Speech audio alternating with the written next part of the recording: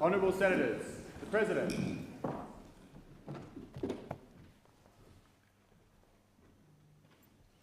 I acknowledge the Ngunnawal and Ngambri peoples who are the traditional custodians of the Canberra area and pay respects to the elders past and present of all Australia's Indigenous peoples. Senators, I invite you as I read the prayer to pray or reflect in your own way on your responsibilities to the people of Australia and to future generations. Almighty God, we humbly beseech Thee to vouchsafe Thy special blessing upon this Parliament, and that Thou wouldst be pleased to direct and prosper the work of Thy servants to the advancement of Thy glory and to the true welfare of the people of Australia. Our Father, which art in heaven, hallowed be Thy name. Thy kingdom come, Thy will be done in earth as it is in heaven. Give us this day our daily bread, and forgive us our trespasses as we forgive them that trespass against us. And lead us not into temptation, but deliver us from evil. For Thine is the kingdom and the power and the glory for ever and ever. Amen. Are there any documents to be tabled by the clerk? President, I table documents pursuant to statute and returns to order as shown on the dynamic red. Are there any proposals for committees to meet during the sittings of the Senate? Mr. President, committees for lodged proposals as shown at item 4 of today's order of business. If there is no objections, the meetings are authorised.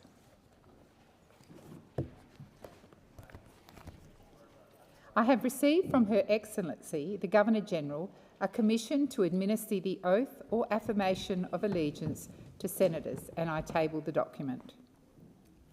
President. I also table the certificate of choice by the Parliament of South Australia of Lee Blythe to fill the vacancy caused by the resignation of Senator Simon Birmingham. President, Senator Blythe representing the state of South Australia.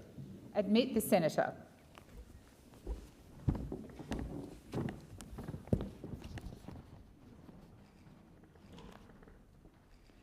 Senator, please come to the table to make and subscribe the oath of allegiance. Senator Blythe, please take the Bible in your right hand and recite the oath on the card handed to you. I, Leah Blythe, do swear that I will be faithful and bear true allegiance to His Majesty King Charles III, his heirs and successors according to the law. So help me God. Senator, please sign the test roll and the senator's roll.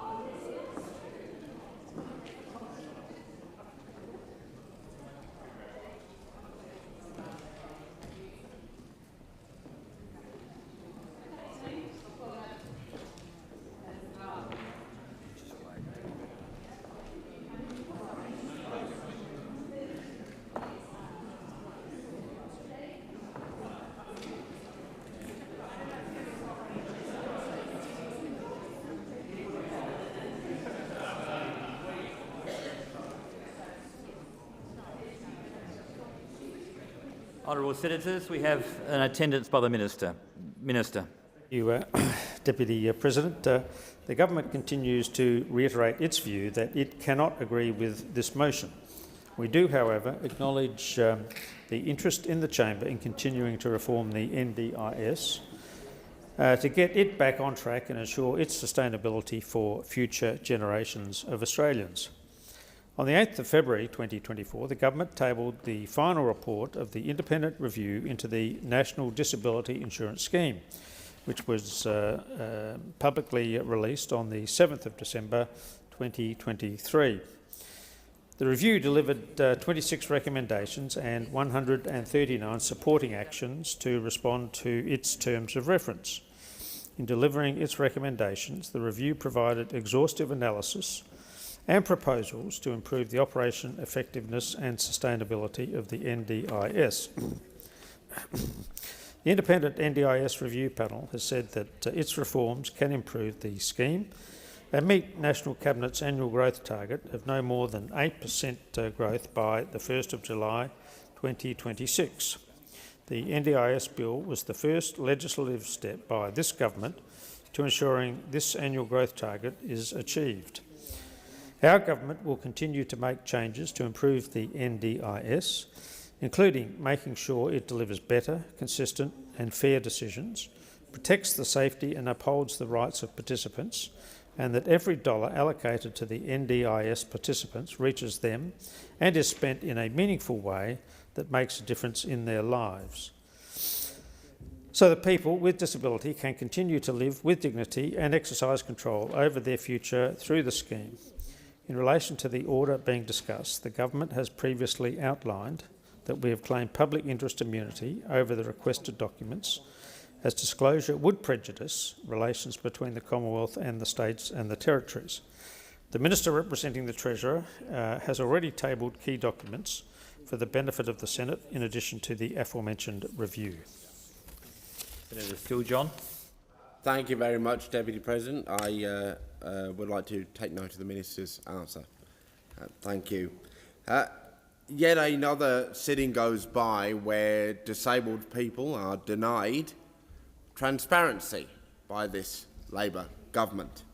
Another week goes by where a minister comes into the chamber and refuses to provide the public with the documentation, the agreement, the secret deal between the Commonwealth and the states and territories that are driving the devastating cuts that we are seeing to disabled people's supports, to the supports they need to literally live. There is absolutely no denying that these cuts are occurring. My office is absolutely inundated at the moment by families, advocates, reaching out to us, participants calling us in desperation because their vital supports have been cruelly slashed. It is absolutely unacceptable that when there are so many corporations and billionaires getting away with paying absolutely no tax or far less tax than it would ever be reasonable for them to pay, that in that situation the government comes for disabled people, for their families, for the supports that they need to live a good life. Now, Labor is very clearly content to put disabled people and our families through hell. They do not care enough to show us the financial framework that underpins the cuts that they are making. In fact, first they tried to deny that the documents, which they have now hidden for over a year, even existed. And when they were forced to admit they exist, then they have continued to run an absolutely ridiculous argument that to release them would prejudice the relationship between the Commonwealth, states and territories, as though transparency and accountability should take a back seat to whether a few ministers in governments feel a bit embarrassed. It's ridiculous. And you know what? This secrecy, this lack of transparency, this failure to own up and be honest is creating an environment where the community can't even celebrate some good things when they are announced. Disabled people really need, for instance, a well-functioning healthcare system. Vital. And the government was very proud to announce a healthcare and hospitals funding package recently. And yet, if you look beneath the detail of the announcement, of the highly confected media releases, what do you find? You find a Labour government which, on one hand, is handing out, is holding above its head funding to states and territories for their hospital systems. But you only get it, oh yes, there's a catch, you only get it if you agree as a state and territory government that you will join with the Labour government in the perpetuation of the complete nonsense that state and territory governments are equipped to provide alternative services to people who've been kicked off the NDIS. That the states and territories can magically set back up the services and supports that they've been systematically dismantling for over a decade because those services were meant to be provided by the NDIS. Now, these services and supports, whether they be in WA or New South Wales or Tasmania or Queensland or anywhere in between, if they were ever to exist, because remember, we still do not know what a foundational support is, no definition, no clarity. If they are ever to be set up, it will take, I would say, decades, easily, to set these systems back up. And even when they are established, there is no guarantee that they will be transferable so that somebody that currently lives in New South Wales can easily move to WA or anywhere else. It's absolutely ridiculous. What these cuts are meaning for people is that children are going without the services and supports they need. Families are being subject to so much struggle, so much unnecessary pain, and this government can't even own it. Senator Hughes. Thank you, Mr Deputy President. Does anyone remember during the election campaign this was going to be a government all about transparency? Remember? They were very, very clear that they were going to be all about transparency.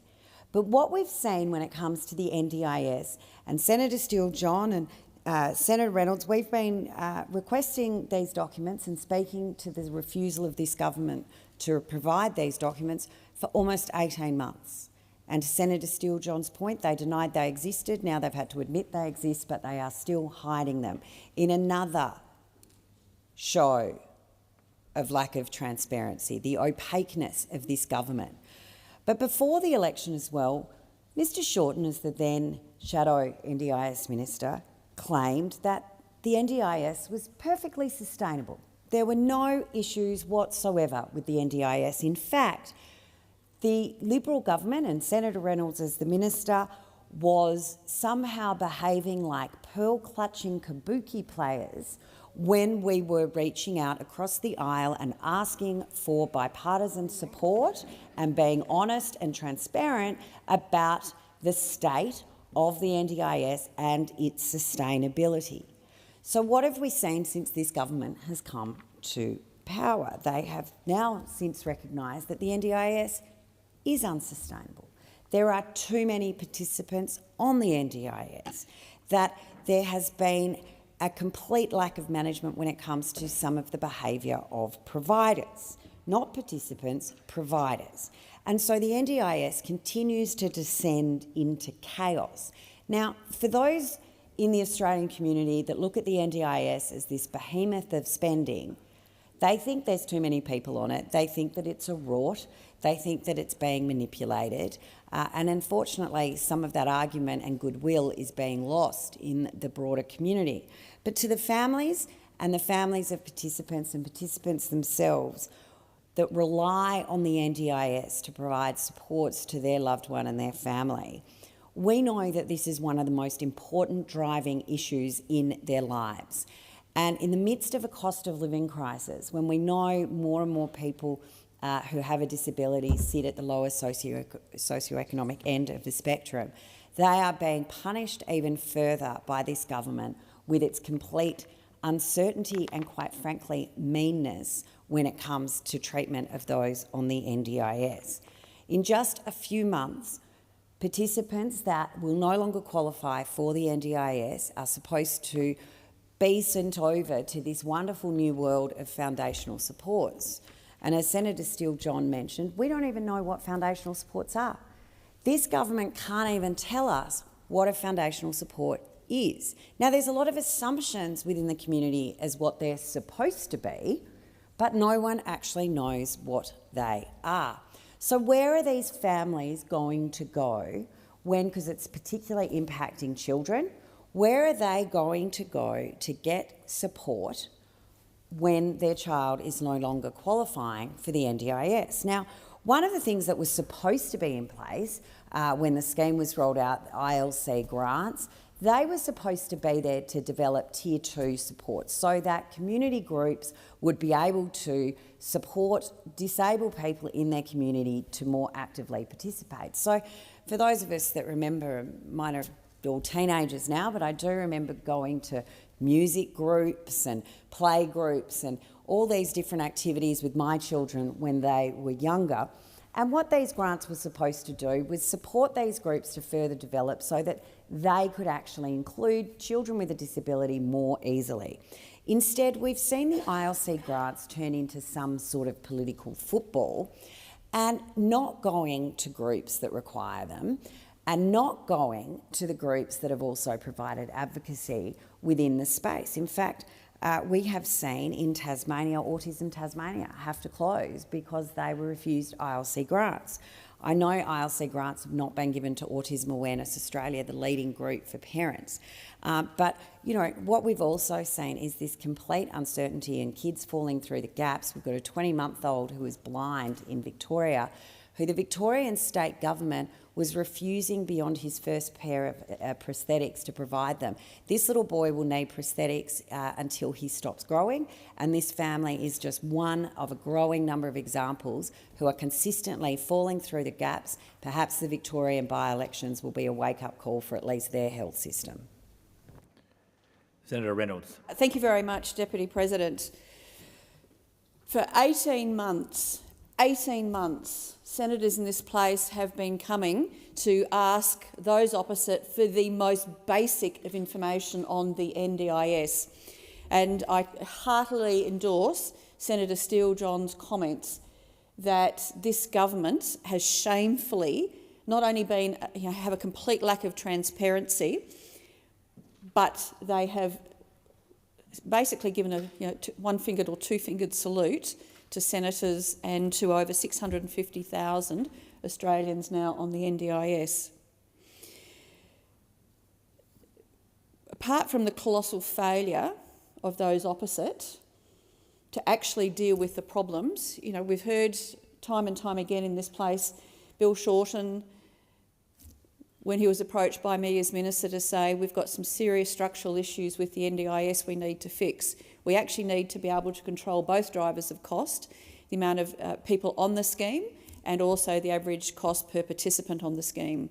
Bill Shorten said, there's nothing wrong with the scheme, you're just making it all up. Comes into government, oh dear, I never read the budget papers, I never read any of the reports from the NDIS, and the scheme is in trouble. And instead of actually saying, oops, we got it wrong, he just doubled down. He had another review that was completely unnecessary. He said, well, we can't really do anything until after the review's finished, 18 months later.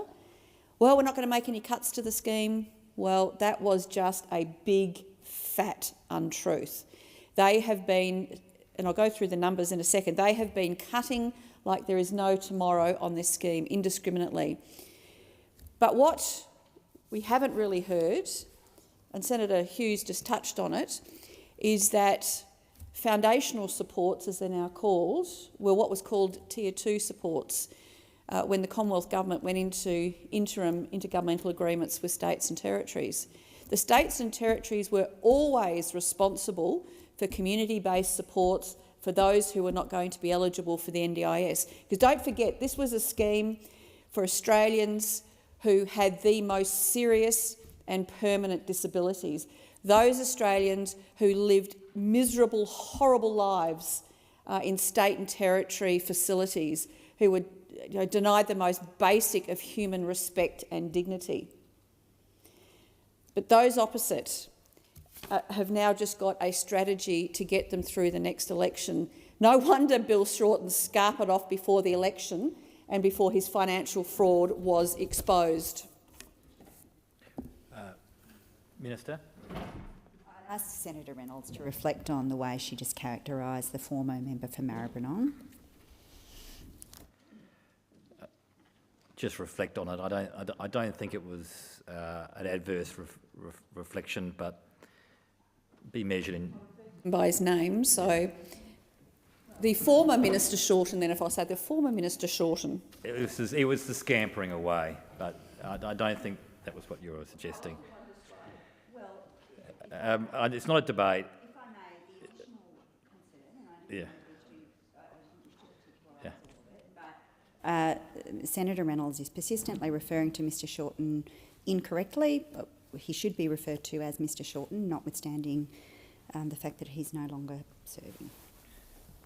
Please take that on board, Senator Reynolds. Former Minister Shorten, who has left prematurely and left every single NDIS participant, their families, with an almighty mess, which is impacting on their lives in the most profound of ways. But the biggest of so many things, the mess that he has left behind, which Labor are now scrambling to try and make sure doesn't come out before the election. But they've cut $60 billion out of the scheme. They've forced tens of thousands of participants through reviews. They've delayed plans. They're still hiding budget figures. They commissioned Redbridge and spent an enormous amount of money on how to spin this through. But let's have a look at what they're actually hiding.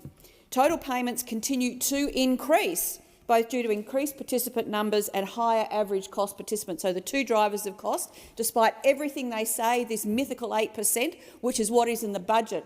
So Senator Hughes last week was talking about an $11 billion black hole. Well, I tell you what, when you have a look at the NDIS figures and the fiction of the figures, it is far more than that. So this is the fact. Total payments continue to increase, as I said, by both the cost drivers. And in the first quarter, it was $11.5 billion of expenditure. This total payment level is actually on track to exceed last year's expenditure on the NDIS, which has not been budgeted for in this year's budget. So now the government are desperately talking to states and territories, can you give us a loan? So that, while we're still spending 2.5 years and there is no agreement with states and territories on foundational supports, why would they? They vacated the field, as Senator Steele-John has said, for nearly a decade. And they are not just going to not only not find the money, but it's already a thin provider market. Where are these people going to come from? Plan inflation also continues to rise, with the annualised inflation level at 12.8, not their mythical 8%. This is a fraud on people with disability and on all Australian taxpayers. Thank you, Deputy. I put the question. Those for the question say aye. Against, no. The ayes have it. Senator Dane.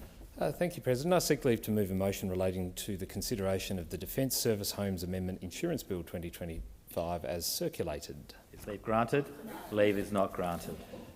President, pursuant to contingent notice standing in the name of the Leader of the Opposition in the Senate, I move that so much of standing orders would be suspended as would prevent me from moving a motion to provide for the consideration of a matter, namely a motion to give precedence to a motion relating to the consideration of the Defence Service Homes Amendment Insurance Bill 2025, Deputy President.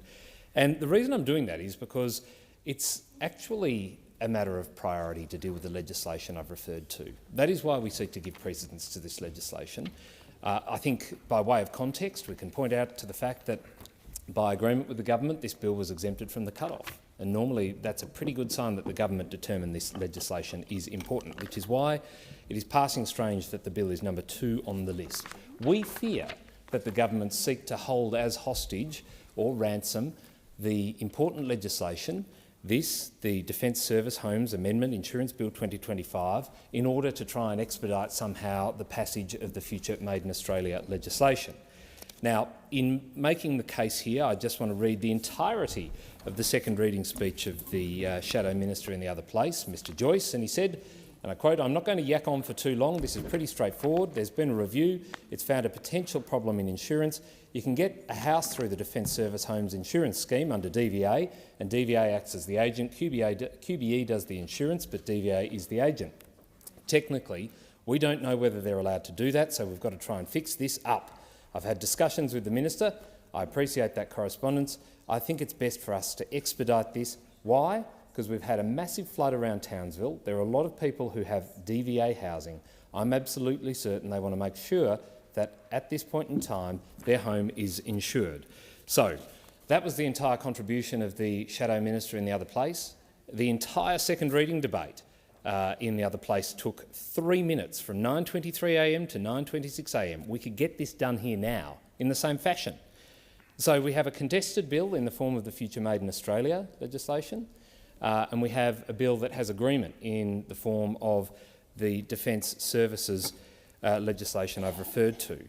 You've got one that's immediate, it's urgent, it's retrospective, and you've got another piece of legislation, the Future Made in Australia legislation, which at the very earliest commences on the 1st of April this year, very earliest. Parts of it don't even commence until the year 2027. So why we're doing it in this order, I don't know. We think it's important to get this done, especially for those, as the Shadow Minister highlights, impacted in Queensland, but in his words, I won't yak on too long. Minister. Thank you. Well, the government will not be supporting this motion, and we have outlined our program through the daily program that was circulated last week. We've commenced Future Made in Australia. We've made good progress on it, and we want to continue to do that. We've listed it at item 1. Of course, we would like to also deal with Defence Services Home Amendment Insurance Bill after we have completed the Future Made in Australia, and this is the length that the opposition will go to, Peter Dutton's opposition, to not support a Future Made in Australia. It is quite extraordinary that positive legislation, particularly in the area of WA, to progress legislation to establish a critical minerals tax incentive is a piece of legislation that the opposition are trying to avoid debating today. And this is, the extent that they will go to say no. We do not support rearranging the program. There are no logical arguments to rearrange the program. The Defence Services Home Amendment Insurance Bill 2025 can pass and will pass this week with the support of this chamber, but there is no reason why it should not be dealt with in accordance with the program that's been circulated. There is a lot of legislation. We want the Administrative Review Tribunal bill to pass. We want the Robo-Debt Royal Commission response and other measures bill. Remember that little baby of yours, Robo-Debt. We want that to proceed. We've got a whole list of legislation. We've got the keeping the NBN in public ownership. We want that to proceed this week. We've got no shortage of legislation to set up a better future for this country, and the opposition, in the time that's allowed for government business, is now wasting time trying to rearrange the program because they don't want to be embarrassed by the position they've taken on the Future Made in Australia Production Tax Credits Bill. You're embarrassed about your position. You're embarrassed in WA, where there's a lot of interest about getting this bill passed and the support that would be provided for industries. Indeed, the WA Liberal leader, Ms Metham, has said, "We will always stand up for WA. We support this measure. It's something that I will raise with my federal colleagues. It's something that I will raise with my federal colleagues. We're committed to jobs and industries and new industries in WA, and that is my position." Well, that is not Peter Dutton's position, not Mr Dutton's position. It's not Senator Cash's position.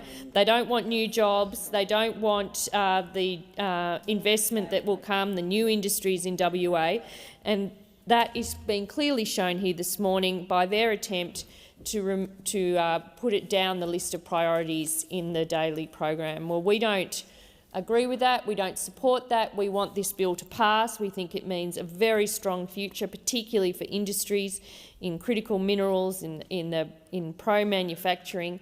to generate the jobs and industries of the future. We want to back WA, and we want this parliament to send a very strong message about the opportunities that will come from this bill, particularly into WA.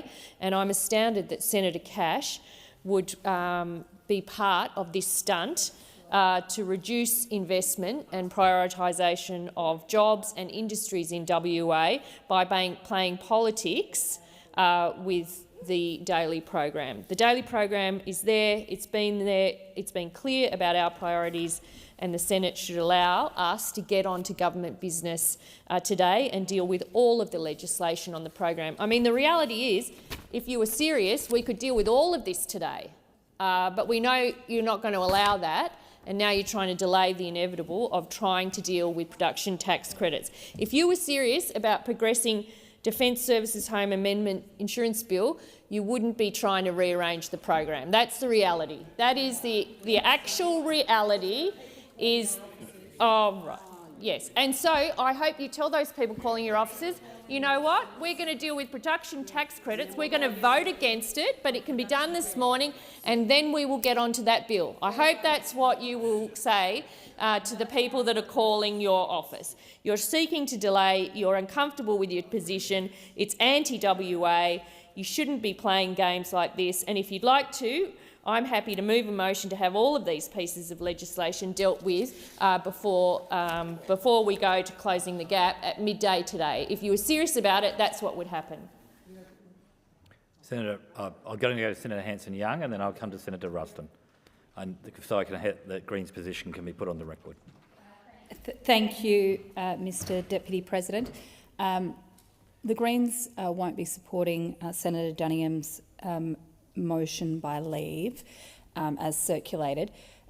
We came here this morning under the guise that this was the running order for today, and we would like to progress it in this manner, seeing as this is what the government has proposed.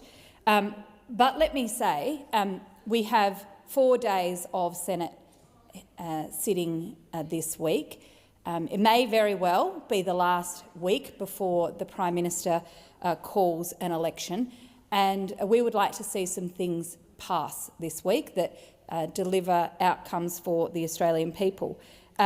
So if we do indeed get to a point where things are not moving, where we're not getting outcomes, that the government is refusing to work with the Greens and the crossbench, then we may need to come back and have a look at what the Senate actually does want to prioritise. We are in control of our own destiny here in the Senate. So we know very well that if indeed things are not moving and that the Senate would prefer to deal with other matters, we are prepared to come back and consider that. But for this morning, I propose we move ahead with as it's been proposed by the government. We have speakers, Greens speakers, ready to go on this bill, and we would prefer to get on with it rather than wasting more time and more resources. I have to give precedence to the Senator Ruston. Yeah, thank you. Yes, and I acknowledge the generosity of the leader. The reality is, in the time that we have been standing in here since Senator Dunningham moved this motion to bring forward a bill that is so terribly important to our defence community, we could have actually had the whole thing passed. Exactly. We haven't needed for the leader, the manager of the government in the Senate to spend her entire 5 minutes just giving us a sort of a filibuster blast about what she thinks. But there are a couple of things that the manager of the government in the Senate mentioned that I think are worth reiterating. Firstly, that she just threatened to guillotine a whole heap of bills in this place before we move to the closing the gap statement.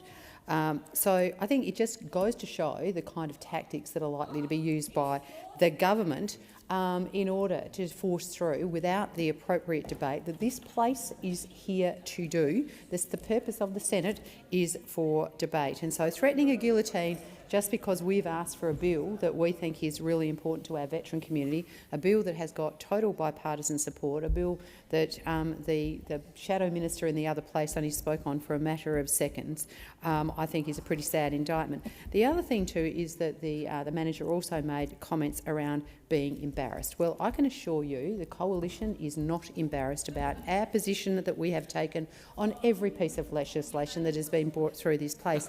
It is our job to have a position. We take a position because we believe it's in the best interest of the Australian public, our community, our businesses and our national security and sovereignty. So we are not embarrassed about the position we've taken on any bill that comes into this place.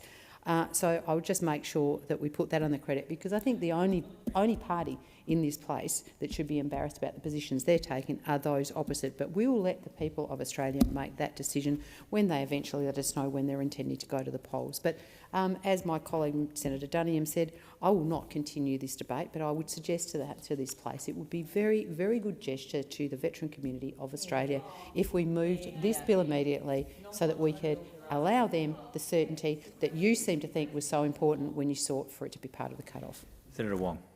Thank you. Deputy President, I'd make 3 points.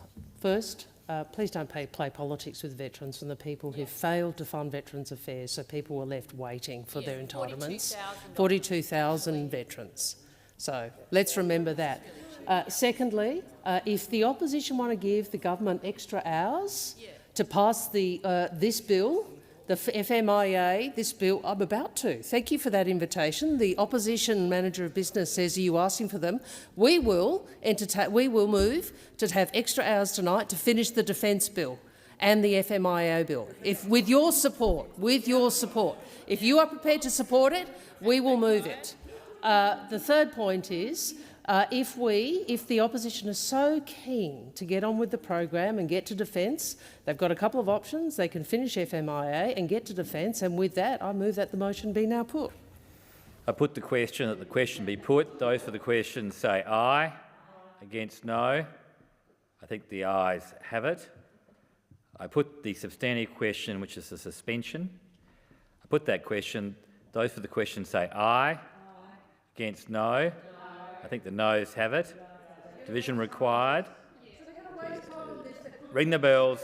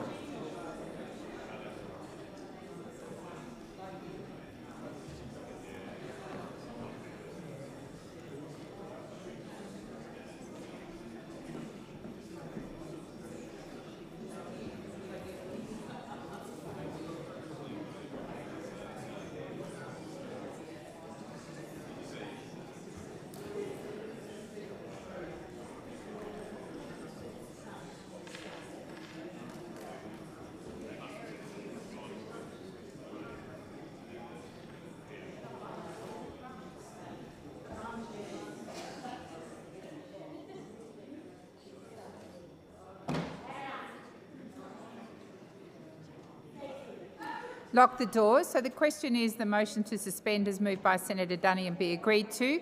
The ayes shall move to the right of the chair, the noes to the left. I appoint Senator Kavasic as teller for the ayes and Senator Urquhart as teller for the noes.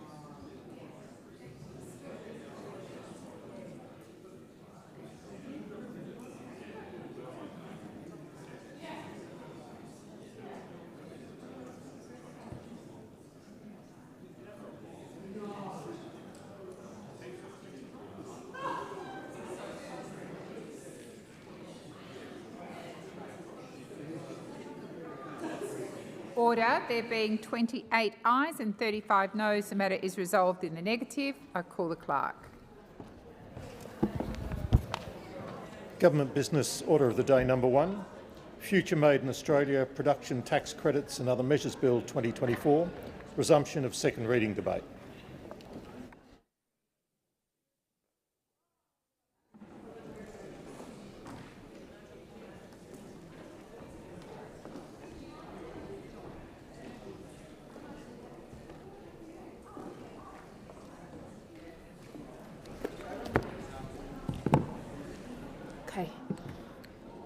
Right, we're returning to the Future Made in Australia Production Tax Credits and Other Measures Bill 2024, and I have Senator Nampijinpa Price in continuation.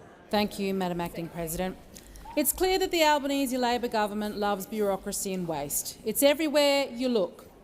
Their Future Made in Australia legislation is only going to make the problem worse. We need to be encouraging and supporting the development and growth of business across this country.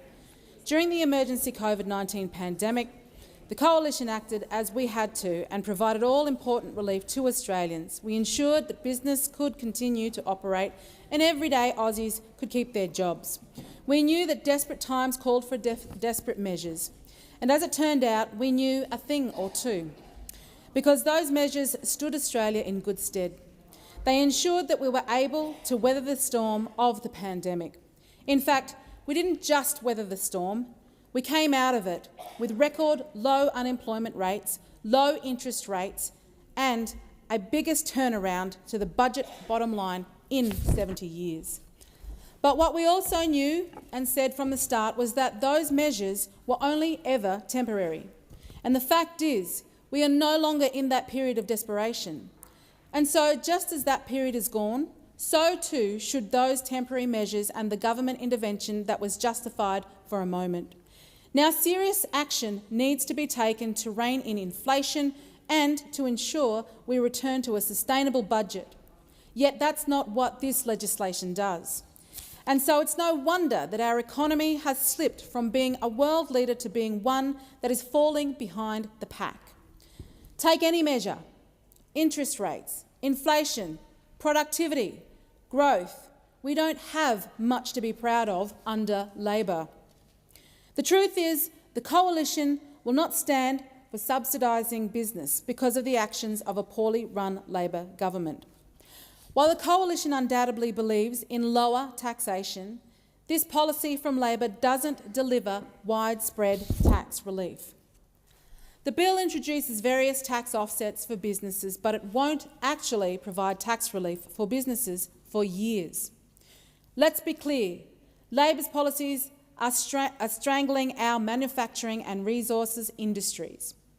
Australian miners need a change in government if there is any hope for their sector to grow and thrive as it should.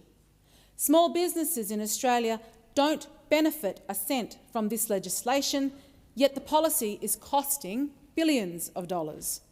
Simply applying these tax credits would cost a business something in the realm of $100,000 in the first year, and that's according to Labor's own analysis. Then after the first year, there are hundreds of thousands of dollars worth of costs which they would have to foot over the life of operations. It's not cheap for the taxpayer and it's not cheap for businesses. Under this legislation, no one wins. There are a number of reasons why that is the case. The red tape that businesses face just to simply access the tax credits is unreasonable. They would have to go through the Clean Energy Regulator, the Department of Industry and ARENA. That's all before the business even gets to the tax office. But in addition to that, there is the requirement for businesses that want to access the tax credits to meet community benefits principles. These are the same principles that are littered throughout the Albanese government's Future Made in Australia plan. And yet, we ask, what are the principles?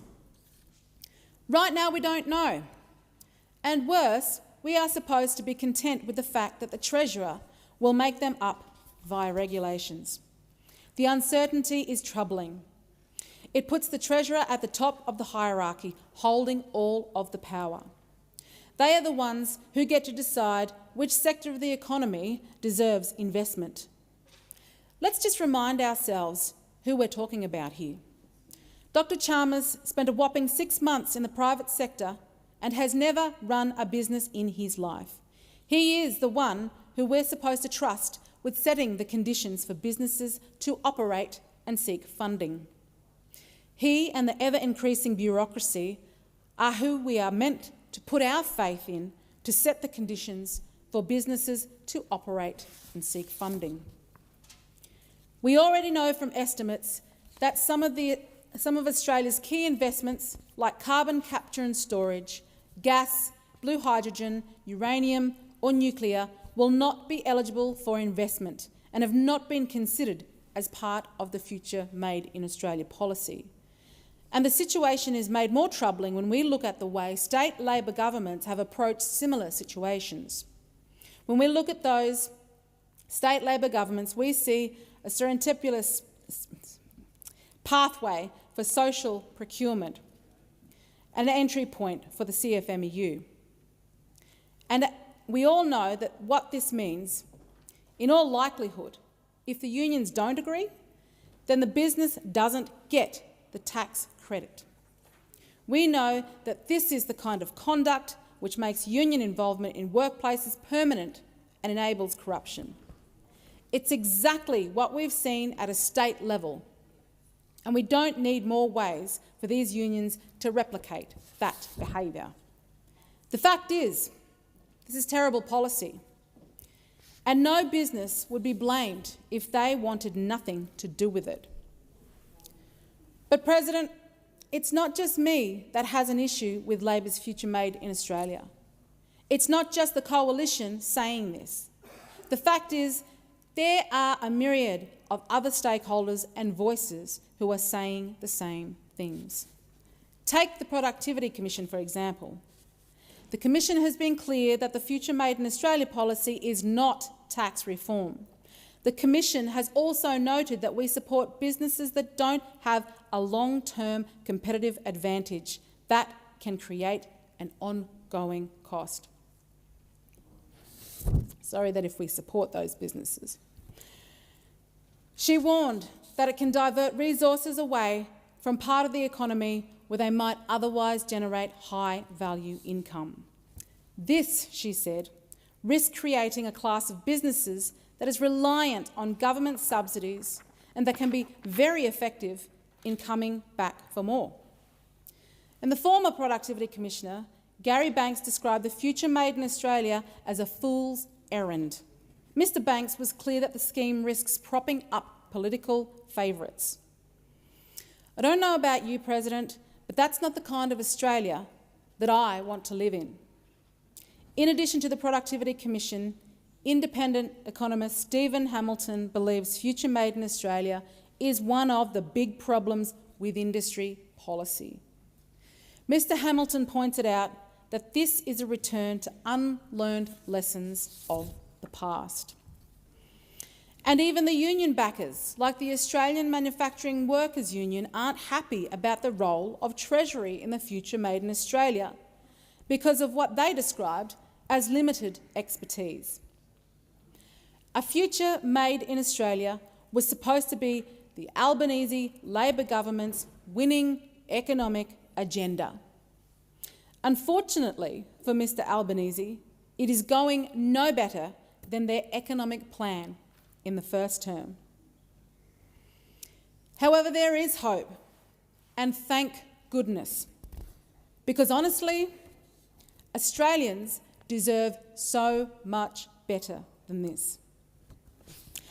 So while the Albanese Labor government is preoccupied with keeping themselves at the centre of the economic universe, the Coalition's plan will get Australia back on track. The Coalition will ensure we cut the waste and restore efficient and effective government.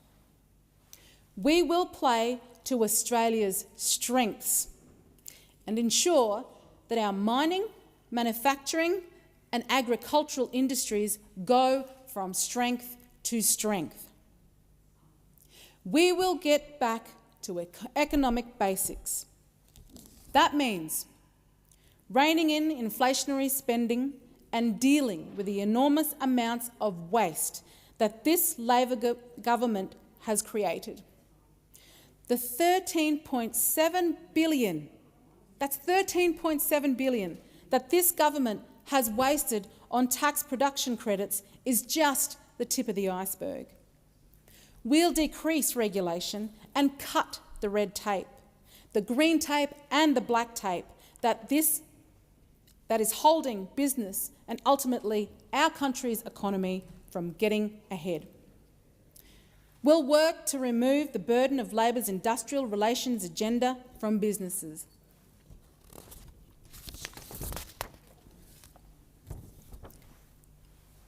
We'll provide to make sure that there are lower and fairer taxes for all Australians. We'll make our competition policy, we'll make sure that it gives consumers and small businesses a decent chance instead of lobbyists and big corporations. And finally, we're committed to ensuring affordable and reliable energy, a world away from Labor's failing plan for a future made in Australia.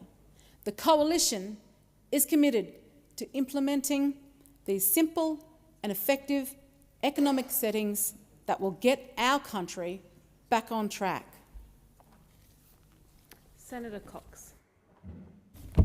Thank you, Acting Deputy President. I rise to reiterate the Greens' support for the Future Made in Australia Bill 2024, and in this instance the specific production tax credits and other measures. As the Green spokesperson for Resources, Trade, First Nations and Northern Australia, 4 of my 5 portfolios has this cross-section of the support that we need for this important work to continue and actually build on that. So I stand here to congratulate the Albanese government today on this work, and I want to place on the record that in fact we could go further. And with the Greens in minority government in the 48th Parliament, this is actually possible and will make a difference to all Australians. I'm a proud West Australian senator, and I've lived and worked in our regional areas. In fact, during the early 2000s, I worked and lived in the goldfields. I have friends and family, like many of you, who work either in Western Australia or in other regional areas across Australia in the industry or have done so previously. So my focus is on cost of living crisis. And how do we have a plan for the people and planet by developing and forecasting a transition plan that enables us to seamlessly ensure that workers are not left behind. So let's talk about the public and private partnerships and its role in Future Made in Australia. And what does the government actually mean when it talks about partnership between government and private companies? Now, there is a critical need, and I want to say this loud and clear. We want to avoid the continuation of the billions for billionaires scenario in this country. We need to be talking about community benefits, and we need to be crystal clear about what we actually mean when we talk about community benefits and what exactly and how exactly the community will benefit from them. It's all well and good to talk about community benefit sharing without the government or in fact the community holding some type of direct interest in that. These projects are critical. The benefits need to not be limited to employment or some tax revenue, or even that there is a minimal when the governments are captured by big business in this country. First Nations communities and regional FIFO towns are already aware of what this looks like. In some of the West Australian areas, we are still failing to provide some of those community benefits, such as our basic infrastructure needs, such as adequate schools and hospitals to service those communities. And I hope that in this bill, this actually starts to turn around and fix what we saw under our previous coalition government. One thing we can do is amend the sections of the current bill to govern the hydrogen production tax offset, or HP20, and the critical minerals production tax incentive, CMPTI. So I'd like to foreshadow an amendment in my name that's been circulated to these sections to ensure that community benefit rules are actually consistent with and designated to realise the community benefit principles as stipulated in the Future Made in Australia Act 2024. As it stands, the way that these incentives actually work, they don't have to be measured against the stated desired outcomes. So I'd like to thank our friends in the union movement, and I have no shame in saying that, for pointing this problem out during the inquiry of this bill.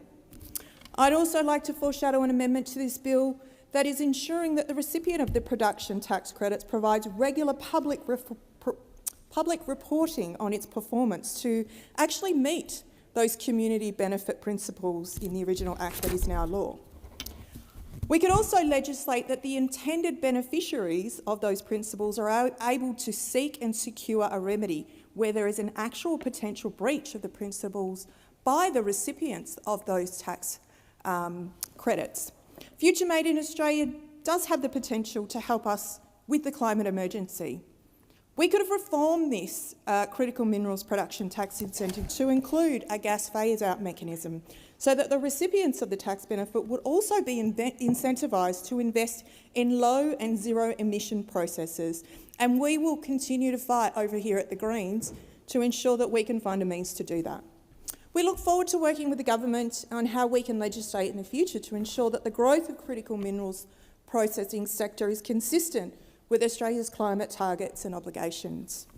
This theoretical mechanism could include tiers or a taper rate that the recipients of the tax incentives will receive a portion of the benefit based on the reductions in greenhouse gas emissions per unit of production.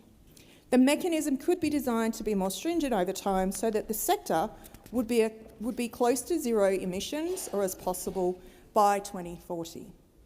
Aside from the Future Made in Australia being able to help us with environmental issues, we have to make sure that it doesn't contribute to or accelerate those climate issues. We have to make sure that, and what we've been seeing across the country is we are experiencing more floods, more fire, and in my home state of Western Australia, more cyclones right now. And for that reason, we need to make sure that critical minerals that are explicitly listed under this bill should be eligible for the tax incentive over the life of that scheme, and only those.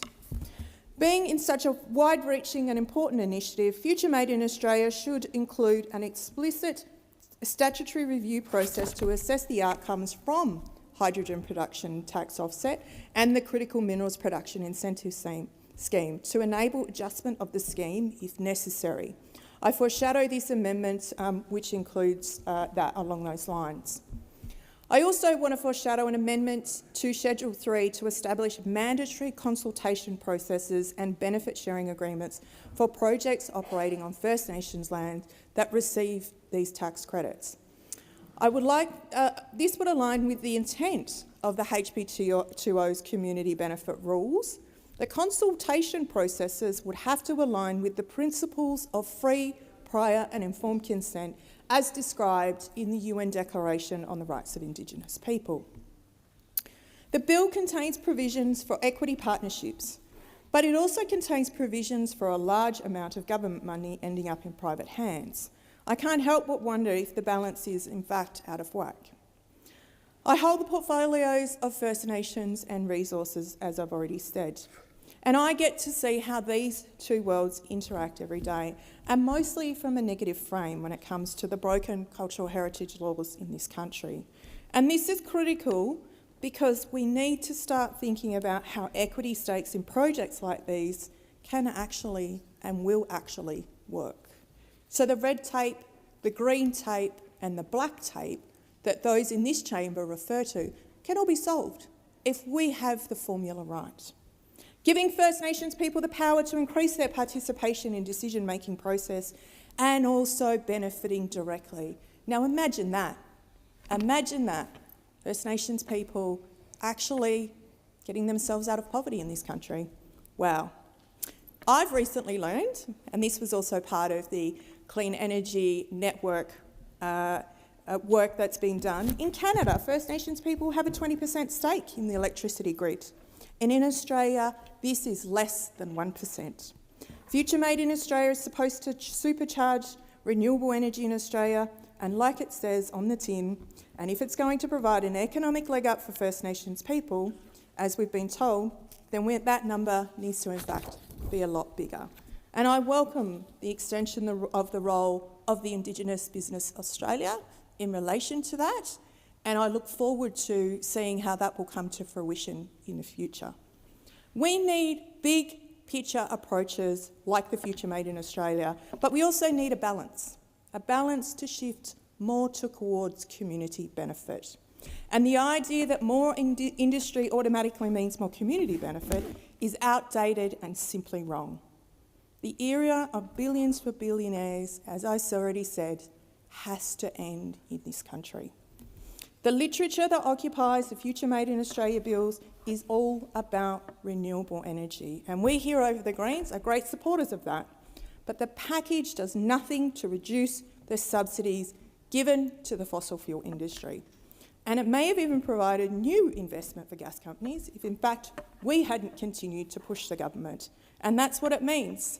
Having Greens in power will absolutely stop us from creating those backdoor deals. The literature talks a lot about benefits for First Nations communities and where the equity is in those projects, but there's also need for the federal government to increase its own equity stakes in projects. And that's the only way to ensure that the Australian community gets its share. Apart from more equitable tax and royalty schemes, which seem to be all too hard basket in this country, we need to make sure that we are increasing big stakes in our resources projects, just like they do in Norway or in Saudi Arabia. So why is Australia shying away from this? We seem determined to give away our stuff for free.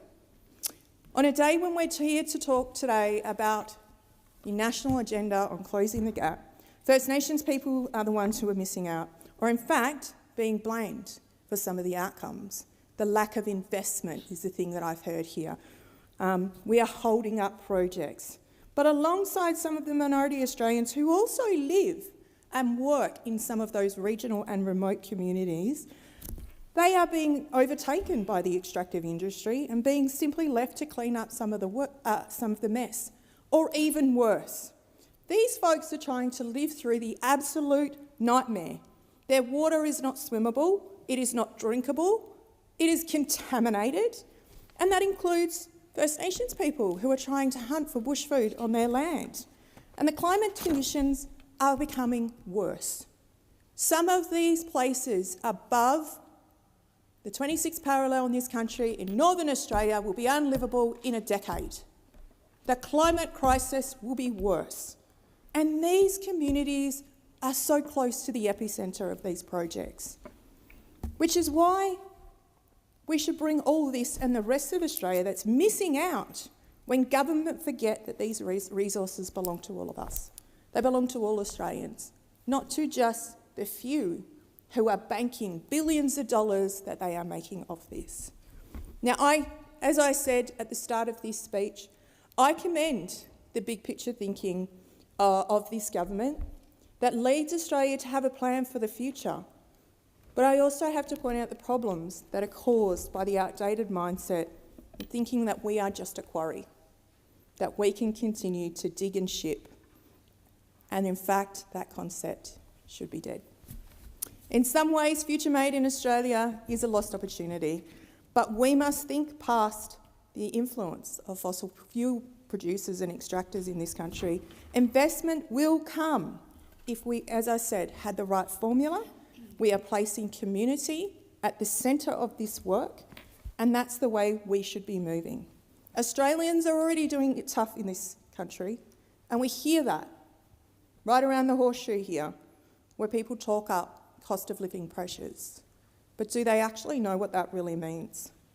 And it's our job to make sure that there is a plan in place so that all Australians can see themselves investing in a future plan, in a future that is truly made in Australia, and one that is not going to compromise the environment that they live in, that we are consistent with protecting people and the planet, and making sure that we are doing all we can to ensure that people who are doing it tough, we are trying to turn that on its head. I did foreshadow my amendments, Acting Deputy President, on sheet 3286. My name. And before you sit down, Senator Cox, I'll just get you to move those amendments. Amendments. Thank you. Senator Cash. Thank you. And I also rise to speak on the Future Made in Australia Production Tax Credits and Other Measures Bill 2024. And I think we need to be very, very clear here, because Senator Cox, a member of the Australian Greens, has just well and truly set out, A, what the bill is about, but more than that, the danger that the Australian Greens governing in minority government with Labor after the next election poses to this country. It is very well known that the Coalition will not be supporting this bill, and I will take you through the reasons as to why shortly. But I have to say, for anybody listening into this debate, when the Australian Greens, in relation to a bill that affects the mining industry in this country, say this, and this is a direct quote from Senator Cox in this Senate. So I stand here today to congratulate the Albanese government today on this work. What she means there is on this bill. And then she says this, and I want to place on the record that in fact, and this is the dangerous part for any Australians who think that a minority government in some way may benefit Australia. This is what the Australian Greens have said. We could go further, and with the Greens in minority government in the 48th Parliament, this is actually possible and will make a difference to all Australians. Senator Cox then went on to yet again say this, having the Greens in power. Well, I hope that is a wake-up call for all Australians. Because if the Australian Greens, and I say this to the mining companies back in Western Australia, whom the good news is have actually woken up to the fact that this bill does not do what they were told it would do, and they're in fact yet again sold a pup. But the good news is they've woken up to that. To anybody listening, this bill will go through, but it will not go through with the support of the Coalition. Why? Because, you see, we bother to read the legislation, we bother to talk to people, and we understand that this is merely going to add more red and green tape to the mining industry, as if they need that. But worse than that, it will go through with the support of the Australian Greens, who actually, let's face it, would actually like to see the end of the mining industry in this country. And people, there you go, here. I just stated the Australian Greens want to see the end of the mining industry in this country, And there were Greens in this chamber, Australian Greens, who said hear, hear to that statement. Well, let me just remind Australians about the mining industry. They are actually the backbone of the Australian economy. In particular in Western Australia, that is what kept us going during COVID-19 when we had to make the very tough decision to close our borders. The mining industry of Australia, if you like the living standards that we have had, you probably need to say thank you in part to the mining industry in Australia, who have paid billions and billions and billions of dollars in both taxes and royalties to governments around Australia, and we, because of those billions and billions of dollars in royalties, have been able to utilise that as a government to provide the services that Australia expects. But the Greens have made it clear, and they will vote with the Australian Labor Party on this bill today. They want to see the end of the mining industry in Australia, but more than that, they're already starting to make threats to the Australian people in relation to the power they will wield. And Mr Bant has already made clear they want a cabinet position in the next minority government. Why stop at one, I say, when you could have two or three, under Mr Albanese? And you can see now the Australian Greens are interjecting, that's right. When the Greens and Labor sit next to each other on this bill, I would ask all Australians to consider why. Why would they support this bill, given everything that they have said and they do is to end the mining industry in Australia?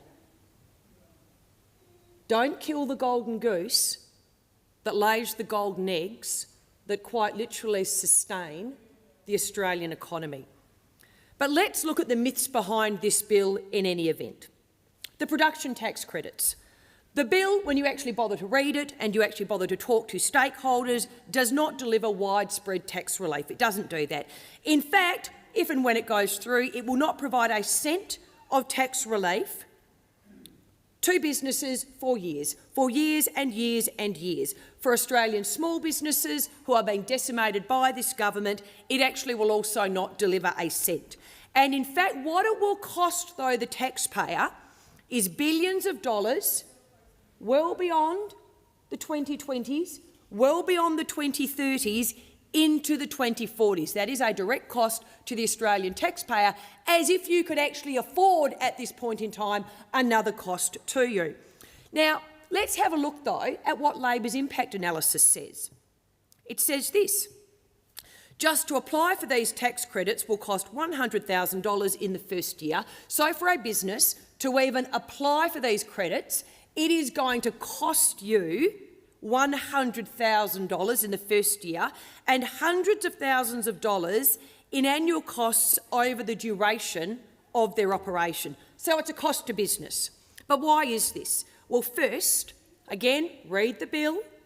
The government is tying businesses in red tape just to even try and access these credits. So, for example, just to receive these tax credits, a business has to jump through significant red tape with the Clean Energy Regulator, with the Department of Industry, with ARENA, and that's before you even get to the Australian Tax Office. But second, and far more insidiously, it is that businesses seeking to access these credits, who have now actually read the legislation, will be held hostage, and this is in the legislation, to the same community benefits principles that are embedded in Labor's entire Future Made in Australia plan. That's there in this legislation. But why are these? What Labor is trying to hide, but again, they've woken up to this fact, but they are leaving open, is plenty of options for the Treasurer to act these with merely the stroke of a pen. What Mr Albanese is also not telling Australians is that access to the production tax credits, which are wrapping you in more red tape, which have several hurdles that you need to get through before you can apply to them, and Labor's own impact analysis shows will cost you around $100,000 just to apply for, they've conveniently not told the Australian people access to production tax credits means a company may need a union agreement, a reconciliation plan and social procurement agreements. So yes, it is correct. Mr Albanese wants the Australian Labor Party side with the Australian Greens, those big fans of mining in this country, to vote this through. Mr Albanese can use this policy to allow unions to make further inroads into our mining and resources sector. That is bad news for Australia, but it is also terrible news for my home state of Western Australia. Businesses now have appeared before inquiries into this bill, and they have warned that by having to include union agreements, First Nations involvement, training requirements, environmental and climate objectives and tax requirements, there is a huge risk to productivity and investment. If there is a huge risk to productivity and investment, that is a huge risk ultimately to the lifestyle that we lead in Australia and the Australian taxpayer. Business groups are now likening this bill to Queensland's best practice industry conditions, or otherwise known as BPIC arrangements, and social procurement rules, it is a fact, that allow the criminal elements of the CFMEU to embed itself in infrastructure and procurement in Queensland, and which, as we know, Queensland Treasury modelling has estimated that BPIC's increases to project costs put them up by 25%. Unions themselves, they've been very upfront in relation to what they might do with the community benefits principles once this bill goes through. When asked about the community benefits principles, the Australian Manufacturing Workers Union told the Senate Economics Legislation Committee, this is what they said, that they think all jobs born from future Made in Australia investments must be unionised. That is not me talking. That is not industry talking. That is actually the Australian Manufacturing Workers Union, who are clearly on record stating they think all jobs born from future Made in Australia investments must be unionised. So when you hear Mr Albanese talking up his production tax credit policy as a great boost for my home state of Western Australia, keep in mind in particular what Mr Albanese is not telling you that actually is in the legislation. As I said, a Senate inquiry has looked into this bill, and it has shed even further light surrounding the community benefits principles and the uncertainty surrounding them. And in fact, Coalition Senators, Senator Dean Smith from my home state of Western Australia and Senator Andrew Bragg, in their report, they note this: the lack of clarity regarding community benefits principles may significantly increase project costs. Well, how does that help anybody in Australia? In fact, Senator Smith questioned witnesses about their knowledge of a union agreement requirement. This is what Senator Smith said. The AMWU has told this committee, when it was considering the Future Made in Australia Act, that these requirements, the community benefits principles, would include our requirement for a union agreement. Is it your understanding of the CBPs, and would you agree with that? And the Minerals Council of Australia, now they'd be alive to the risks to the mining industry of this. They have been very emphatic about the risk that these agreements would pose, but they also noted on top of that the duplicative administrative burden in the submission inquiry. And this is what they said. The Australian minerals industry produces critical minerals utilising world-leading sustainability standards, including best practice, environmental management and community engagement. They then say this: there are already extensive and rigorous approvals processes that mining and mineral processing projects must adhere to, which makes this an unnecessary and duplicative feature of the CMPTI. Senator Bragg and Senator Smith in their report also noted that Treasury acknowledged during the inquiry hearing that the lack of detail contained in the bill leads to high compliance costs for businesses, with as much as up to $100,000 in its very first year. The Australian Chamber of Commerce and Industry, this is what they say. The additional engagement processes required by the community benefits principles parallel existing requirements of the planning and approval processes. They then say this is simply adding a further layer of administration and compliance without any clear benefit. The Chamber of Minerals and Energy in Western Australia said that the community benefits principles would provide no benefit whilst providing additional costs to businesses. Again, they say this: introducing CBPs with separate reporting requirements under the Future Made in Australia will introduce additional compliance burden and duplication without enhancing the benefits to the Australian communities. So there you have it. There is a bill. It will go through the Senate with the support of the Australian Greens. It doesn't do what Mr Albanese has told the Australian people it would do. In fact, it's the opposite. The additional compliance burden, the additional regulatory cost, which is clearly stated in Labor's own impact analysis, it says you will actually do possibly more to harm our industry with additional red tape than you will to benefit it. But I think the most telling part of this is this bill goes through with the support of the Australian Greens, and they've made clear if there's a minority government in this country, they will make further changes in this regard.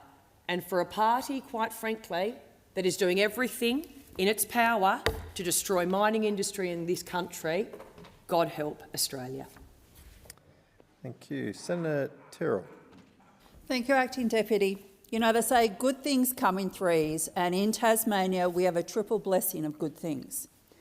You might just be thinking the prize-winning wine that Senator Colbeck spoke of last week, the dangerously good Anvers chocolate and our sensational seafood, and you'd be right in every way.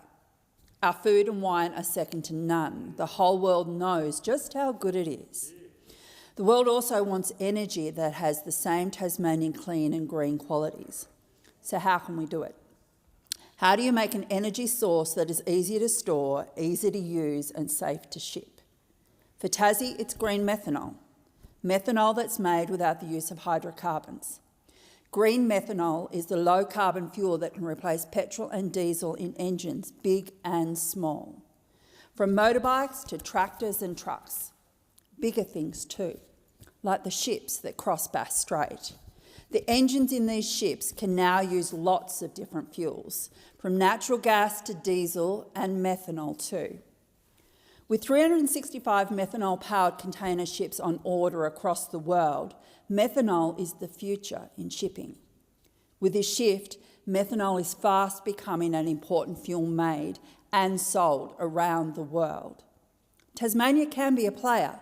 In this growing market, we have a lot in our favour. Not just wine, chocolate and seafood. I'm talking about the three essential ingredients for methanol. To make green methanol, you need lots of renewable energy, lots of water and heaps of biomass. Tasmania is 100% self-sufficient in renewable energy, with a 200% goal for 2040. We have plenty of water and endless biomass to use in the wood waste from our sustainable forestry plantations. Biomass that would otherwise be left to rot or be burnt, wasted and lost. The magic that makes methanol starts with electrolysis by making hydrogen and oxygen, like we did at school with wires from a battery and a glass of water. Just like at school, you collect the hydrogen from one wire and the oxygen from the other. The next bit is where the clever stuff starts. The biomass is gasified with the green oxygen to make a syngas, which is then combined with the green hydrogen to make green methanol. Methanol that can be sold into local and international markets. Methanol that can make money if the price is right. Plants that make methanol need easy access to power, water and wood waste, and a port to export through. We have 2 planned green methanol projects in Tasmania. one with Able Energy's Bell Bay Power Project on the site of the old Bell Bay Power Station, and demolition work is underway, and a second with HIF Asia Pacific's project 30 kilometres from Burnie on the northwest coast. Between them, they will create 500 full-time jobs, with many hundreds more during the construction phase. Jobs that will make a big difference to hard-working communities that have done it tough for many years. I remember when the pulp mill closed down on the northwest coast. The loss of jobs was hard on the community, but the coast also lost some of its identity that day. We were an area that was known for its industry, and I'm not sure the northwest coast ever recovered from that. That's why projects like the HIF e-fuel plant are so important. There's a domino effect on the local community. It opens up training opportunities. More money goes to small businesses because more people have better paying jobs. More kids participate in sport and after-school activities because their parents can finally afford for them to do them. That's what these projects would mean for Tasmania. They can bring new hope to make a real change. They're jobs we need in a cost of living crisis. I know what it's like to land a good job, the real change it makes after years of struggling to pay your bills, the way it lifts a weight from your shoulders. It makes people stand a little taller and smile a bit wider. You see the change when people start to believe in themselves. I want that for the people in my communities. That's why investment in these big projects are so important. These companies have committed millions of dollars to the two projects. Both come with a huge degree of risk in both finances in getting the plants up and running. If they're going to compete in the world market, we need the hydrogen production tax offset in place ASAP. The offset will make the difference. To see if Tasmania realising its potential to support its community and our export earnings, we must also look at the critical minerals production tax offset. It's another part of this bill that can make a real difference to Tasmanian miners. The Dolphin Tungsten Mine on King Island is just one. It has the largest high-grade tungsten deposits in the Western world and one of the largest in Australia. Reopened by Group 6 Metals less than a year ago, it still has 2.7 million tonnes of its tungsten reserves left to mine. The processing and refining offsets in the bill might just make the difference for Dolphin to reach its potential. The opposition doesn't support this bill. Why are the Tasmanian Liberal senators afraid of backing something that'll keep companies investing in Tasmania? Once again, they're towing the party line instead of voting for something that will help the people they're supposed to represent. This bill can bring new industry and hundreds of jobs to Tasmania. Jobs that bring much-needed cash into our families, communities and local businesses. I fully support this bill and what it will bring to Tasmania. Senator Chisholm. Senator...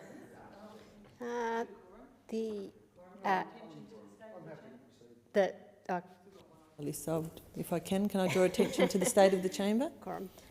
Quorum's been called for. Ring the bells for 4 minutes.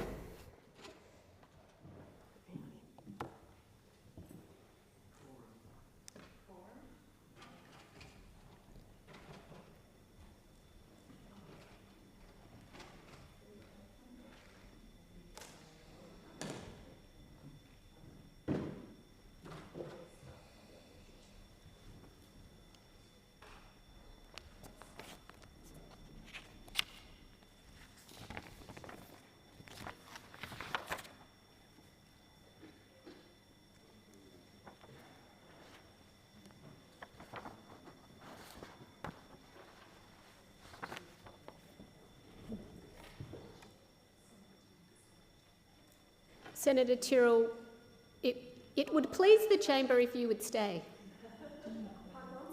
Oh, it's required during quorum that you stay. Thank you, ma'am.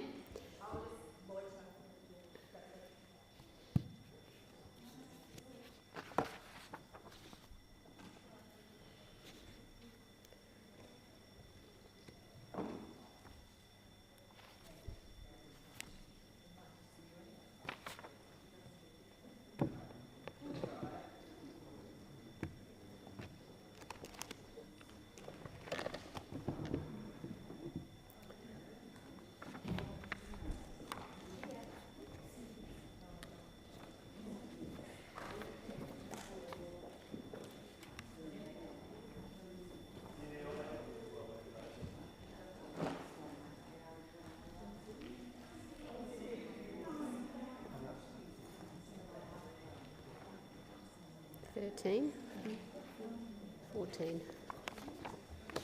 What's the magic number? 17. 19.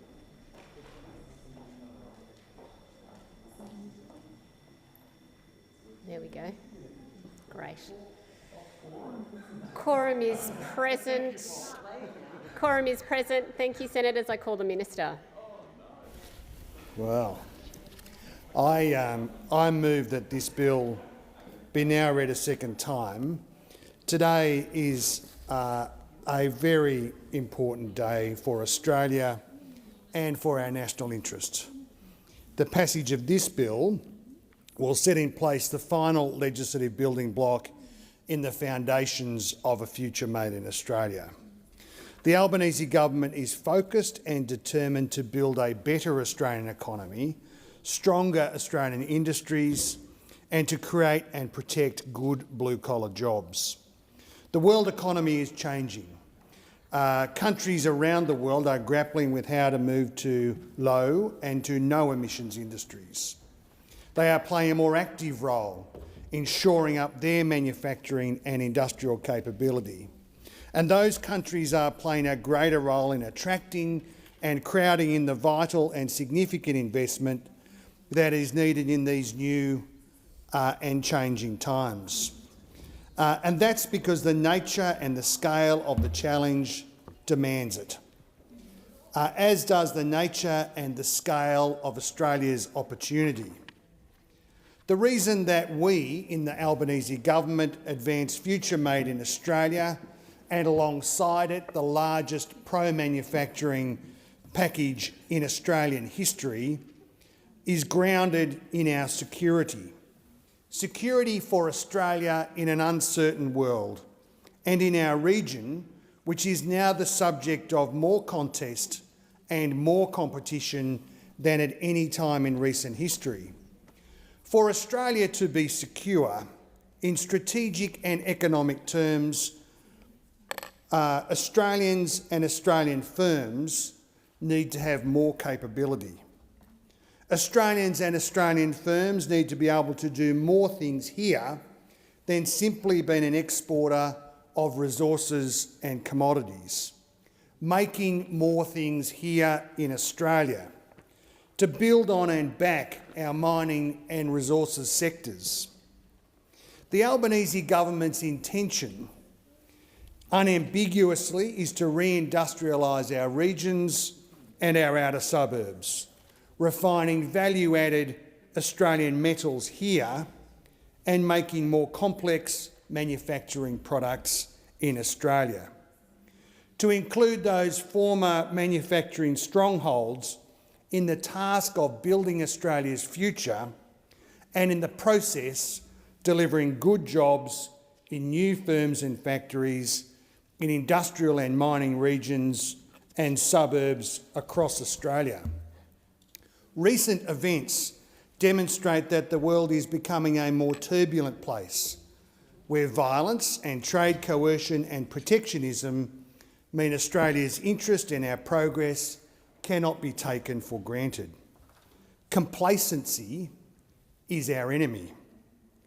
Does anyone sensibly think that Australia and Australians can be secure and prosper if we don't seek to reindustrialise and diversify our economy?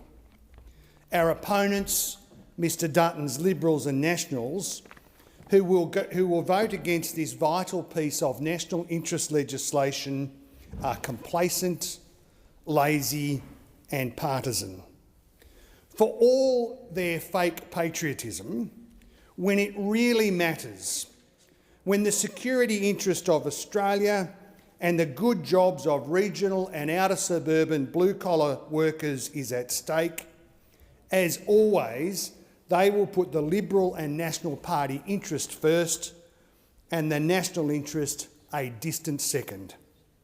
The Liberals and Nationals, who weakened our security interest in the Pacific and isolated Australia in the world, who cheered on the decline of Australian manufacturing, killing tens of thousands of good Australian jobs in the process, in the lost decade of the Abbott, Turnbull and Morrison governments, who now want to undermine the task of national reconstruction in the face of such an obvious national interest imperative.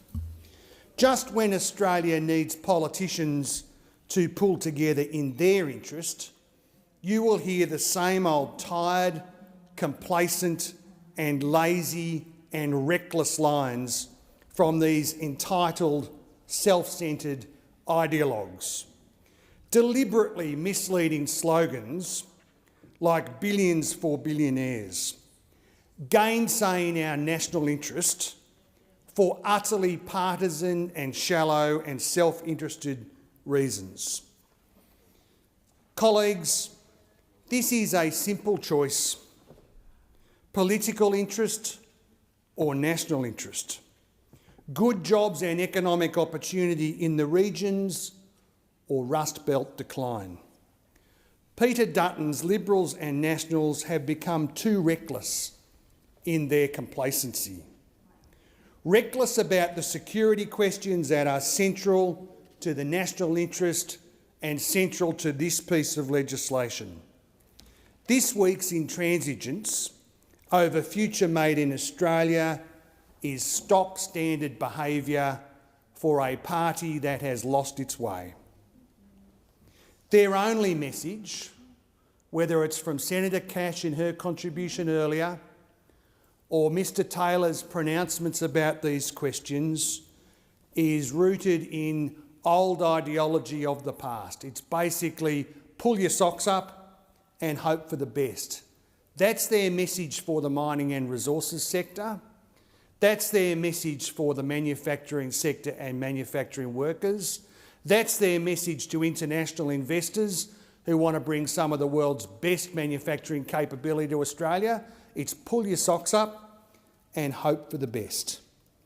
The Albanese government, in contrast, is focused on backing blue-collar jobs and Australian manufacturing in central Queensland, in the Hunter Valley, in the Pilbara and in Western Australia, in South Australia, in the Upper Spencer Gulf and in Whyalla, in the great industrial regions of Victoria and in northern Tasmania. Australia has a significant comparative advantage that can help us set Australia up for future decades, to set up our regional and outer suburban communities up for good jobs and a prosperous economic age. Australia has the world's cheapest and most abundant renewable energy resources in wind and solar, backed by batteries and backed by gas. Australia has every critical mineral that's required and in high demand in this changing global economy. Lithium for batteries and the copper that's used in wires in every corner of the world. All of the critical minerals in great abundance. We have a world-leading mining sector, a critical contributor to the global economy and to global supply chains, a crucial employer in our regions and one that is vital for our economic and regional security. And Australia has a highly skilled workforce and the world-class training institutions to make sure our people are match fit for the opportunities knocking at our door. And we have a long history of making great things here with our industrial capability and our business know-how, be that aluminium in Gladstone and the Hunter or steel in the Illawarra. Our regional communities are well set up to benefit from this economic change. Like all of those I just mentioned, what they need is government that actually backs them. And that's what Future Made in Australia is about. Strangely enough, our opponents in the coalition love to talk the production tax credit down on the East Coast, but when they go to Western Australia, they go strangely quiet. The Western Australian Chamber of Minerals and Energy knows how good support for critical minerals will be for Western Australia. In a submission to the bill's Senate inquiry, they called the introduction of this bill necessary. necessary. This is an opportunity that will come only once. This decade, a train that will leave the station only once.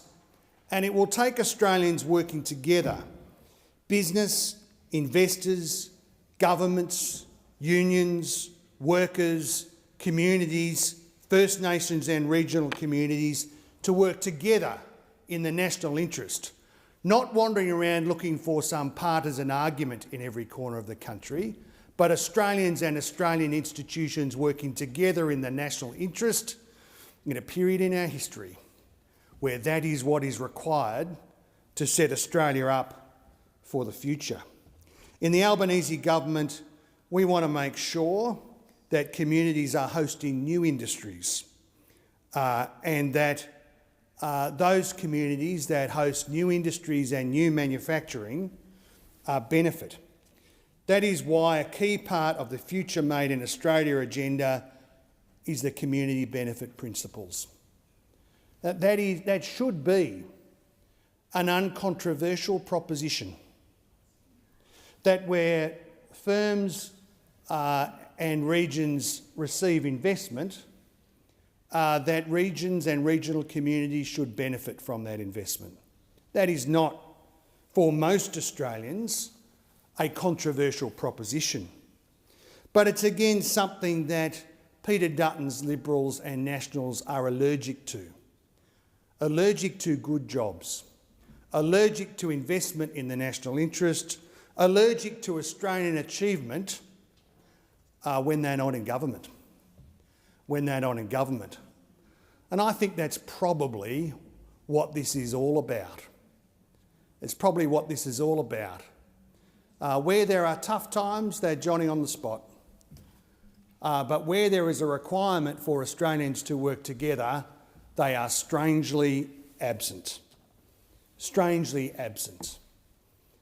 You wouldn't want Peter Dutton's Liberals and Nationals to have to be relied upon in the national interest, because they are not up to it. They are not up to it, and their intransigence and their opposition to this bill demonstrates it. The Senate Economics Committee reviewed the bill and recommended that it be passed. Our Future Made in Australia agenda is all about making Australia indispensable to our partners' net zero transformations. We'll do that by attracting and enabling private investment, not replacing it. Well-targeted public investment is an important and substantial part of our plan, but it is only a small part of what is required. The Minerals Council of Australia understands that. They support the critical minerals production tax incentive because they say it is a positive step toward attracting investment in the critical minerals industry. We'll continue to consult widely on the design of the community benefit principles to make sure that they meet the needs of regional communities for the benefit of our community. This legislation is our chance, Australia's chance, to bring these pieces together: our productive workforce, our community needs, our investor community, our critical minerals, government support in the national interest. That's what this legislation and production tax credits are all about. This bill does three main things. Firstly, it will establish a critical minerals tax incentive worth 10% of the value of relevant mineral processing and refining costs for the production of any of Australia's 31 critical minerals. By adding more value to our critical minerals here before shipping them offshore, we have the opportunity to create tens of thousands of blue-collar jobs, strengthen our regional economies and build Australia's capability in the region. Secondly, this bill will also incentivise the production of green hydrogen, that is hydrogen made using renewable energy. It's a key energy source to help energy-intensive sectors move away from coal and gas. The hydrogen tax incentive will be worth $2 for every kilogram of renewable hydrogen produced by eligible projects that have reached financial investment decision before July 2030. The best thing about these incentives is that they will only be paid upon successful delivery. Payment by results It is not a free-for-all. Thirdly, it will expand the role and remit of Indigenous Business Australia to help support more investment into First Nations communities. The passage of this bill sets in place the final building block in the foundations of Future Made in Australia. It is the right thing for Australia. It is the right thing in Australia's national interest, and I commend the bill to the Senate. Thank you, Minister. The question in front of the chamber is that the second reading amendment moved by Senator Cox be agreed. I will move that. I also note the time being close to our suspension time, but I will put the question. The question is that the second reading amendment moved by Senator Cox be agreed. Those of that opinion say aye. Those against say no. I think the noes have it.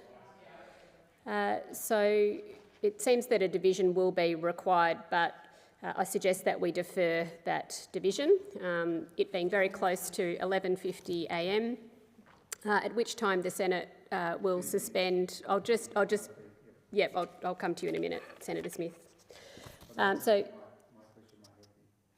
Senator Smith. Thank you.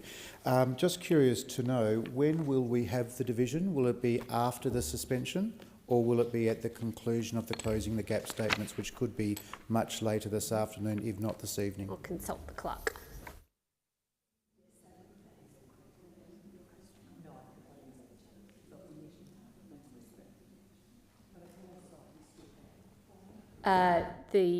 You're correct that it will be later. If the preference of the chamber is to proceed with the second reading amendment division, we can do that, noting that it's very close to 11:50. I'm not familiar, I'm happy to be corrected, I'm not familiar with this sort of practice having been undertaken before. There's a division before the chair. There is a suspension coming up, but we are not at the suspension. So I suggest, Minister, that we might proceed to the division in the normal way. I'll just one thing just for the convenience of the chamber, Minister, which is that there is an order of the Senate. So the order is that the sitting of the Senate will be suspended from 11:50 till the ringing of the bells to enable senators to attend the Prime Minister's statement on closing the gap in the House of Representatives.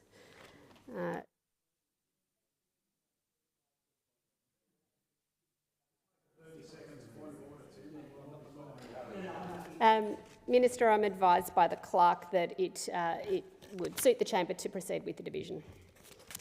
I suppose the proposition, there's a series of propositions. I understand what has been advanced about it being convenient for the Senate, given the small amount of time between when this division was first called for and the 11:50 hard marker that the order provides for. That would.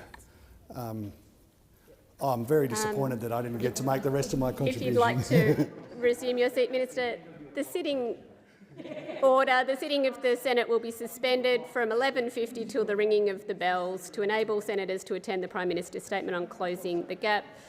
The Senate is suspended.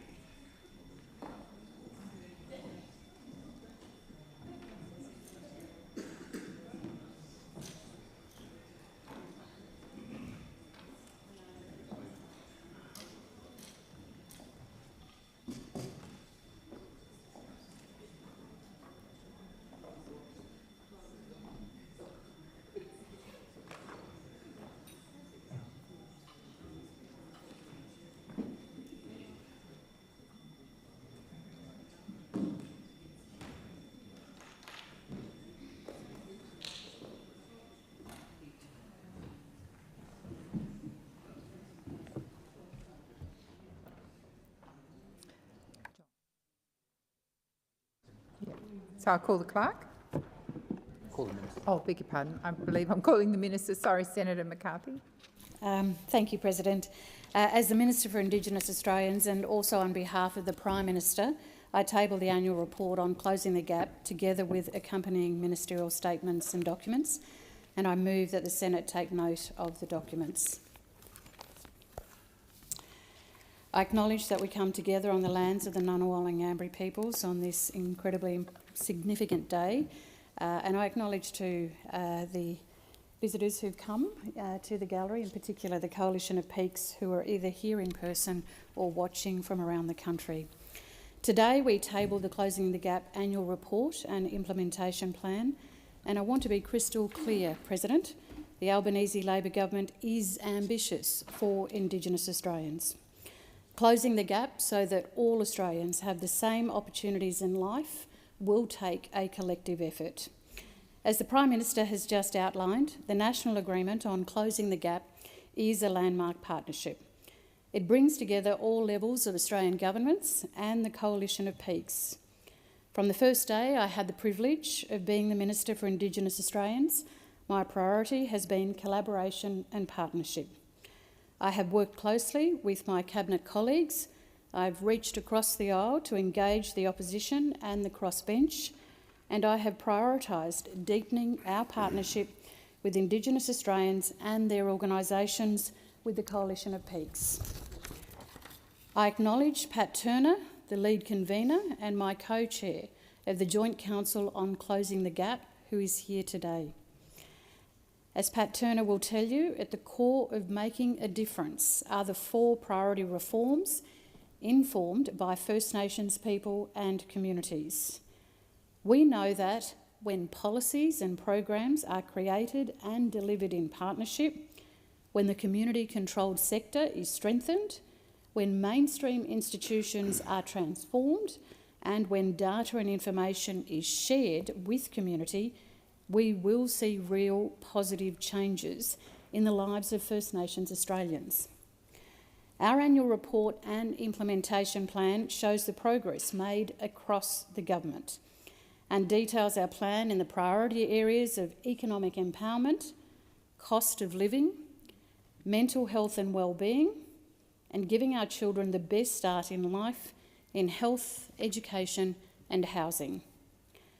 The foundation of economic security is jobs, jobs, jobs. We are delivering on our commitment to get rid of the failed CDP. We launched the Remote Jobs and Economic Development Program and received more than 200 employer applications in the first round. Our jobs program is about the dignity of work. It's about fair pay and decent conditions, President, including superannuation, sick leave and annual leave. It's a game changer.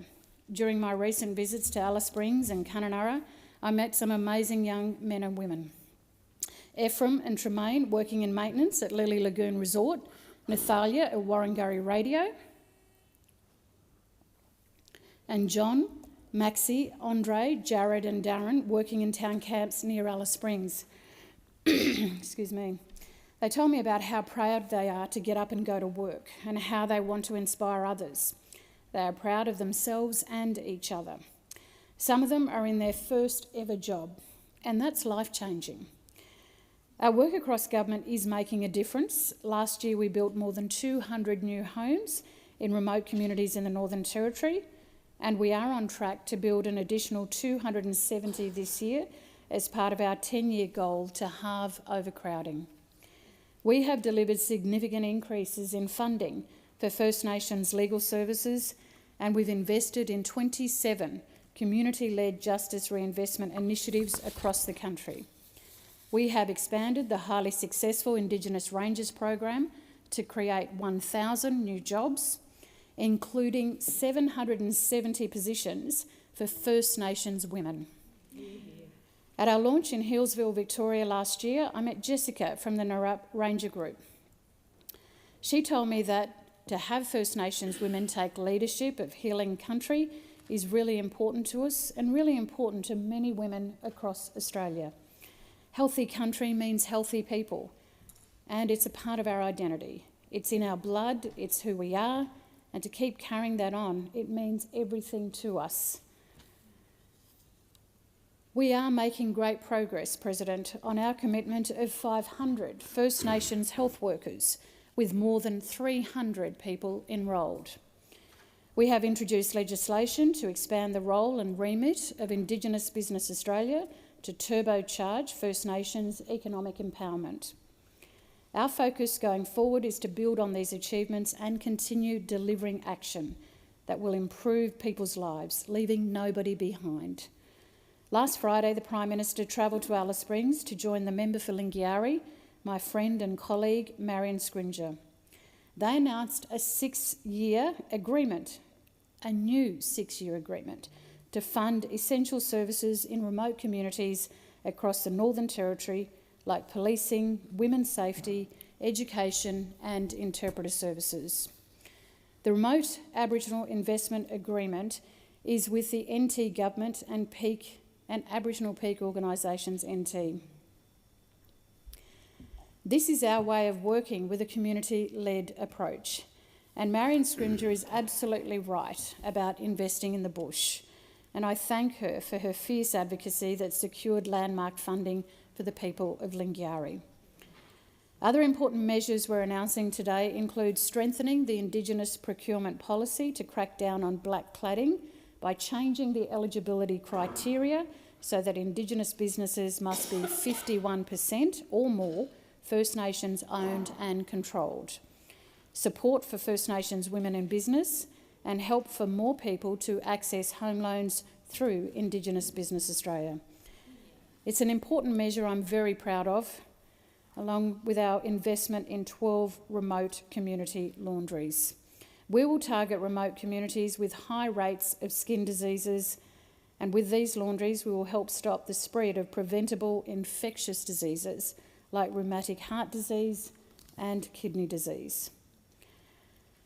One of my priorities as Assistant Minister previously and now Minister has been improving food security in remote communities. It is unacceptable that people out bush are paying more than double the price as people in urban centres. Not being able to access fresh, healthy food at affordable prices has such an enormous impact on people's health. We have been working with the states and territories and First Nations experts on a national strategy, and we know people are doing it tough, President.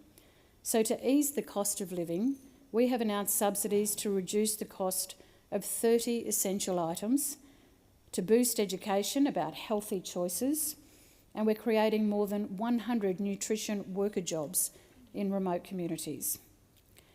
Today, we're also announcing measures to target the deeply concerning suicide rates in First Nations communities, and this includes scholarships for up to 150 First Nations psychologists. We have delivered on our promise to set up the Office of the First Nations Children's Commissioner, which will play such an important role in bringing down the unacceptable rates of First Nations children in out-of-home care and youth detention. The levels of violence against First Nations women and children are a national shame. The Missing and Murdered Inquiry and the recent anti-coronial inquest into the deaths of 4 Indigenous women painted a devastating picture. Not numbers and statistics, they are daughters, sisters, mothers, aunties, grandmothers. They are matriarchs of our communities. The Albanese government is leading a range of important initiatives and making record investments into services that support First Nations women and children experiencing violence. An important part of our work is in changing men's behaviour. When I met with frontline services in Alice Springs, they made it clear that's a critical step to reducing violence against women and girls. I'm so proud of what we have achieved in a short time, and I pay tribute to the tireless work of my friend, the former Minister Linda Burney, for her contributions over many, many years. The focus for 2025 is on continuing to improve health outcomes, reduce housing overcrowding, improve food security, keep First Nations women and children safe, and increase economic empowerment. My pride in what we have achieved is only exceeded by my excitement and enthusiasm for the opportunity to do so much more.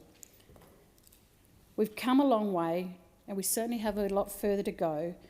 President, it is an opportunity I relish, and one that I invite all people of goodwill to join me in closing the gap so that all Australians have the same opportunities in life. Thank you. Thank you, Senator McCarthy. Senator Cash. Thank you, President. I too rise to make a contribution to the Closing the Gap ministerial statement. And sadly, the Closing the Gap report has become a yearly reminder of what we are not doing well in this country. And this year's report is no different, and once again shows outcomes falling short of the targets that have been set.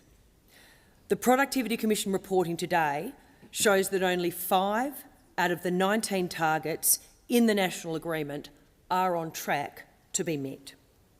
There have been improvements on 11 of the 19 targets, but on these issues, we remain a long way from where we want to be as a nation. In October 2023, Australians gave government a very clear message about the way in which they wanted these issues approached. Australians want to tackle these issues in a united way. They told us in no uncertain terms that they do not want this country divided along the lines of race, and thus want a united front when it comes to closing the gap. As my colleague Senator Nampa Price has said many times, these issues should not be approached solely on race, but should be looked at on the basis of need. I believe Australians understand that concept, and it is their message that they want us to approach these issues in this way. We need to rethink how we deal with Indigenous disadvantage, and we need to find new ways of dealing with it. Senator Nampa Price, with the full backing of the Coalition, has for a number of years now been calling for a complete audit into government spending on Indigenous Australians and the government programs that supposedly support them.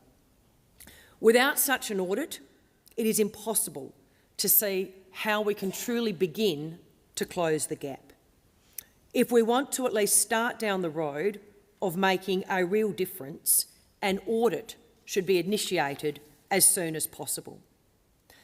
Sadly, support of an audit has not been backed in this place, or we could have already been on the way to discovering what is working and what is not. What money is being wasted? How could government money be better directed? What programs are working well and should be expanded? What should be rethought and the money potentially directed elsewhere? These questions and many more need to be answered if we are serious about the quest to close the gap.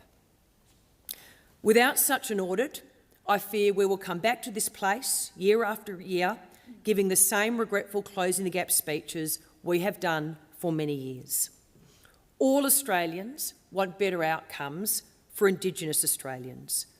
We all want something done about the scourge of alcohol and drugs and the toll they take on many Indigenous Australians, particularly those living in regional and remote Australia. We see this played out on the streets of Alice Springs or remote communities elsewhere, including in my home state of Western Australia. We know that since the end of the cashless debit card, the situation in many towns and communities has deteriorated again. Violence, and particularly violence within Aboriginal communities themselves, is all too often the scourge of alcohol and drugs. It is unsurprising, but desperately sad, that in the Northern Territory alone, we have seen over 200 leaders and representatives from the Aboriginal community, health and research organisations calling on Chief Minister Leah Finocchiaro to keep measures that reduce alcohol-related harm, which is a departure from the approach taken by her predecessor. The rates of domestic violence and child sexual abuse in many communities are still way too high. More needs to be done to protect these children who are vulnerable and often trapped in a cycle they are unable to break free from. The Coalition believes a Royal Commission into sexual abuse in Indigenous communities is a vital step, and we've asked the government to support this position. We also believe the cashless debit card should be reinstated. The scourge of alcohol and drugs is causing so many of the other issues we see in many communities, including increased levels of violence and crime. The cashless debit card helps children in these communities get the sort of support from their parents that all children in our nation deserve. The failures that we see in today's Closing the Gap report do not indicate a lack of intent, good intentions or effort by a succession of governments and ministers. Over many years, governments have worked with community groups and other partners in an attempt to close the gap. But year after year, we find ourselves in a similar position. That is why we need new thinking, a redoubling of effort, but effort put towards the right initiatives. Make no mistake, all Australians want us to achieve better outcomes for Aboriginal and Torres Strait Islander people. But Australians also instinctively know that there must be a better way than just throwing billions of dollars at the same sort of initiatives that we have tried before. We need progress on improving health, safety, housing, education and employment for Indigenous Australians. It is the responsibility of all of us in this place to work towards achieving those better outcomes. We can set ourselves targets, but unless we can achieve, or at least go much closer to achieving them, Australians will rightly question our value on this vitally important national issue. We owe all Australians, but particularly disadvantaged Indigenous Australians, better outcomes. Thank you, Senator Cash. Senator Cox.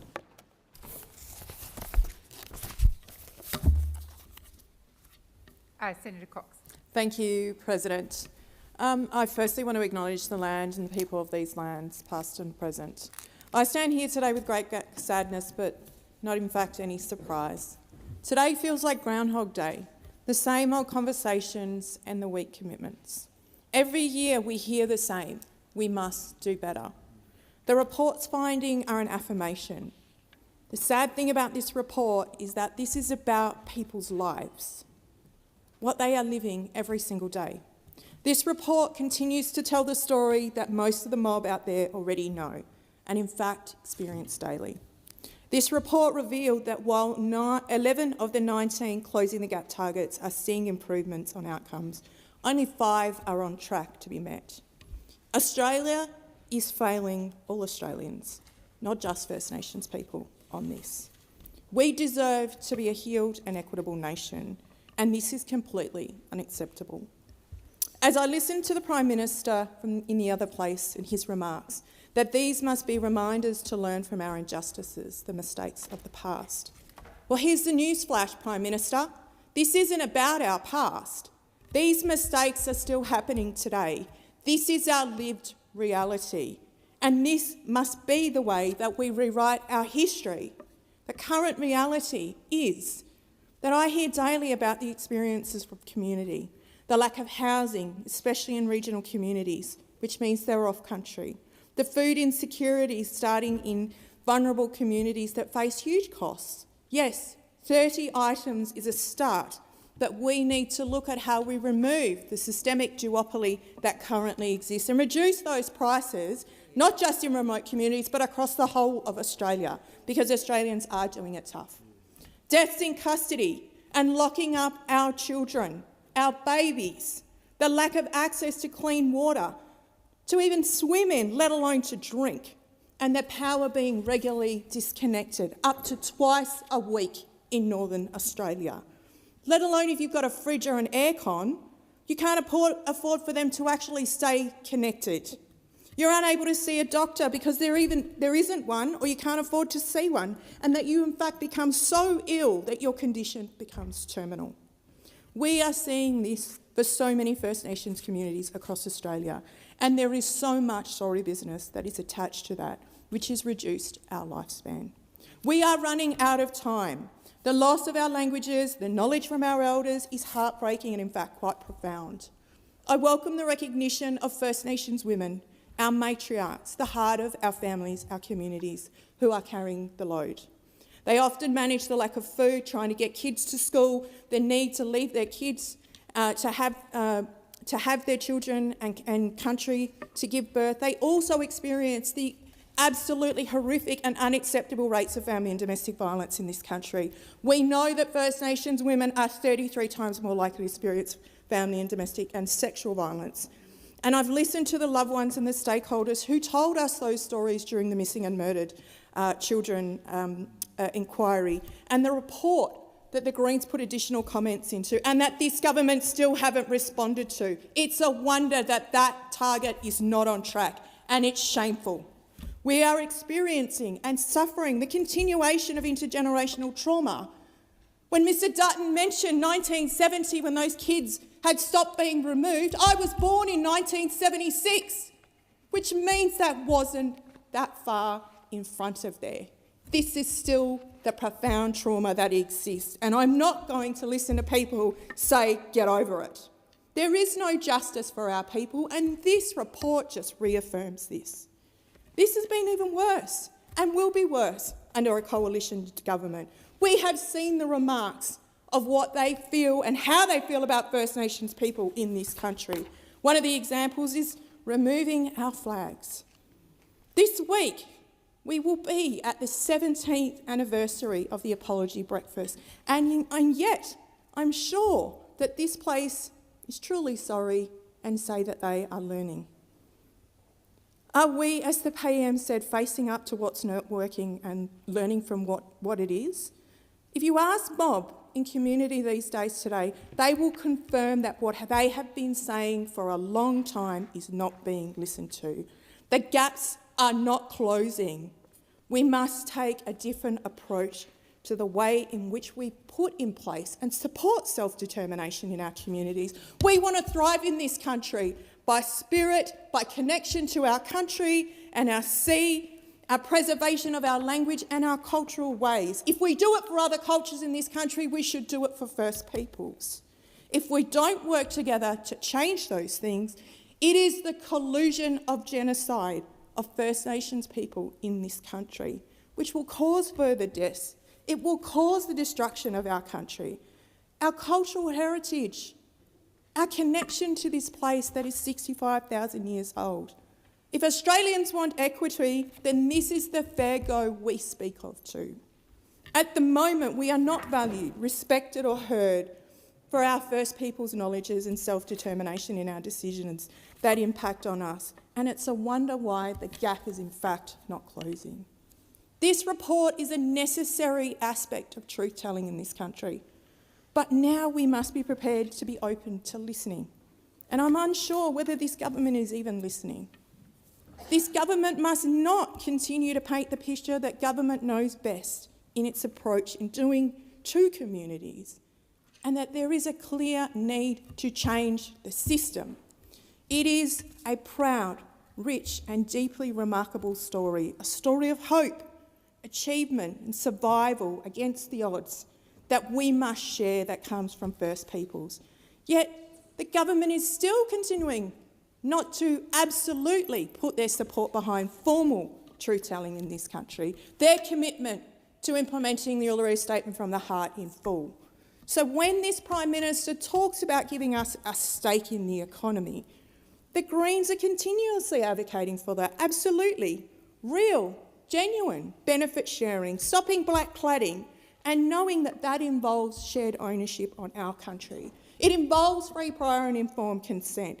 Communities that will see the brunt of fossil fuel extraction that already do in my home state of Western Australia in the Pilbara, but still have such a low OECD rating of poverty when they're less than 10 kilometres away. It is a disgrace. So level up the playing field.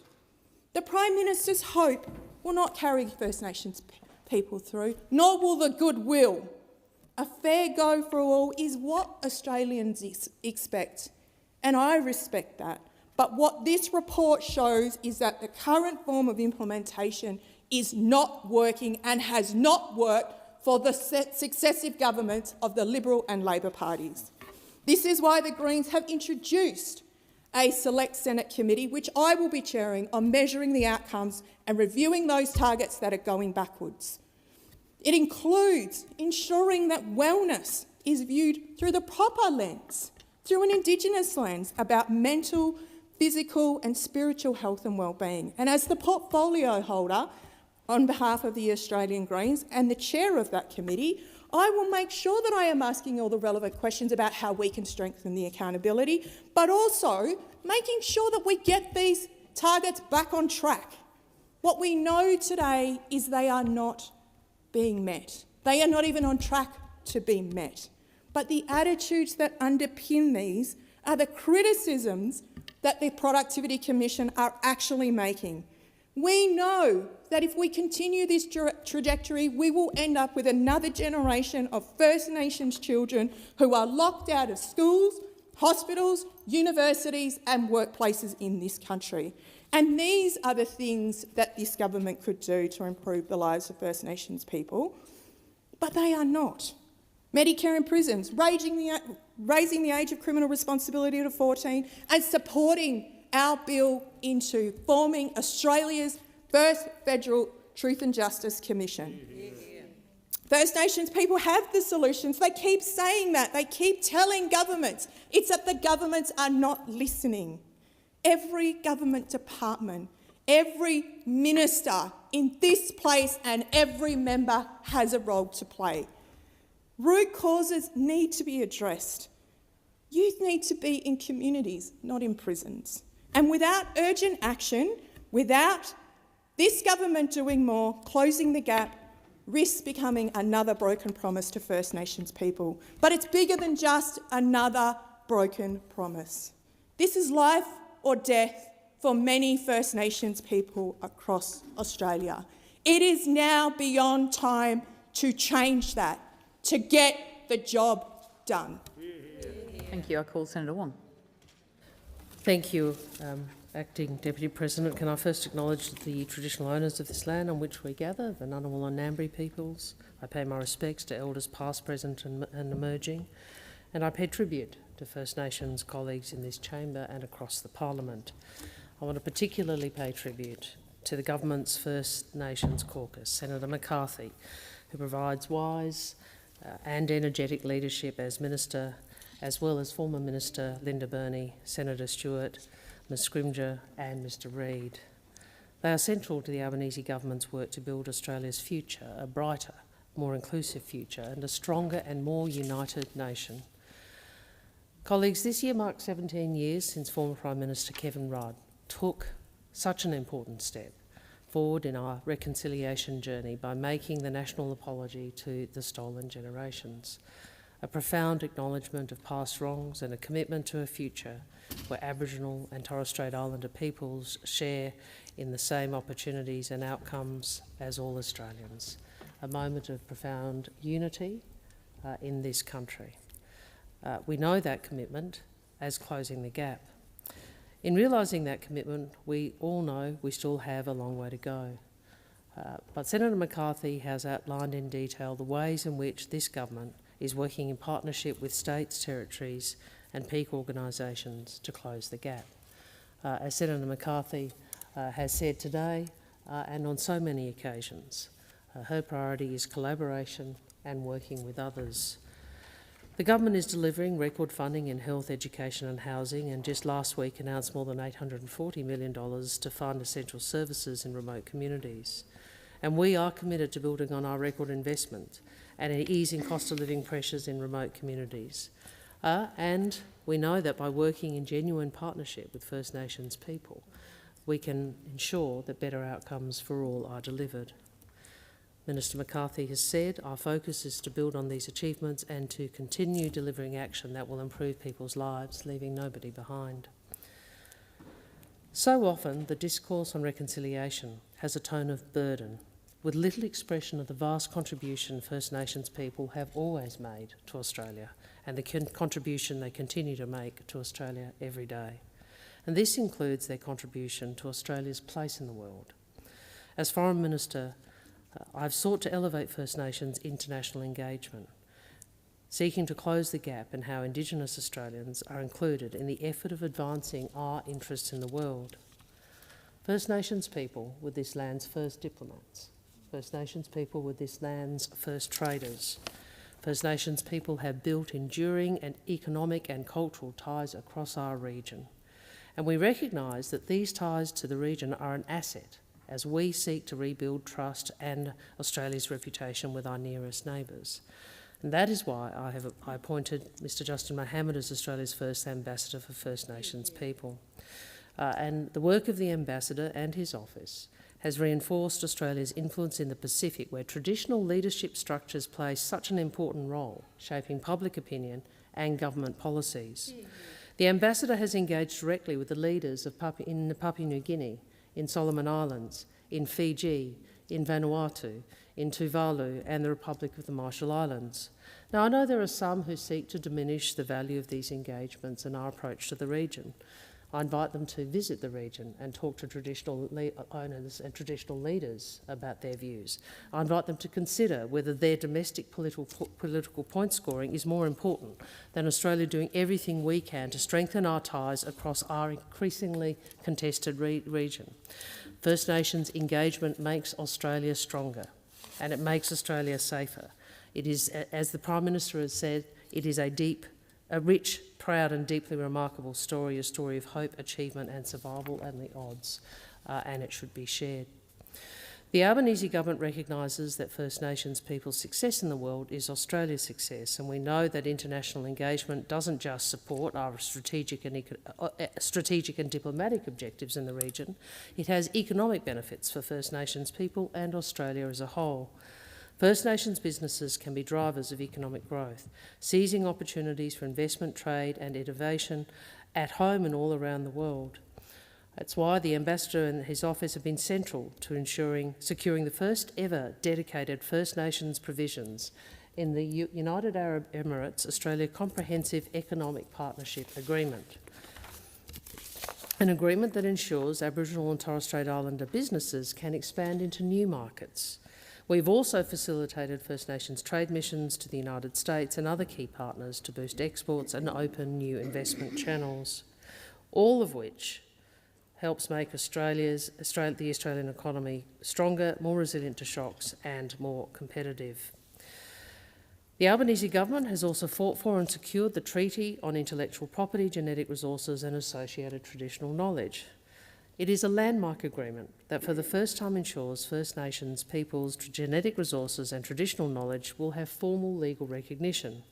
And today, I can announce to the Chamber another achievement, the successful conclusion of the Riyadh Design Law Treaty, a treaty that makes it easier for Australian designers, especially small and medium-sized businesses, to protect their intellectual property overseas.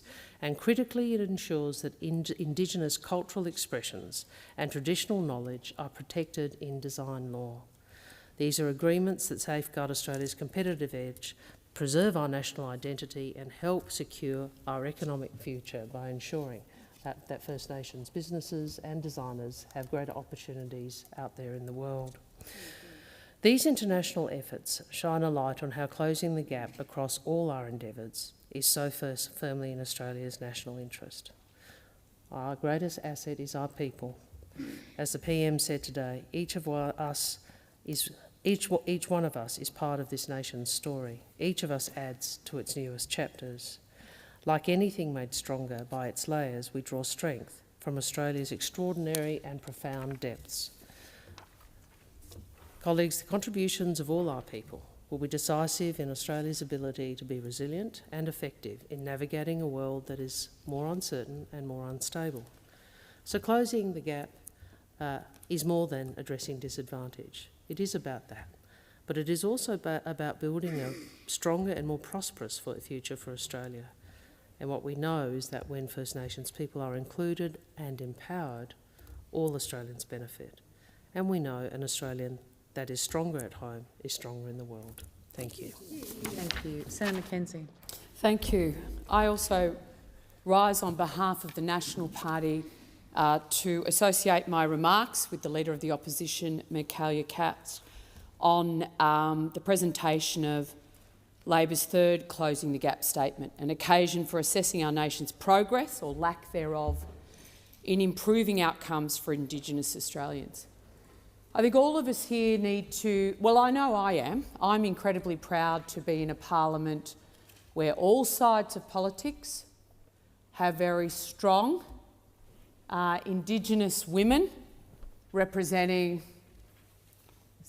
territories and states, and indeed local communities here in our nation's parliament. That was not the case and couldn't have even been envisaged when I first arrived nearly 15 years ago. What that tells me is that Australians, no matter where they live, absolutely understand and appreciate the need to send Indigenous Australians to our nation's decision-making body. And that is absolutely how it should be. But I think it is concerning that we have fake fights about flags from Senator Cox, and we talk about record funding deals, but the lived experience in regional and remote communities for Aboriginal Australians is an incredibly difficult one. It's shameful. It is one that I, in former ministerial roles, have sought to do my best to overcome, and yet it is still here. It is a scourge on all of us, on all sides of politics. Women and children in particular, living in situations that would not be acceptable anywhere else in this country. Anywhere else in this country. And I think the Closing the Gap statement in this period of our parliamentary year, when we come from all different political persuasions to discuss and debate how this needs to be addressed, is that I think Australians expect us, and they showed this through the Voice referendum, to tackle disadvantage and how to address the most vulnerable in our communities getting a better go, is to do that together, to tackle that together, so that Indigenous Australians can participate fully in all the opportunities that this great nation of ours can provide. And that means addressing the fundamentals: health, education, economic empowerment, safety. If we cannot get the basics right, I'm not sure, Senator Wong, what use an Indigenous ambassador is swanning around the Pacific. And I can tell you on the ground, and I'm sure Senator Nampa-Jimpa-Price will go into more detail, on the ground out in regional and remote communities, they would like running water. Thank you very much. Don't think that's too much to ask in a modern Australian, and I apologise to my staff because I've completely gone off the speech. I think, you know, we've seen another year of division and distraction around Indigenous policy following the failed Voice referendum from the Albanese government. It failed to unite a nation on something we all agree on. Let's ensure disadvantaged and vulnerable Aboriginal and Torres Strait Islands get a fair go in a 21st century Australia. The National Party was the first party to oppose the Voice as a very respectful no, because we knew this would just be another bureaucratic advisory body, and thankfully, thanks to the work of so many, particularly Senator Nampa-Jimpa-Price and Warren Mundine, 60% of Australians agree with us. It was actually a distraction from the real issues: the economic development, community safety, health, education and accountability. And Senator Nampa-Jimpa-Price has been an unwavering advocate for Indigenous Australians and a powerful voice for real change. And I think, Jacinta, your work in exposing the Voice referendum and championing practical solutions is commendable, because that's what Closing the Gap is supposed to be about. Actual change, practical change to the everyday lives of those in our community. And I just want to mention, Jacinta, a quote from your maiden speech. Indigenous Australians have repeatedly demonstrated our strength, resilience and ability to determine our own futures. And I think that is something we can all agree on, working together. So since the referendum, I think what's been most appalling is the symbolism of it all was being exposed. Labor's lack of a plan to actually deal with the very poor outcomes on the ground for remote Indigenous Australians was exposed. No plan, no bold vision. We've seen the election of the Country Liberal Party to the Territory in a landslide because those communities in the Territory want change. They want crime in Indigenous communities dealt with. They want to ensure that locals are involved in decision-making. And they want to make sure that private enterprise is at the heart of economic empowerment for Aboriginal Australians in the Northern Territory. And I know that is something that the CLP is absolutely committed to seeing happen, as is Lisa Siebert, the CLP candidate for Lingiari at the federal election. The Prime Minister's statement points to throwing more money at the same problem.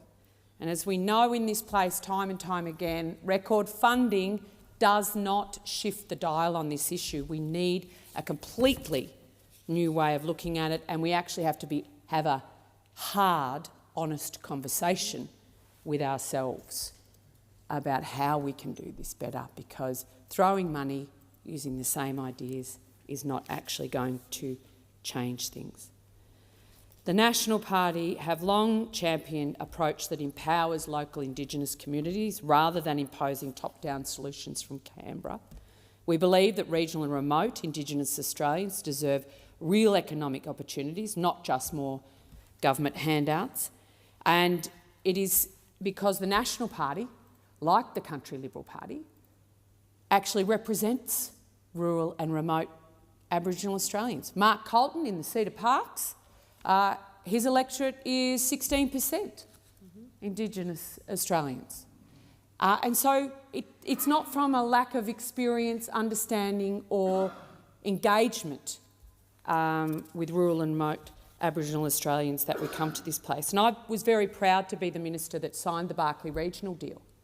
But I'm profoundly disappointed, over 5 years later, that the Barkly deal has been bogged down in bureaucracy, much of the agreement delayed, costs continuing to rise, and not enough happening on the ground. But it was not an entirely unique to remote Indigenous programs, and so while time marches on, more remote communities fall behind, and the facts now speak to themselves, with only 5 of the 19 closing the gap targets on track. That's not progress, it's actually failure. In remote communities, children are still going to school hungry, if at all, health outcomes remain dire, and violence continues to plague too many families and communities. We've seen the violence escalating over the past 3 years, particularly in the NT, in Queensland and in WA. And the government has no opportunity and does not seem to want to actually address this, because it does come down to economic empowerment. Indigenous Australians need jobs, not just welfare. We must support businesses and industries to create real economic opportunities for regional and remote Indigenous communities. We need to talk about royalties in a new, practical way and address law and order. Every dollar needs to be accounted for, and I know Senator Nampijinpa Price, if she gets the great honour to be the Minister for Indigenous Affairs in a Dutton Little Proud government, will absolutely go line by line through this to make sure the taxpayer dollar goes where it is needed, where it is going to affect change and change lives, not just in the present, but for generations to come. That is the challenge for each and every single one of us. The Coalition stands ready to work with Indigenous communities. We don't need another advisory body. The time for symbolism is over. We need real solutions and outcomes. The National Party proudly wants to see change, and we hope that a future coalition government will be able to deliver that with Minister Nampijinpa Price at its helm. Given the time, Senator Hanson, approaching 1:30, we will proceed to 2-minute statements, and I call Senator Dean Smith. The Labor Premier of Western Australia, Roger Cook, is trying to rewrite WA's GST history. On the eve of the election, he is out there with state Labor candidates telling people that Labor will protect the GST in WA. Labor is the fair weather friend to GST reform in Western Australia. Let's just remind ourselves it was the West Australian newspaper that said that WA Labor members of federal parliament had not done enough to argue for GST reform.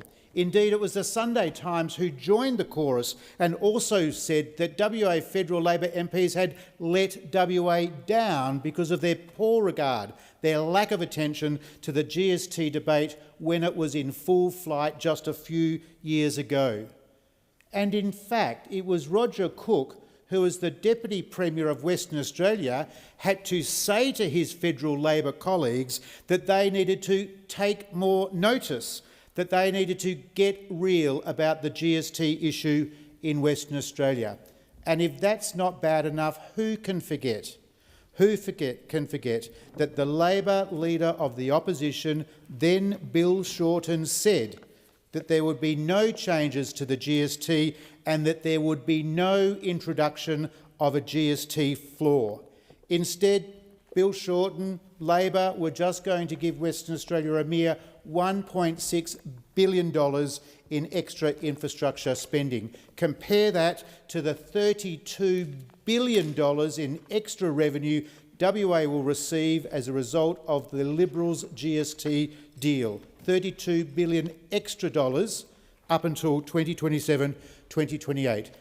As the election approaches, there's only one thing which the West Australians need to remember, and that is Labor is a fair-weather GST friend. Senator Sheldon.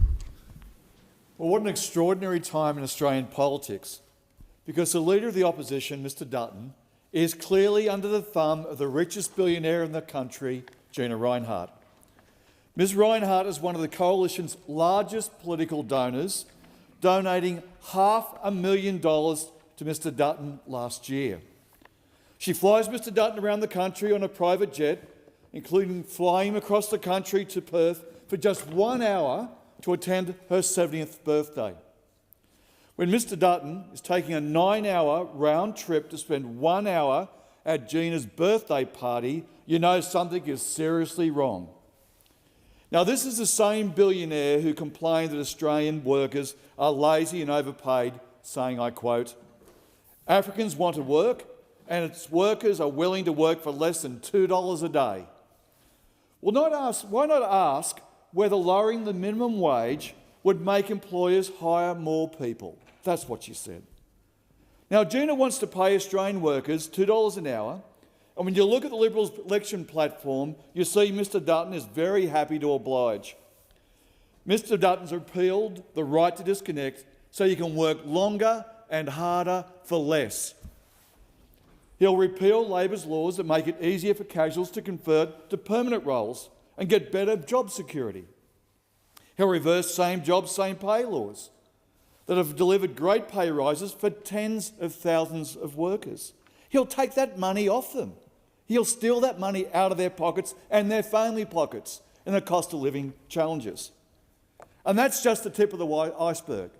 It's clear you'll be worse under Mr Dutton, because Gina Rinehart wants to cut your pay to line her pockets, and Mr Dutton will make it happen.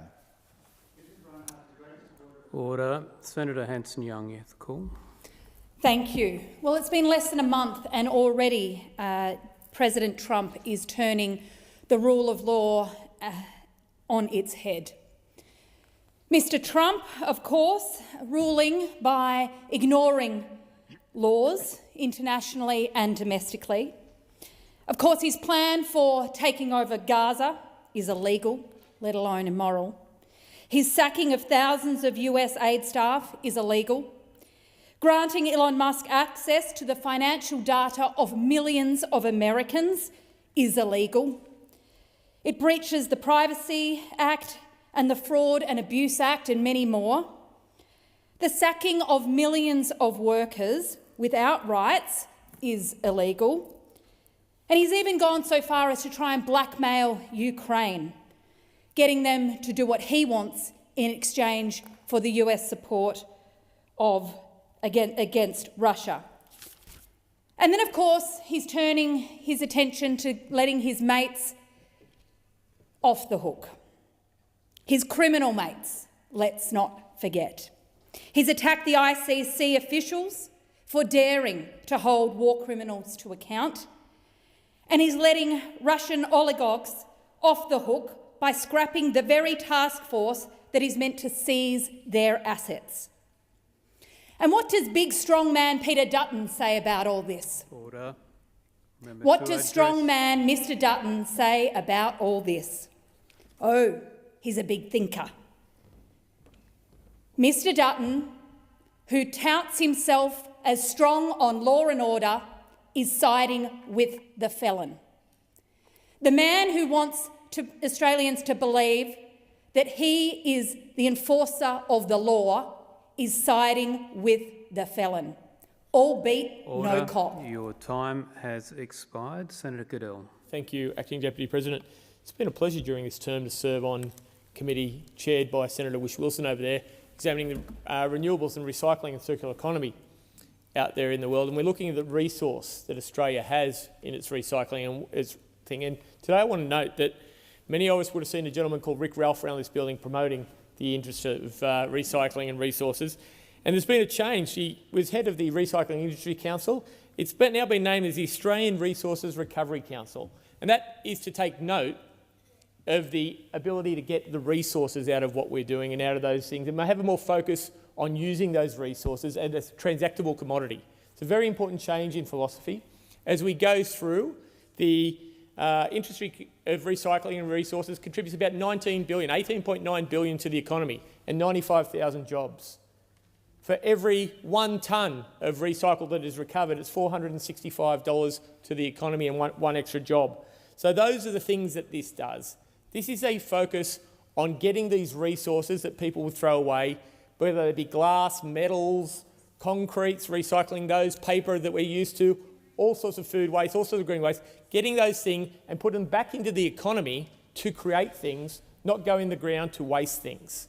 It is a refocusing of the industry, realising that it is a resource. And this chamber came together, everyone in this chamber other than the government side came together to stop a pseudo-tax on this resource by disallowing some fees by regulation at the end of last year.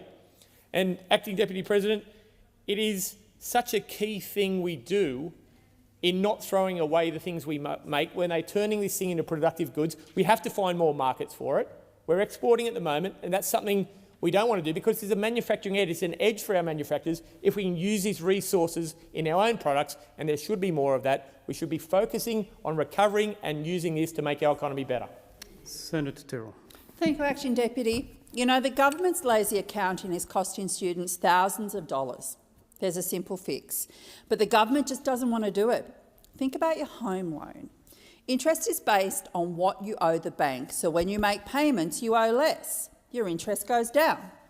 But what if the bank held onto your repayments for a whole year before taking them off the mortgage? And they're still charging you interest the whole time. If banks did that, you'd think it was a rip-off. So why do they do it to people with a student debt? When graduates make help debt repayments, these payments aren't counted before indexation, like interest is applied. Your debt keeps growing even while you're paying it off. It means the system is rigged against people doing the right thing. A graduate on an average income is paying around $2,000 more than they should be. $2,000 more than if the interest was calculated after their repayments were taken off first. Money that could be in your pocket. Instead, it's in the government's back pocket. More and more young people are delaying going to university or putting it off entirely because of help debts. That was me when I was 18, a kid on the northwest coast thinking about going to uni and studying nursing. I didn't go. I never even applied because I knew my family could never be able to afford it. Dreams and ambitions shouldn't be put on a shelf and left to collect dust. I don't want kids in regional Tassie to give up on their dreams because they're scared of debt. There's a way the government can fix this right now. Just count people's payments before charging interest. It's that easy. It Doesn't matter what changes Labor or the Liberals make if the system is set up to fail students. It's your money. Your payments should count. Senator Roberts. Thank you. In listening with everyday Australians across my home state of Queensland, one of our highest concerns is the cost of healthcare. This Labor government increased the Medicare rebate when they first took over, a long overdue move which increased the rate of Medicare bulk billing. In 2025, the effect of that increase has worn off, much like the lustre on this government. According to Clean Bill's 2025 report, nearly 80% of GP clinics no longer bulk bill adult patients. When Labor came to power, 26% of GPs in Queensland bulk billed. In 2025, the figure is projected at 14%, halved. As a result, the out-of-pocket cost of visiting a doctor has risen 9%. Any economist can easily make the case for Medicare. As a national insurance policy, it matches medical treatment to the time the person needs it, rather than the time they can afford to pay for it. This optimises healthcare and gets the person back to the productive economy faster. In the United States, unpaid medical bills cause 40% of all bankruptcies. One nation will not accept that happening here. One nation will increase the Medicare subsidy to encourage bulk billing. This subsidy will be paid for through cracking down on Medicare fraud, estimated at $3 billion a year. This figure doesn't include fraudulent loaning out of Medicare cards. Some areas in Sydney have more adults using Medicare cards than they have eligible adults. And One Nation will delay the granting of Social Security, including Medicare, to new arrivals. That announcement will be made separately. One Nation have already announced a policy to reduce overseas student numbers and create more places for Australian children to go to university in areas where Australia needs graduates, which includes health disciplines. One Nation will expand bursaries for students to attend from the bush or to practice in regional and rural areas. While Labor offers band-aids, One Nation are offering practical solutions to the cost of living crisis. Senator Rennick. We've recently heard a lot from Elon Musk about the fact that he's going to implement a Deutsche system in the United States to cut down on bureaucratic waste. This particular idea, the need to cut down bureaucratic waste, was first mentioned by me in my maiden speech back on September the 10th in 2019, where I called for a constitutional review or a federation convention looking at removing the duplications of roles and responsibilities between state and federal governments.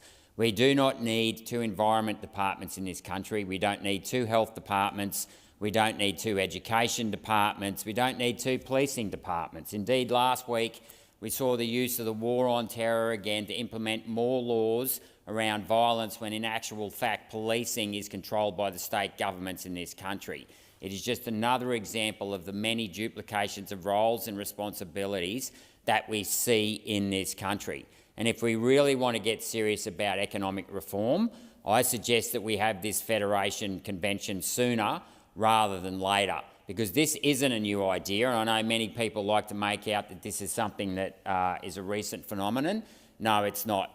Very few politicians, but I have been one of them, have called for this particular reform for a very long time.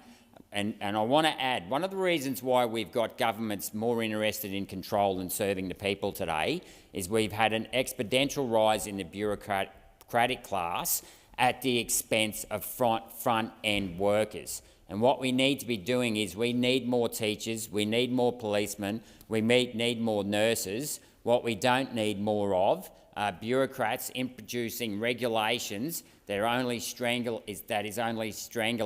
productivity in this country. Senator Payman. Thank you, Acting Deputy President. Australians, I have good news. At a time where we're being squeezed on our mortgages and in the supermarkets, this news will come at great relief to everyone. Australia has made its first AUKUS payment to the United States. Just under 800 million Australian dollars shipped off to the US, not to build our submarines, but to upgrade their facilities where they might one day choose to build our submarines. That's $800 million not spent on our schools, though this government doesn't seem keen to fully fund them anyway. That's $800 million not invested into Medicare, into mental health, or lifting job seeker above the poverty line. That's an $800 million donation to the 50 states that rule over us, the 51st state. And didn't our government lie down like a snake and crawl towards the seat of power at the recent meeting with the American Defence Secretary, where Richard Marles said the AUKUS deal... Remember to address members in the other place. The Defence Minister said the AUKUS deal, and I quote, represents a very significant increase of the American footprint on the Australian continent, something we very much welcome, end quote. The government rightly mocks the opposition's uncosted nuclear plan, but when those power plants finally arrive, years later and billions over budget, at least they'll produce energy and some electricity. The Guardian reported last year that, I quote, a US official declined to explicitly guarantee Australia will have full control of the AUKUS nuclear-powered submarines, end quote. So we'll pay for the submarines, we'll pay to upgrade American port facilities, we'll pay Americans to build them rather than Australians, but we won't even own them. To paraphrase President Trump, this has been the worst deal in the history of deals, maybe ever. Thank you. Senator Payman, thank you. I'll just remind you also of Standing Order 185.1. Senator Whish-Wilson, you have the call. Thank you, Acting Deputy President. Does Donald Trump have a plastic spoon in his brain? As it turns out, very possibly. Now, we know he's been talking a lot about plastic straws lately, so what gives? Donald Trump has said he will reverse Joe Biden's plan for a phase-out of plastic straws. Back to plastic, the Orange Oracle tweeted. Now, it might be tempting to dismiss this as just another pathetic culture war, but it's a lot more than that. This statement was a public endorsement of the polluting plastic petrochemical industry and to business as usual. And what's good for this industry is good for the dirty fossil fuel industry, which provides up to 8 million barrels of oil per annum to make plastic products.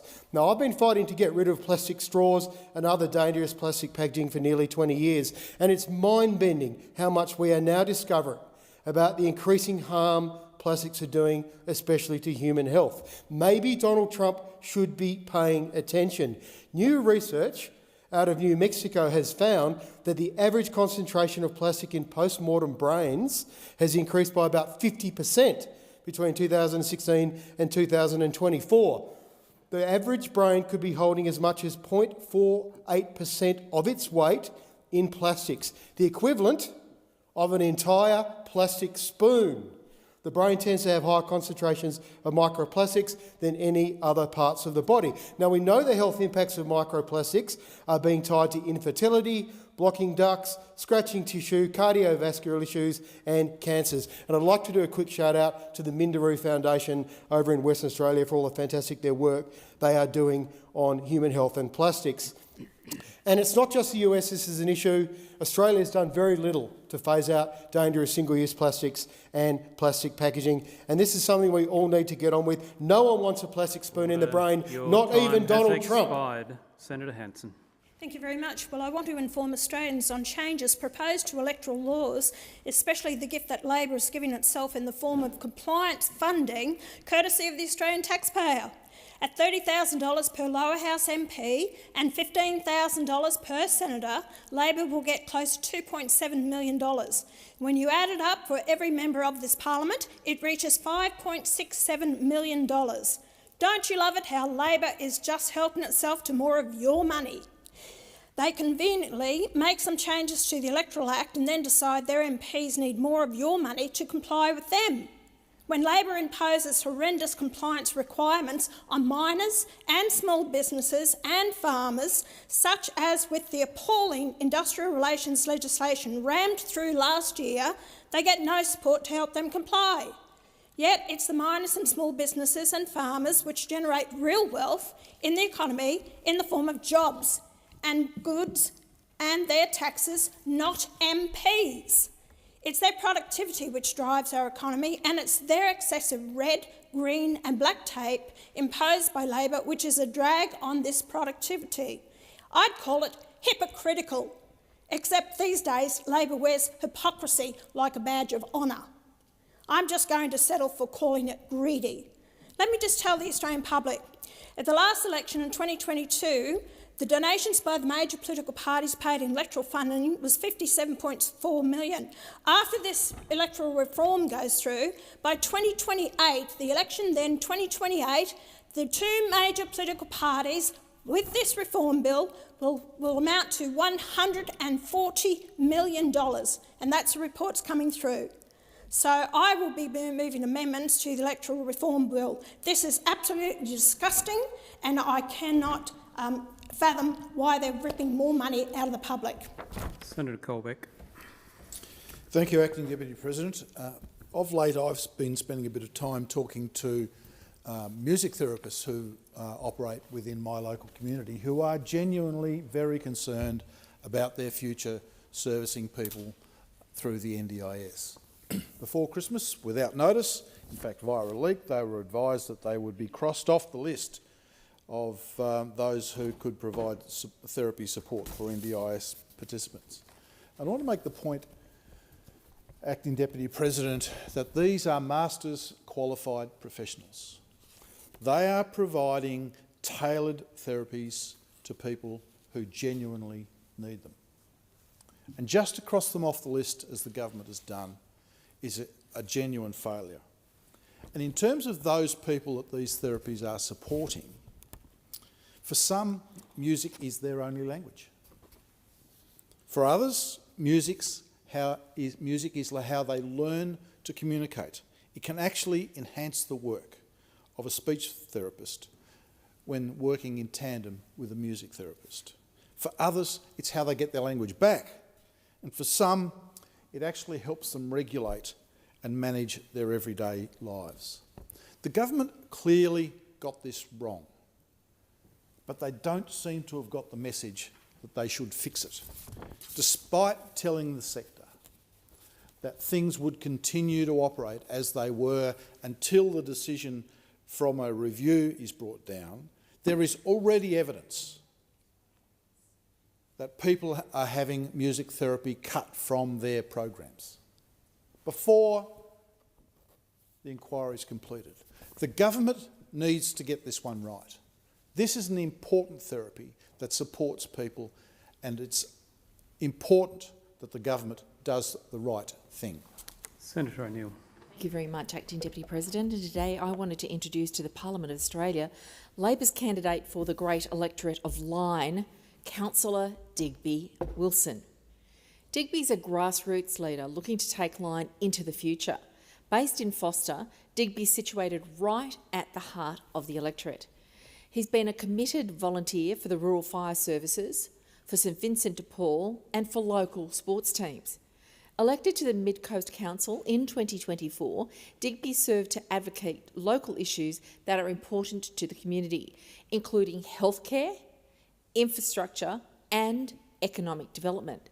He's determined to give the region the leadership that the National Party have failed to provide for many years. Digby Wilson stands for the working people, the families and the small businesses of the beautiful region in my great state of New South Wales, known as the Mid-North Coast. At the start of his career, Digby trained as an apprentice technician, where his hands-on blue-collar role, he earned his experience and learned the value of hard work and true dedication to his profession. He continued that professional journey, and it's been defined by the values of community service and collaboration. And Digby has demonstrated leadership and integrity throughout his working life. Labor's commitment to progress nation building and support for the needs of young families in those regional areas is central to Digby Wilson's motivation to stand up as the Labor candidate for Lyne. Digby seeks to build on Labor's strong record of delivering real cost of living relief and support for regional communities like those in Lyne. Under Labor, the price of prescriptions has dropped and bulk billed GP appointments have increased. As Lyne has the second oldest age demographic of any New South Wales electorate, Digby is very proud to rely on Labor's progress on... Senator Bragg. It was outstanding to be with the Haymarket Chamber of Commerce on Friday night as they celebrated Lunar New Year. and the year of the snake. Vincent Lim at the Haymarket Chamber, Simon Chan at the Chinese Australian Forum do an outstanding job in bringing together a magnificent function to celebrate the community each year. This year the event wasn't held in Haymarket, it was held in Chatswood, and as I've often said to the magnificent Chinese Australian community around New South Wales, that they are the hardest working and least complaining diaspora group anywhere in New South Wales, and it was such a great pleasure to be there to celebrate their culture on Friday night. I was joined there by the opposition leader in New South Wales, Mr Mark Speakman, a range of other parliamentarians, and also Scott Yung, who is the Liberal candidate for Bennelong. Scott is an excellent person and he's working very hard to try and win the trust of the people of Bennelong. He is, of course, a member of the Chinese Australian diaspora, which, as I said, is amongst the hardest working and least complaining Australians. So I wanted to thank the Haymarket Chamber very much for their hospitality in hosting their Lunar New Year function. Senator Thorpe, I believe, is seeking the call. Thank you, Acting Deputy President. Recently, I spent a day in the life of a firefighter at Fire Rescue Victoria's training facility on Wurundjeri country. They say not all heroes wear capes, but now I know they actually wear fire-resistant PPE, because firefighters do so much more than fighting fires. They are often the first responders in medical emergencies, giving life-saving CPR while waiting for our overstretched paramedics to arrive. They are technical experts who can rescue you from a flood, a car wreckage, from high or deep in a trench. They are the incarcerated firefighters who most recently risked their lives for $1 an hour to save LA from its apocalyptic wildfires. They are on the front line of the climate crisis, where they are at this very moment fighting devastating bushfires in Victoria and Tasmania and assisting with swift water rescues in Queensland. The climate crisis is here and it's driving more frequent and severe disasters like these bushfires and floods. It is our firefighters, whether paid, volunteer or incarcerated, who put their bodies and health on the line to protect community and country. The prolonged exposure to toxic chemicals through their work means that frontline firefighters experience higher rates of cancer and other diseases and are often forced to retire early. Despite all of the above, our Victorian firefighters haven't had a wage increase in 5 years, and the Victorian government is refusing to come to the table to negotiate a fair deal. Enough is enough. It's time for Victorian Labor to support our fireys and pay them what they're worth. Senator Ayres. Well, thank you very much. I read the Paul Sakal's article in the Sydney Morning Herald with deep concern. It said the Barnaby rule hides former Deputy Prime Minister in his seat. It says that the Nationals and Mr Littleproud have developed new rules to put Mr Joyce, the Shadow Minister for Veterans Affairs, under lock and key for the whole election campaign. Under Mr Littleproud's new rules, the Shadow Minister for Veterans Affairs can go to, with apologies to Lucky Star, Armidale, Ashford, Barraba, Bundoora, Glen Innes and Gunnedah.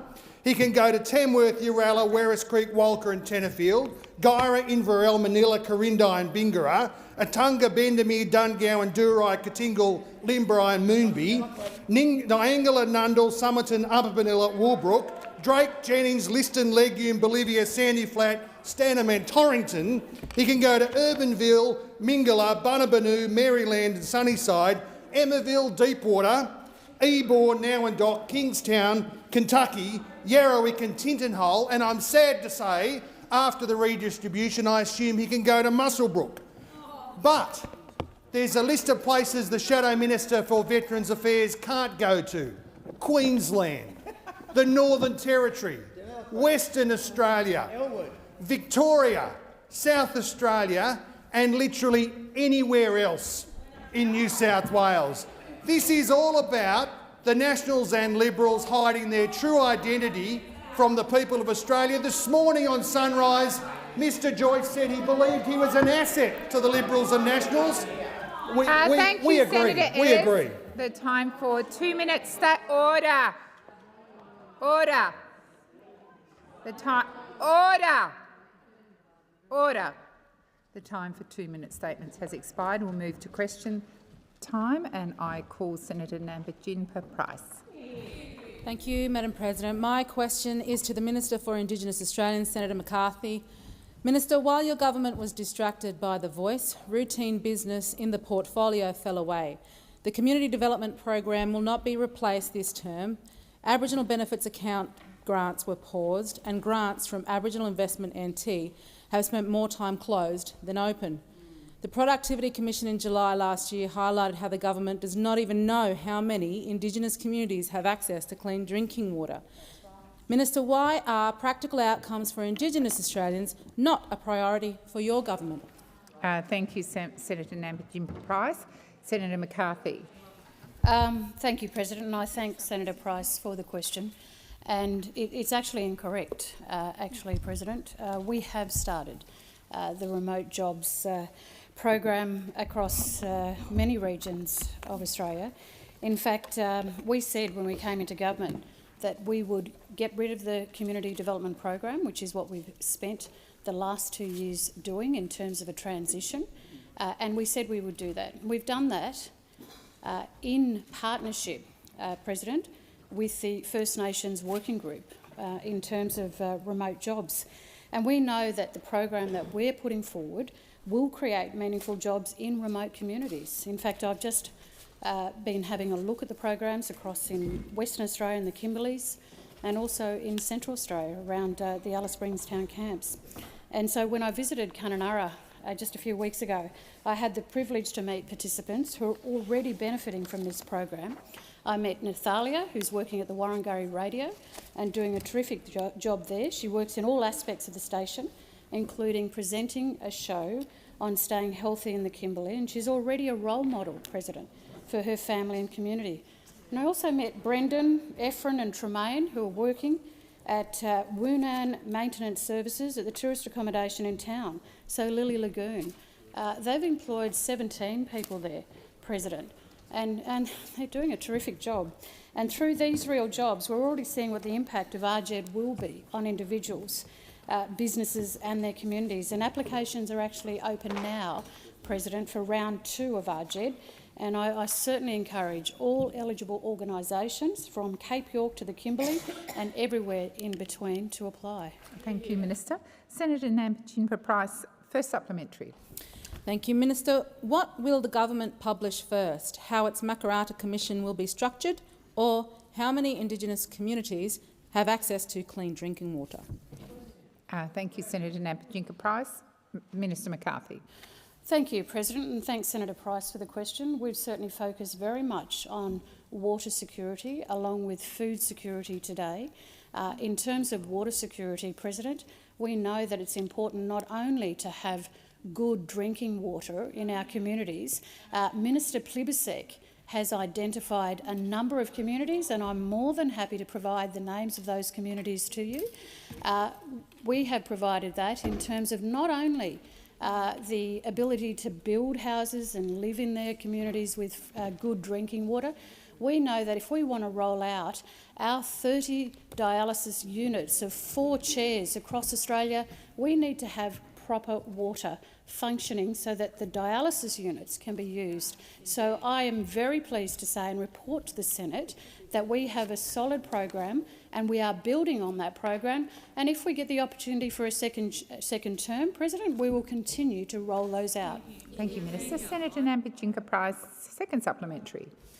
Thank you. Minister, will there be funding for a Makarrata Commission in the upcoming budget? Thank you, Senator Nambuchinpa Price. Minister McCarthy.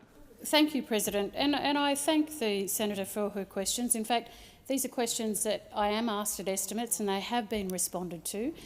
We have spoke about Makarrata, and what I've said to the opposition both in estimates and here in the Senate is that there is a Senate inquiry currently underway and it's important for us to see the outcome of that inquiry, President. And I have said that on the record here in the Senate and as well as at estimates. Thank you, Minister. Senator Marielle Smith. Thank you, President. My question is to the Minister for Women and the Minister for Finance, Senator Gallagher. Yesterday, the Minister announced an investment of more than $500 million to deliver more choice, lower costs and better healthcare for Australian women. What will this policy deliver for women, Minister, and how will it reduce their healthcare costs? Minister Gallagher. Thank you, President, and I thank Senator Smith for the question and acknowledge the huge input she has had into the policy that was announced on the weekend, and include all of my colleagues, particularly the women members of the federal government, the first majority women government in Australia's history, which we are incredibly proud of. And this announcement is the result of the work of many women, of all women in our caucus and many women around the country, where for the last 2 years Minister Jed Carney has been consulting with the Women's Health Advisory Council that she established on areas of unmet need or unaddressed need that needed further consideration by government. And with the work we've done on repairing the budget and getting rid of the waste and rorts of the former administration, we have been able to find over $500 million to prioritise women's health in this country. That will make a huge difference for hundreds of thousands of women right now, but millions of women as these changes go on. So we are seeing the new listing of the most commonly used contraceptive pills, Yaz and Yasmin, saving hundreds of dollars a year for a woman who's using that. The PBS listing of Prometrium, Estrogel and Estrogel Pro, common menopause hormone therapies, which will save women using those treatments up to $290 a year, or up to $577 if you have a concession card. These PBS listings will take effect from March 1st, just 3 weeks from today, meaning women will start to see those savings right away. And this is the first listing of new oral contraceptive to be listed in 30 years and the first new menopause hormone therapy to be listed in 20 years, and it's because Thank you, of Minister. a Labor The government. time for answering has expired. Senator Smith, first supplementary. Minister, this package is what Australian women have been asking for, and I know it will make a real difference to hundreds of thousands of women right now. It's about more choice, lower costs and better care. Can you tell us, Minister, how will the Centres of Excellence and the pelvic pain and endo clinics further assist women? Minister Gallagher. Thank you, and I thank Senator Smith for the question and for her advocacy, particularly in relation to perimenopause and menopause services across the country. These new investment will expand the network of endometriosis and pelvic pain clinics from 22 to 33. They are incredibly popular, 11 new clinics in total. I know the one in the ACT already has a waiting list, so these are incredibly needed services. Existing clinics will receive increased funding, provide care for perimenopause and menopause, again due to the advocacy of the Senate work that Senator Smith did, creating a national network of 33 clinics providing support for women with perimenopause or menopause symptoms. And we know that these clinics work because the demand is so high. Since their commencement, there have been 7,452 visitations. We'll also have centres of excellence to make sure GP training, which is so critical to women receiving the support they need, close to where they live. Has expired. Senator Marielle Smith, second supplementary. Minister, these investments in women's health are just part of the priority focus that the Albanese Labor government has placed on addressing measures that support women. How does this package work in with the other investments in cost of living assistance that our government is making for women? Minister Gallagher. Thank you very much. And Senator Smith is right. This women's health package is part of a broader piece of work that the Albanese government has prioritised, whether it be in women's safety, whether it be in sharing and valuing care and the care economy, whether it be women's wages, whether it be access to paid parental leave, obviously women's health with this incredibly important package, also in women's sport. We are coming at the to support women from every different way we can, because we know that when women get fair opportunity, it's better for the whole economy. Of course, that having investments in Medicare and the urgent care clinics are also really important, making sure bulk billing that we see a stop in the fall in bulk billing that we inherited from those opposite, have all been an important part of our focus on women, because we know when women are supported in the economy, the economy does better overall. Thank you, Minister. Senator Little. Thank you. Well, my question is to the Minister representing the Prime Minister, Senator Wong. Labor's hesitancy to end mandatory income management in the Northern Territory became obvious when the member for Lingari spoke in favour of it, as she has done previously. Minister, has the government realised the benefit of mandatory income management and that it should never have promised to remove it? Thank you, Senator Little. Senator Wong. Thank you, President. I thank the Senator for her question, and I'd invite the Senator to refer to Senator McCarthy's contribution earlier today, which went through the approach the government is taking to closing the gap. And I would record, I would say to those opposite, it would. I know that it is probably a little too hopeful in this period of the electoral cycle, but it is very apparent to me the extent to which there is much less bipartisanship around the statements today than I've seen previously. Minister Wong, please resume your seat. Senator Cash. Thank you, President. It is a point of order in relation to relevance. The question was quite specific. It was in relation to the benefit of mandatory income management and whether or not the government had now realised that benefit and whether or not they should. It's just a point of order relevance. Thank you, Senator Cash. And you will recall that Minister Wong referred to Senator McCarthy's answer to previous questions, which did cover off on some of those things. But I will continue listening carefully, and if the minister is not relevant, I will draw her to that point. Minister Wong. Thank you, President. The Albanese government is delivering a long-term plan to reform income management. First Nations people and other stakeholders have called for a measured approach to reforming income management, and decisions must be made in partnership with them. I'm advised that over the last 2 years the government has consulted with about 4,500 community members and 250 stakeholders across 81 communities. Communities have told us that they would prefer a longer transition period to move on to voluntary income management to ensure people are well supported to make this change. I'm also advised that the government has been working in good faith with the Northern Territory government, and that the Prime Minister has had, or might have been the Minister actually, I think this is a brief from her, has had productive discussions with the Chief Minister. I understand that income management has not changed in the Northern Territory since the previous government, and the same rules around income management apply in the NT as has existed since 2007.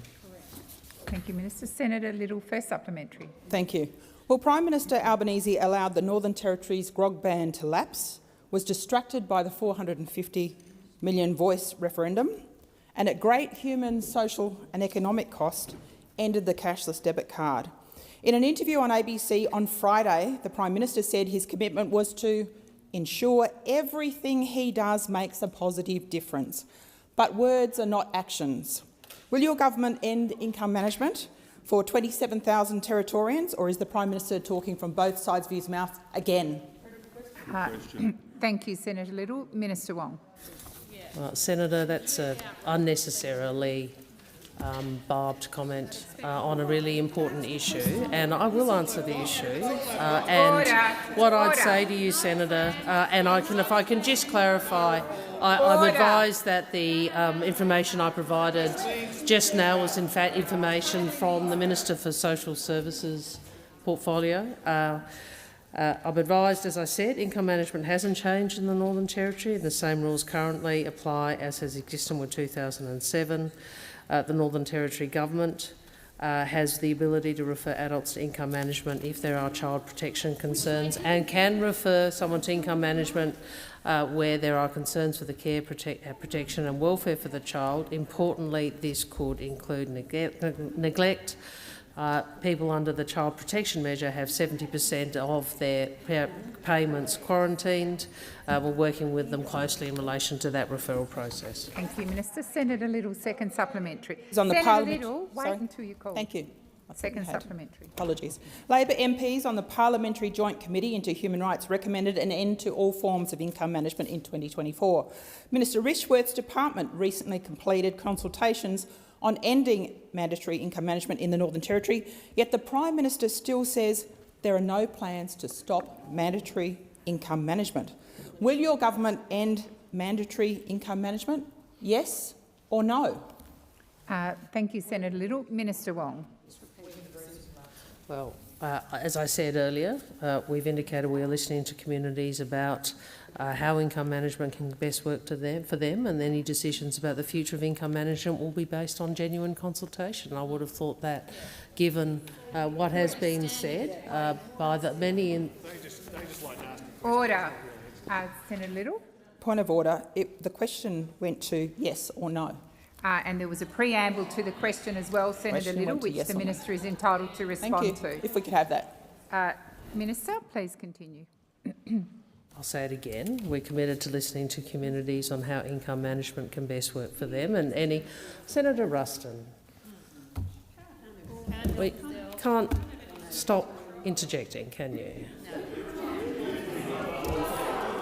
Minister Wong, please resume your seat. Senator Cash. Point of order, Chair. With all due respect to the Leader of the Government, who loves to make points of order in relation to other people's behaviour, all points should go through the Chair, not directly across the chamber. Senator Cash, order. Minister Wong did not make a point of order. She responded to an interjection, which, as you know, if you're on your feet answering questions, sure, I'll take that point, but it was not a point of order, and I remind Senator Wong to make her comments to the Chair. Minister, please continue. It wasn't worth a point of order, it was just a comment. But, President... Order! Order! Would you like me to keep going, President, or do they want to keep you've going? got 18 seconds. They don't want to hear the answer? That's fine. Order. Senator Waters. Senator Waters, I'm sorry, resume your seat. Senator McGrath, I'm going to ask you to withdraw that comment, please. Thank you. And I'll call for order. Senator Waters is on her feet. Senator Waters. Thanks, President. My question is to the Minister for Women and Finance, Minister Gallagher. I was pleased to see the Greens-initiated Senate inquiries and the persistent pressure from women across Australia have finally led to the government listing more modern contraceptive pills and some menopausal hormone therapies on the PBS. The Greens have already announced costed policies that would completely remove the financial burden for women and make all contraceptives free, like they are in France, Ireland and Sweden. We've announced costed policies to make all MHT free, like it is in parts of Canada and heavily subsidised in the UK. Why do Australian women still have to pay for the cost of existing? Why won't the Albanese government make contraceptives and MHT free? Senator McKenzie. Minister Gallagher. Thank you, President, and I thank Senator Waters for the question, and I would like to acknowledge her long-standing work in this area. She has been a strong advocate for improving women's health in this country, and so I do acknowledge that. In government, obviously there is a range of no shortage of ideas or policies that would warrant attention of government. What we've done with this is consult with women about the areas that they think the government should invest further in, and we've balanced that up with a whole range of other things the budget has to accommodate, and we have found that these measures, so listing of the new oral contraceptives, listing of the new of additional hormone replacement therapies, and doing those from the 1st of March, plus the rebates increasing for insertion of IUD and birth control implants, saving again hundreds of dollars for women with these costs. We've also got a new Medicare rebate of $110 for GP menopause health assessments, which will encourage, I think, GPs to bulk bill those longer sessions with women. And also, I should have said before, all of the 2 national trials into the pharmacy and how pharmacists can provide straightforward UTI care for people on concession card holders. So, with some of the other measures that I've already announced, this is a big package for women's health, and while we have costed it, we have also funded it. We're in a position in government to make that change. We've found $500 million that will make women's health care cheaper. It will provide better care, and it will ensure that there are more choices available for women in this country, and we are very proud of this policy. Thank you, Minister. Senator Waters, first supplementary. Thanks, President. The weekend's announcement sadly did nothing to address the affordability and accessibility of surgical abortions. There are still abortion deserts right across the country, especially in rural and regional areas, women travelling hundreds of kilometres and paying thousands to get this time-bound health care. It should be provided in public hospitals.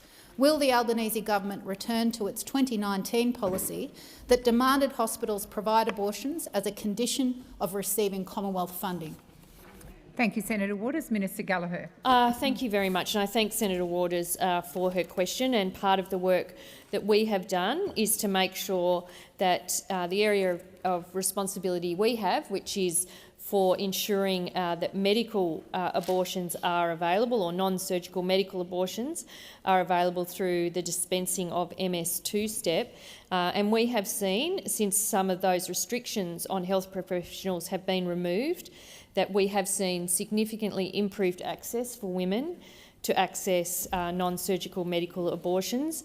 Obviously, our increased investment in this area in the women's health package, including with encouraging long-acting contraceptive devices, is aimed at ensuring that more women get the protection that they need for them, so that we're reducing the number of women who would have to seek an abortion.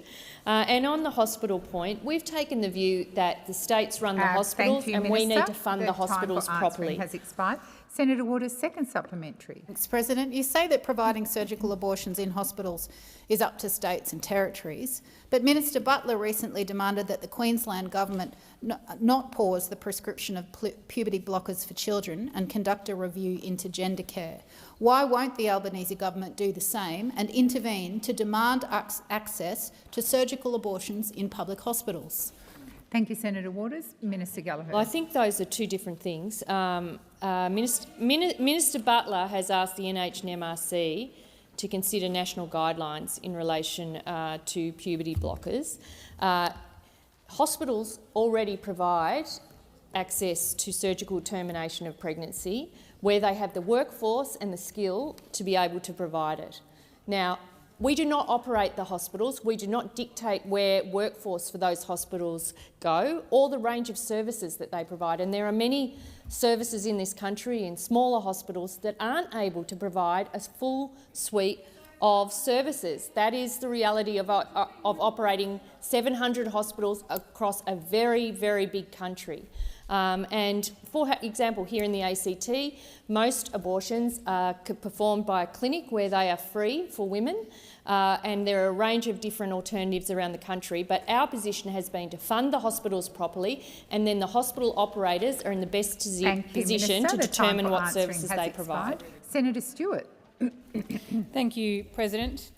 My question is to the Minister for Indigenous Australians, Senator McCarthy. The Albanese Labor government today released its Closing the Gap annual report and implementation plan. While there is great progress being made, there is still more to do. What steps is the government taking in partnership with First Nations communities, organisations and state and territory governments to deliver real change? Thank you, Senator Stewart. Minister McCarthy. Thank you, President, and I thank Senator Stewart for your question and for your role and leadership on helping develop the economic strategy for us. So the Albanese Labor government is delivering, President, action and working in partnership with First Nations communities, peak bodies and state and territory governments to close the gap. And one of our key priorities is job creation in remote Australia. We have commenced the Remote Jobs and Economic Development Program, which will create up to 3,000 jobs in remote communities over the next 3 years. We've also expanded the Indigenous Rangers Program, creating 1,000 new jobs, including 770 positions for First Nations women. On housing, we're delivering real action. We've built more than 200 new homes in remote Northern Territory communities, working towards our 10-year goal to halve overcrowding. We're ensuring First Nations children have a strong start in life by expanding the Connected Beginnings program to 50 communities, supporting early childhood development for 20% of First Nations children. Already over 20,000 students are involved. Additionally, we are taking action to keep families safe. We've significantly increased funding for Aboriginal and Torres Strait Islander legal services and family violence prevention legal services to assist more women and children escaping domestic and family violence. And we've invested in community-led justice reinvestment initiatives in 27 sites across the country. It's clear the difference our investments are making on the ground, and yes, of course, we need to continue to keep going. Like the Australian Family Partnership Program in South East Queensland, where more than 93% of First Nations babies have been born within a healthy birth weight range, beating the target of 91%. Thank you, Minister. Senator Stewart, first supplementary. Thank you, President, and thank you, Minister, for that response. The Albanese Labor government's report shows the government is making significant investments in jobs, food security and housing for First Nations communities. What are the key measures our government will deliver in the year ahead to build on our progress and continue closing the gap? Thank you, Senator Stewart. Minister McCarthy. Thank you, President. Well, we're continuing to build on our strong foundations, and our focus is on easing cost of living pressures in remote communities, strengthening economic empowerment and improving key outcomes for First Nations people. In 2025, President, we will invest $842 million in essential services in the Northern Territory, end freight costs on 30 essential household items in 76 remote stores, making prices fairer for First Nations remote communities, building a nutrition workforce by upskilling 120 local First Nations staff in remote stores, rolling out 12 new laundries in remote communities to improve long-term health outcomes, strengthening the Indigenous procurement policy to create more opportunities for First Nations businesses, and boosting Indigenous Business Australia's Home Loan Capital Fund, helping more First Nations Australians buy their own home and build intergenerational Thank you, Minister. wealth. The time for answering has expired. Senator Stewart, second supplementary. Thank you, President. It is clear the Albanese Labor government is focused on taking action to improve outcomes for First Nations people so that all Australians have the same opportunities in life. How important is it to have bipartisan support to achieve the goals of closing the gap?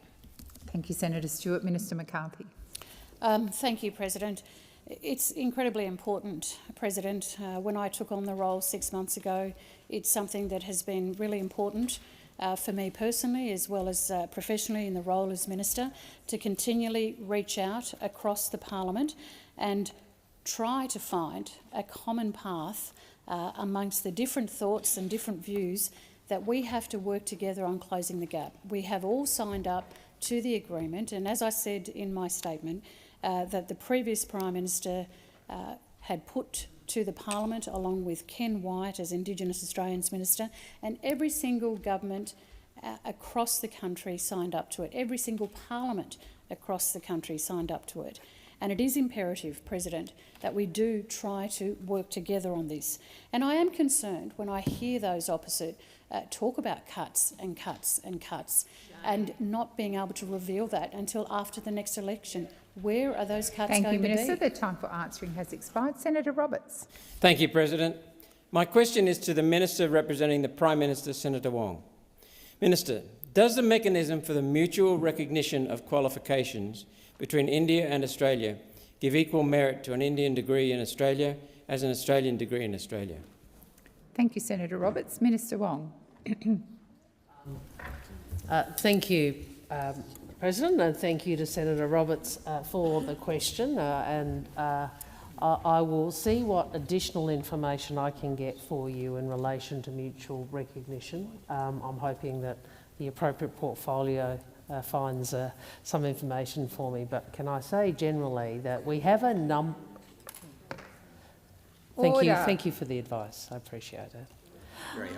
Very helpful, Senator. But Senator, there are a number of economic agreements and other partnerships where we do have mutual recognition schemes with other jurisdictions, and obviously the safety of consumers remains something that is paramount.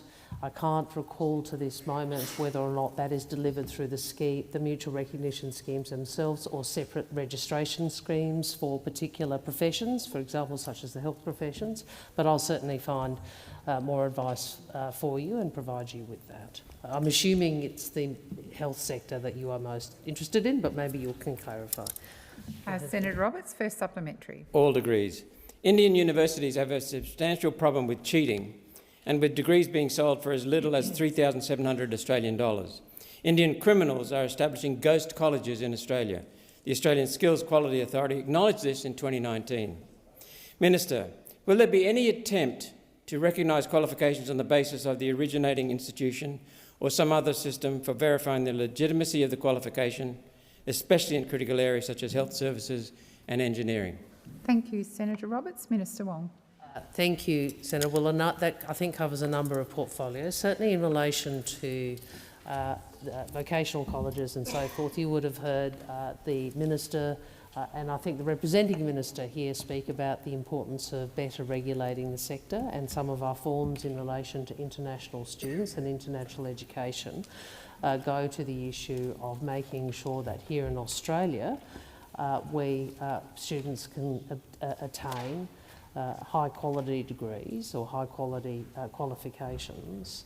But in relation to, I think you said engineering and health, again, I will see what we can find for you. My recollection is that these arrangements between countries, which might give pathways to recognition, are one thing, but the requirements of particular professions to ensure that people have the requisite qualifications to be able to provide the relevant services to consumers remain. Has expired. Senator Roberts, second supplementary. Thank you, President. I simply need, Minister, to get the government's logic straight. Are you saying we don't have the places to train our own graduates because we have 500,000 foreign students occupying those places, who will then take their degree back home, and so we have to bring in Indian graduates to get the skills we need? Minister, wouldn't it just be easier to reduce foreign students and educate more of our own children? Thank you, Senator Roberts. Minister Wong. Well, Senator, the government's view is that you need a vibrant, world-class, high-quality higher education sector.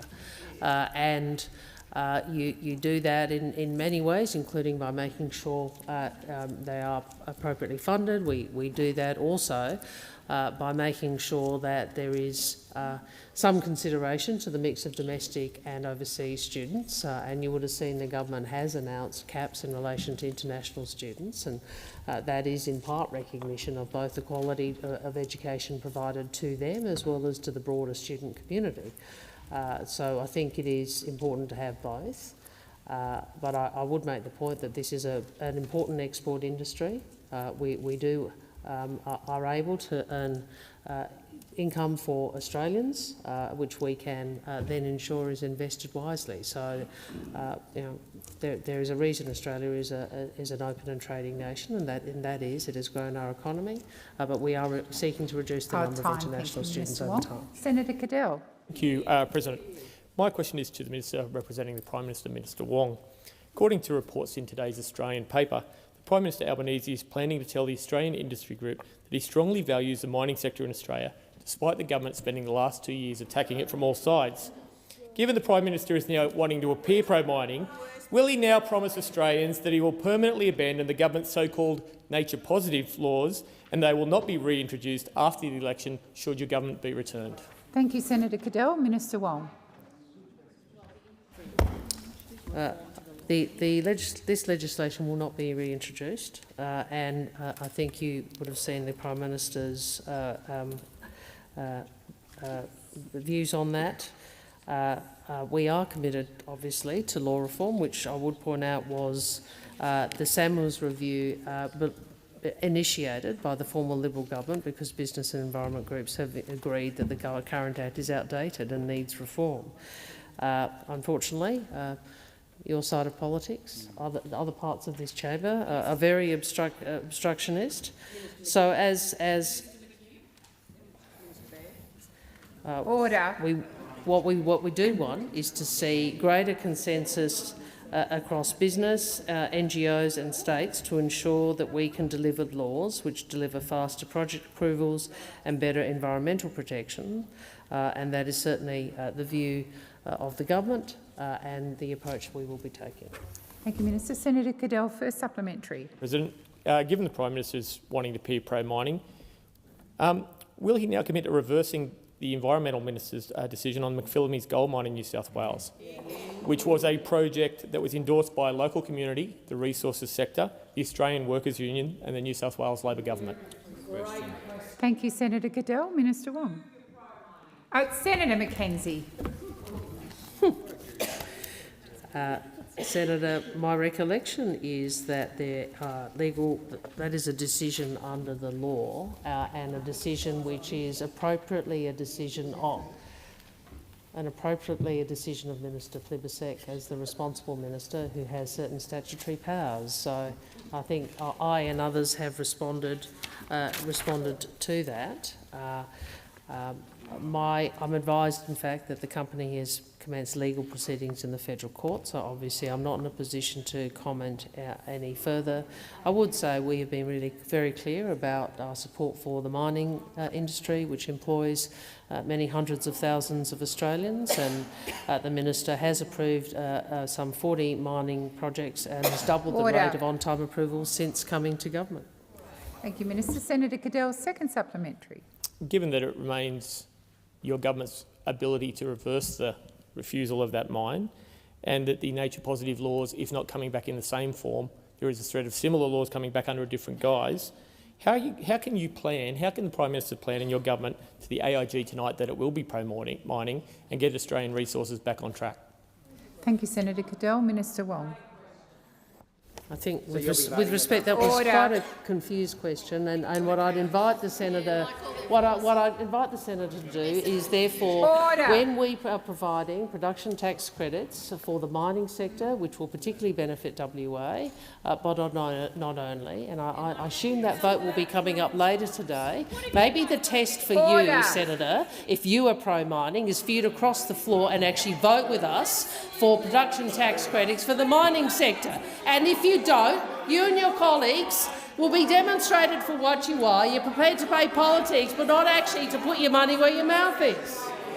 Order. Order. I draw to the attention of honourable senators the presence in the chamber of the Honourable Willie Tukatake, Speaker of the Parliament of Kiribati. On behalf of all senators, I wish you a warm welcome to Australia and in particular to the Senate. Senator Cox. My question is for the Minister for Indigenous Australians, Senator McCarthy.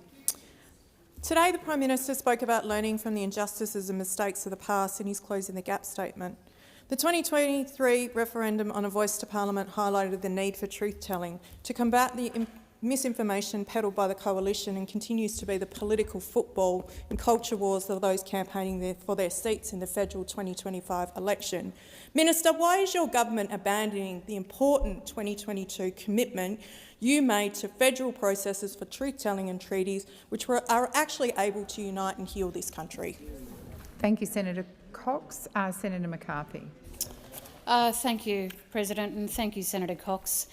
Well, as I answered in my previous response to Senator Price, but perhaps the Senate didn't hear me, I have said on numerous occasions in regards to our next steps, we have never moved away from the principles of the Uluru Statement from the Heart, President, and what we are waiting for is the Senate inquiry that Senator Cox is a part of.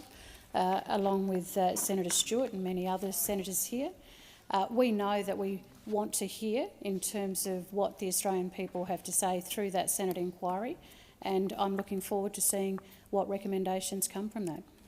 Thank you, Minister. Senator Cox, first supplementary. Previously, the government allocated a budget line item for the establishment of a federal Makarrata Commission, which you previously campaigned for in opposition. Minister, what is your government's plan in relation to the implementation of the outstanding elements of the Statement from the Heart and its relationship to closing the gap for First Nations people? Thank you, Senator Cox. Senator McCarthy. Thank you, President, and thank you, Senator Cox. Well, we campaigned on a lot of issues in the 2022 election, President. We campaigned to get rid of CDP. We campaigned to go to a referendum, which we did. Order. We campaigned on many things that those opposite still do not support. And we have come into this term knowing that cost of living has been an incredibly important area for all Australians, and we've worked on that. While those opposite, mind you, President, have not even voted in favour. Minister McCarthy, please resume your seat. Senator Cox. Point of order, President. The question, if you can draw the minister to that, was the allocated budget line item for federal Makarrata. Thank you, Senator Cox. I will draw the minister back to the question. Minister. Thank you, President. So in terms of the question by Senator Cox, as I said in my previous response, we have not moved away from the principles of the Uluru Statement from the Heart. We are genuinely waiting to see the outcome of the inquiry that was put forward to this Senate by Senator Cox. Thank you, Minister. Senator Cox, second supplementary. Thank you, President. The Australian Greens national polling on truth and justice highlights that at least 30% of Australians are not even aware that truth-telling, because it's not in our educational curriculum and its importance to First Nations people and the history of this country. Will your government vote for the Greens federal Truth and Justice Bill when it's finished inquiry and comes into the chamber for voting? Thank you, Senator Cox. Minister McCarthy. Thank you, President. Well, I understand that the inquiry has received hundreds of submissions so far, Senator Cox, and I certainly understand that you've held a number of hearings across the country, and we will, like we do with all reports by senators in this place, we will wait until your recommendation comes to the Senate, and we'll obviously wait to see what Australians are saying to the inquiry. Thank you, Minister. Senator Green. Thank you, President. My question is to the Minister for Emergency Management, Senator McAllister. Minister, over the last week, we have seen ongoing flooding and severe weather impacting communities across North Queensland. I know the Prime Minister joined you in North Queensland last week in visiting affected communities. Can the Minister update the Senate on the current situation? Thank you, Senator Green. Minister McAllister. Well, thank you, Senator Green, and thank you also for your commitment to the people of North Queensland. Last week I was able to witness firsthand the incredible efforts of our first responders as they helped the people of North Queensland who were impacted by severe rain and by flooding. Emergency service workers, energy and telco workers, council staff and volunteers. And I want to also thank our ADF personnel. They stepped in, assisting by knocking on doors, but they have also done an extraordinary job supporting the recovery, including the construction of a temporary bridge on the Bruce Highway at Olera Creek and the resupply of communities using helicopter assets. Now, I was joined by Prime Minister Albanese, by the Queensland Premier, Mr Crisafulli, and local mayors in the Queensland Disaster Management Committee, a terrific example of collaboration and political leadership, people coming together from every level to support our communities in crisis. I want to acknowledge those mayors. They have led their communities, often while managing challenges in their own homes and in their own workplaces. The situation in North Queensland remains dynamic and challenging. This is not over, and we are asking people to think very carefully about their own safety and the safety of their communities. Local conditions could change rapidly.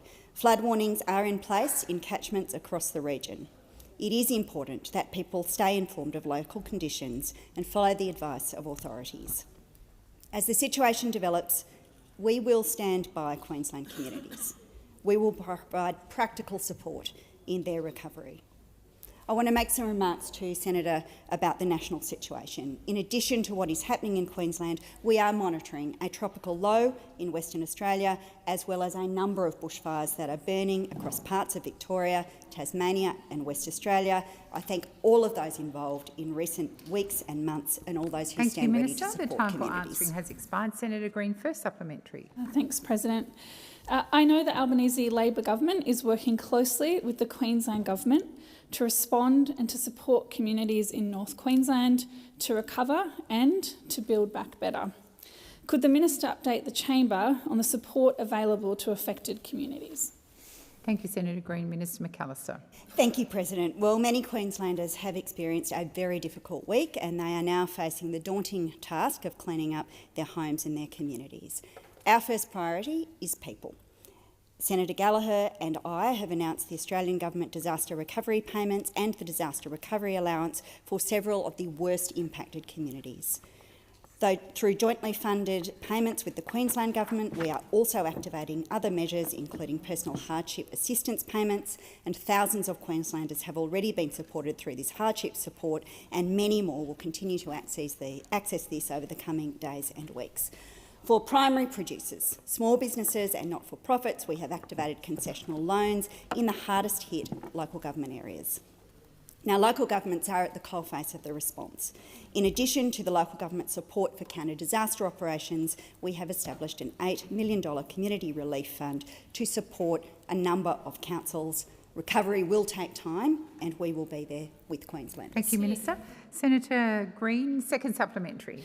Thank you, Minister. I know all senators are appreciative of the work that emergency services personnel do in these times of crisis and all the work they do to help communities prepare, respond and recover. With increasingly severe and frequent crises, how has the Albanese Labor government backed frontline workers and worked to improve the capacity of government to support emergency management? Thank you, Senator Green. Minister McAllister. Well, thanks, President. Emergency service personnel around Australia are responding to floods, to heat waves, to bushfires and to severe weather conditions, and I want to acknowledge the work that they do all year round. These are Australians that are rightly proud of their public service, and they should know that they have a government that is proud of them. States and territories lead in these circumstances, but we want to be good partners to the states and territories. We have increased the National Aerial Firefighting Fleet to include 3 heavy lift and multi-use helicopters alongside the large air tanker. We have invested in the National Emergency Stockpile. It includes resources that states can use when they need them, including emergency housing, large generators, water filtration and purification equipment, water pumps and flood barriers. We're investing in disaster risk reduction through our Disaster Ready Fund to help communities better prepare for future disasters, and these are practical measures that we are taking to protect Australians and support these incredible personnel. Thank you, that Minister. work The in time this for sector. answering has expired. Senator Hume. Thank you, Madam President. My question is to the Minister representing the Prime Minister, Senator Wong. Minister, independent analysis from the Parliamentary Budget Office has shown that Labor's budget assumes that the public service will decrease by more than 20,000 over 4 years from the 1st of July 2025 compared to the current level of 209,150. Order. The PBO has calculated that it will cost the budget an additional $11.1 billion to retain these public I'm sorry, servants. Senator Hume, please resume your seat. Senators on my right. I can barely hear Senator Hume. Senator Hume, please continue. Thank you, Madam President. The PBO has calculated that it will cost the budget an additional $11.1 billion to retain these public servants, money that the government has not budgeted for. Minister, on behalf of the Prime Minister, can you confirm that the government has not yet decided to keep the public service at its current level? Or do you have an $11 billion black hole? Thank you, Senator Hume. Minister Wong. Thank you, President. Well, I'm very happy to take this question from the Shadow Minister for Finance. She obviously is so worried about how well Senator Gallagher will answer the question that she isn't prepared to put the question to the minister she shadows, and I can understand why. I'm also happy to take a question from the Shadow Minister for Finance about APS job cuts, given her policy is 36,000 jobs to go, given that's the policy that she is advocating. And I'm also happy to take a question from the Shadow Minister for Finance for a party that took jobs out of the Department of Veterans Affairs, which left veterans without the support they deserved. Some 42,000 veterans with unallocated claims that you presided over because you weren't prepared to fund the Department of Veterans Affairs. So, these are just some of the highlights of the way in which those opposites have no credibility when it comes to these issues. And every question from them on this and every utterance from the Shadow Minister for Finance should be taken with a very large grain of salt. I would make this point. The exact same methodologies are employed to forecast wages and salaries in our budgets as occurred under the former government. Entities make forecasts on how much of their departmental budget will be spent on wages and salaries, and these entity forecasts are aggregated into the budget document. So, I know that the Shadow Minister for Finance wants a bit of spooky music to try to get some headline, but the reality is the big black hole is the one Mr Dutton is presiding over, with his $600 billion black hole for the nuclear fantasy that he wants to impose on Australians. Has expired. Order across the chamber. Order. Senator Hume, first supplementary. Thank you, Madam President. The analysis by the PBO confirms that the government has either been deliberately dishonest in hiding the true cost to retain this bloated public service, or Labor's budget is not credible. The minister states that these figures reflect decisions that have not been taken, but then states that the public service will remain at current levels under Labor. Can you confirm, Minister, that the Prime Minister has decided to keep the public service at current levels? Thank you, Senator Hume. Minister Wong. Well, I'm a little, I think all of us are a little bemused at which line the Shadow Minister of Finance is actually running. Is she saying the public service is too big or too small? It's an interesting. They want to have it both ways. Well, I mean, what we do know is they want Mr Dutton wants to remove some 36,000 jobs, and we know what Liberal governments have previously done when it comes to the public service. We also know what's in the budget papers, and either the Shadow Minister for Finance is unable to read the budget papers properly, or she is deliberately misleading about what she is being deliberately misleading about what those budget papers contain. And what I'd say to her is that these are the same methodologies that governments past have used in relation to the forecasting of wages and salaries. I'm sorry if you can't understand that, Senator Hume. Please resume your seat. Order. Senator Hume. Sorry. Point of order. Sorry, Senator Hume. Senator McKenzie, come to order. Senator McGrath. Senator Hume. Point of order on relevance. The question was, have you decided to keep the public service at current levels? That's it. The minister is being relevant to your question, Senator Hume. Minister, please resume your seat. Senator Wong, please. Senator McKenzie, withdraw, and Senator McGrath, withdraw. I withdraw. Minister, please continue. Minister, yeah. Senator, what I'd say to you is I think Senator Gallagher responded very, very clearly and very well on this in Insiders yesterday with excellent. Senator Hume, second supplementary. Thank you. Yesterday, in relation to the size of the public service, the Minister for Finance stated that she believed, "I think we've resourced it properly now." Yet, the PBO costing confirms in Labor's own budget that the budget will assume a reduction in the APS that the minister has in fact ruled out. Given the Prime Minister has committed to being honest about his budgets, how does he explain this shoddy deception? Order. Order on my right. Order on my right. Minister Gallagher. Order. Order on my right. Minister Wong. President, the political exercise by the opposition ignores that The approach to APS wages is exactly the same as it was under 9 long years of LNP government. It's calculated in the same way. But if the Shadow Minister for Finance actually is a fiscal conservative, I look forward to her telling Australians where the $350 billion reduction is going to come from, where those cuts are going to come from. We think they're probably health and education, judging by past practice, and I look forward to her being upfront with the Australian people about the $600 billion to be spent on the nuclear fantasy.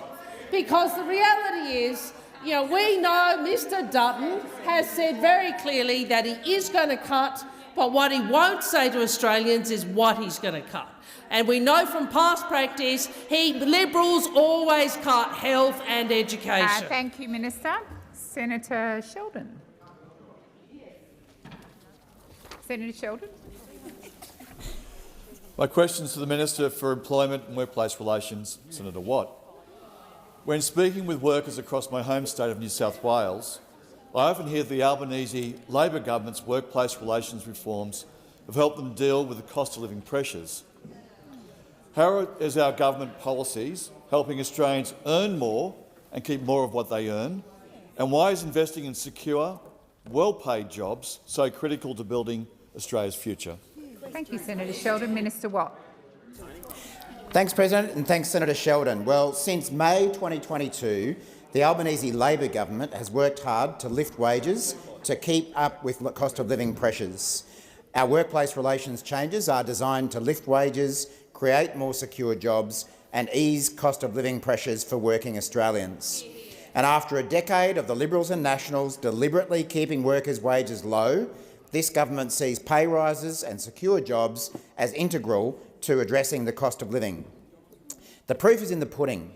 Wages are rising at the fastest rate in more than 4 years, with real wages growing for 4 consecutive quarters, 12 months after falling under the coalition. Little bit of a worry that the Shadow Minister for Finance doesn't understand the concept of real wages, but maybe that's why they deliberately kept real wages low. Over 1 million jobs have been created since we came to office, 4 in 5 in the private sector. And the gender pay gap is at its lowest level ever, with women's average weekly earnings increasing $173.80 a week under this government. So under our government, under Labor, wages are up, inflation is down and unemployment remains low. And that doesn't happen by accident. It happens by changing the law, changing the laws in ways that the coalition voted against every step of the way. Now, we've seen what the coalition have got in store for the future, and we saw more of it on the weekend. Just on the weekend, we saw Senator Cash doubling down on Sky News, confirming the coalition will repeal the right to disconnect and the changes we've made to the definition of casual work. Sound familiar? Of course, Senator Cash is on the record saying that, quote, "Those on the coalition side of the chamber will always stand with the employers of Australia." The fact is that the Liberals and Nationals are for big business, not for the average working Australian. You will be worse off under Peter Dutton and the coalition. The time for answering has expired. Senator Sheldon, first supplementary.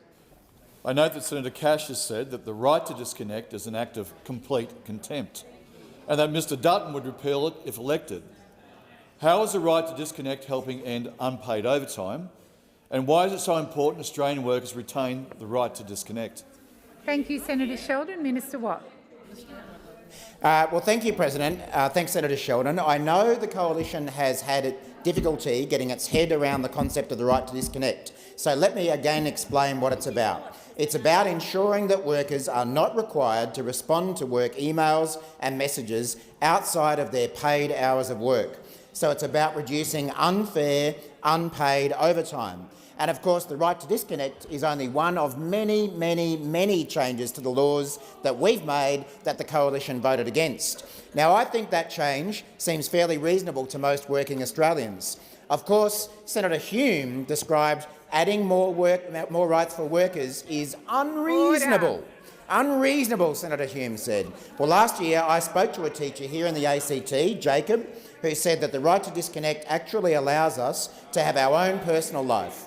And so the right to disconnect, what it allows us to do is make sure we actually look after our well-being. How unreasonable of workers like Jacob to want to look after their well-being. Under Peter Dutton, you will be worse off. Thank you, Minister.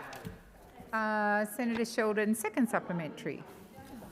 Over the weekend, Senator Cash said that additional rights for workers have sent a chilling effect across the economy, stating that Mr Dutton would seek to repeal them if elected. Why did the Albanese Labor government legislate more rights for casual workers, and how would casual workers be worse off if those rights were withdrawn?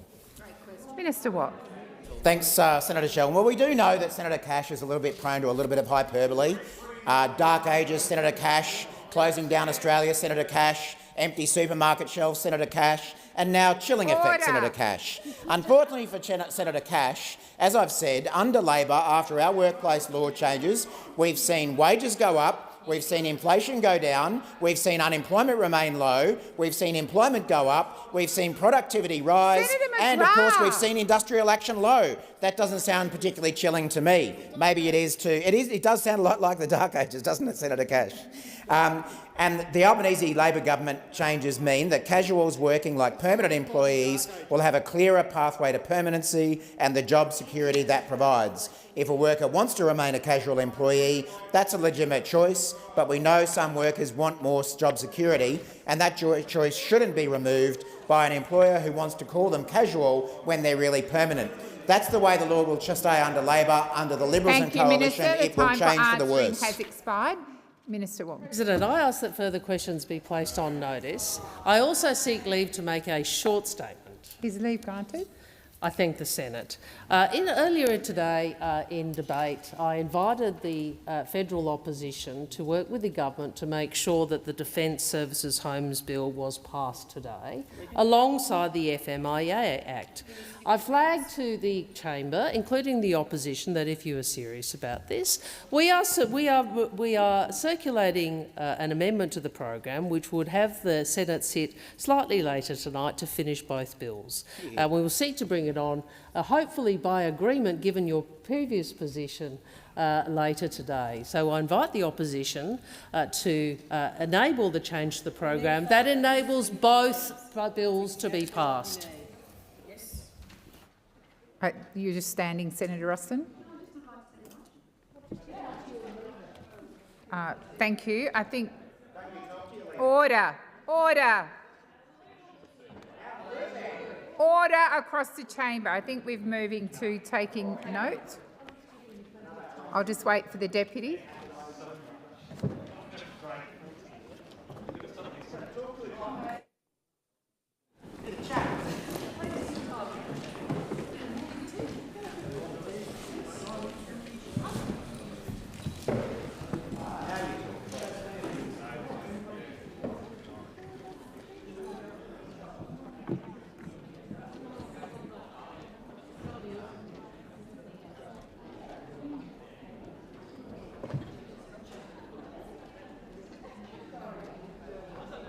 Are there any motions to take note of answers? Senator Colbeck.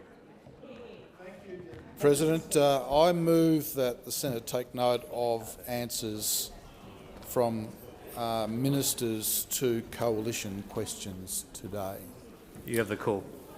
Thank you, Deputy President. President, today the opposition's asked the government a number of questions in relation to its achievements or lack of in relation to closing the gap, given the significant statement made by the Prime Minister, the Leader of the Opposition, and ministers and colleagues across the chamber today. And today's work reinforces this government's place as a government of broken promises.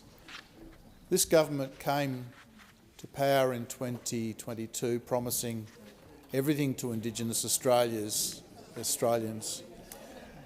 and has come close to the end of the parliamentary term by delivering almost nothing, with policy confusion, with policy paralysis and a genuine concern amongst Indigenous Australians in relation to where this government wants to take them. It's been interesting to hear during the debate, and particularly in question time, the calls across the chamber for bipartisanship. Because there have been a number of occasions where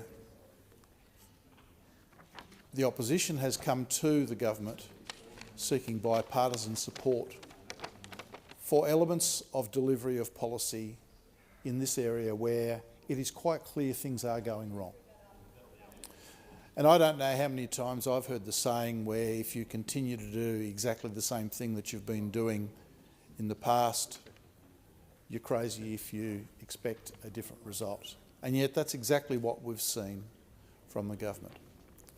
I myself went to the government early in the parliament when it was clear that there were clearly a number of things wrong in the way that a number of Indigenous organisations were operating, where the ORIC report that was provided to us showed that 27 or 28% of them hadn't lodged their required financial documents for 2 years. We came to the opposition. As an opposition, we came to the government seeking the opportunity to have a look at the way those organisations were operating. And we were effectively told to go away. Now, clearly there's an issue there. Clearly there's an issue there. And it's all very well for the government to seek bipartisanship when it's something that they want. But bipartisanship, by its very nature, works both ways. And that's not what we've seen from the government in relation to this.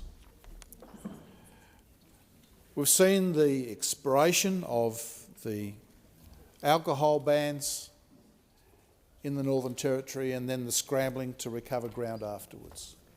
We've seen the allocation of significant amounts of money and the government continuing to talk up how much money it's spending in this area. And that's fine. The allocation of resources is important. But what is also important is how it's actually allocated, how it's delivered on the ground, and how it delivers its results.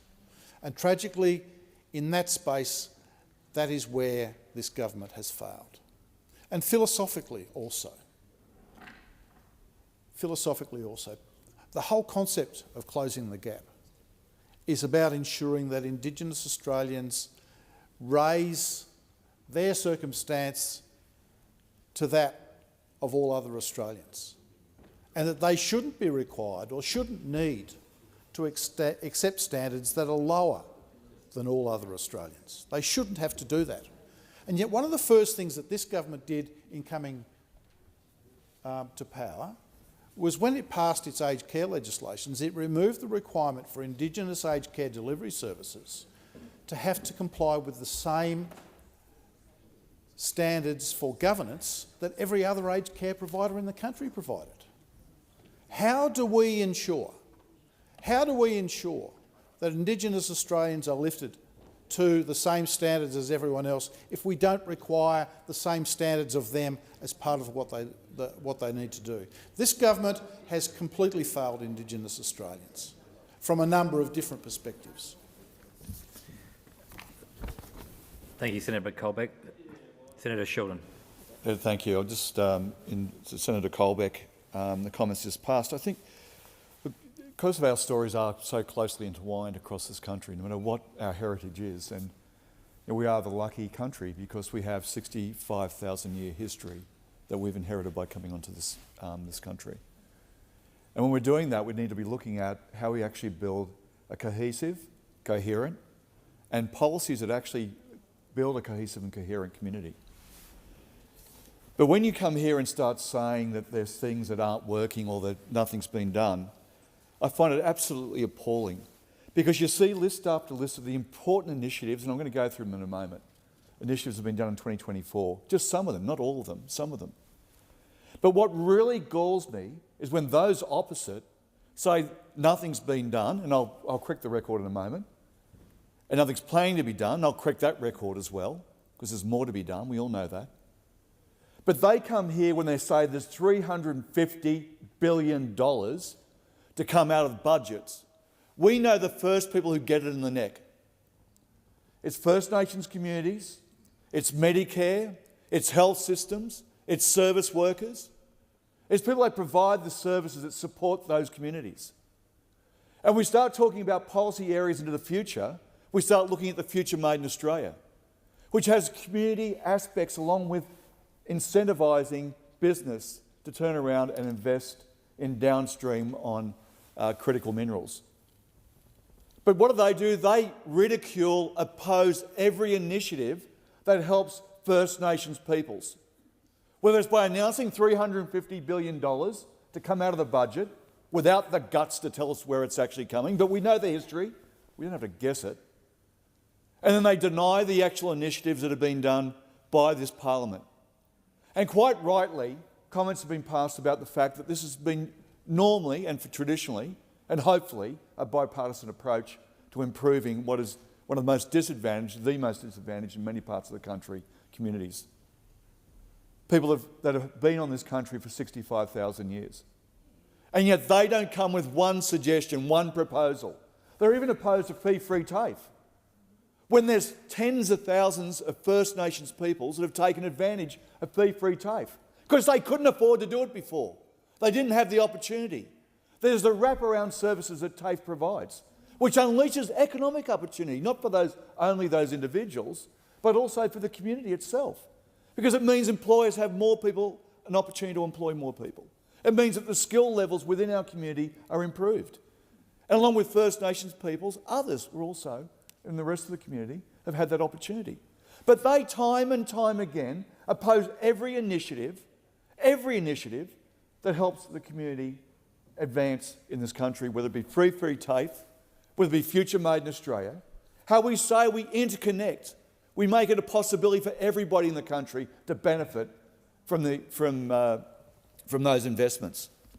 And of course in 2024, and I'll go through some of those ones that those opposite fail to name, and it's only a few, there's so many.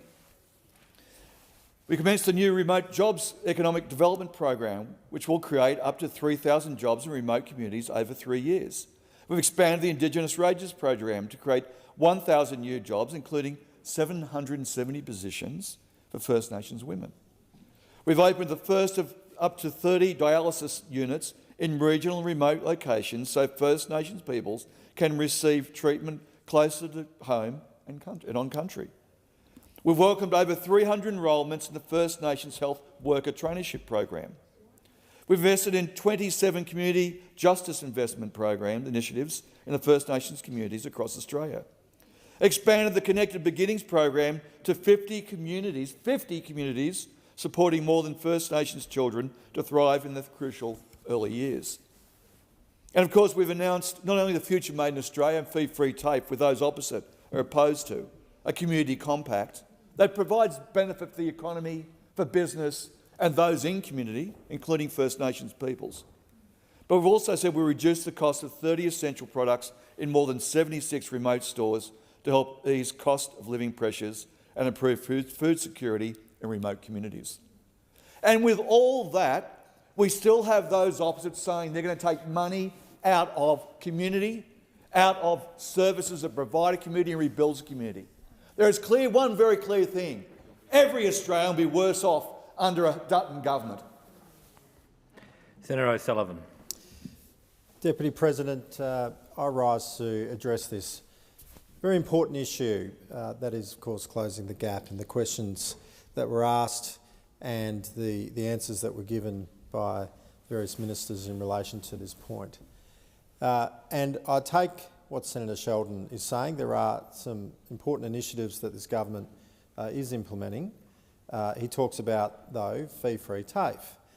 And one thing that Senator Sheldon failed to recognise in his contribution is that what fee-free TAFE is doing is it's preferencing funding towards essentially public servants delivering training, and what we've got is many Indigenous RTOs, registered training organisations, that are not going to be in receipt of the support of fee-free TAFE because it has to go to TAFE and not private institutions. And we know that the wraparound support that's provided by particularly Indigenous controlled and run RTOs, is actually very profound, and particularly when it comes to training and supporting Indigenous people in this country. And so that's a point that Senator Sheldon failed to mention.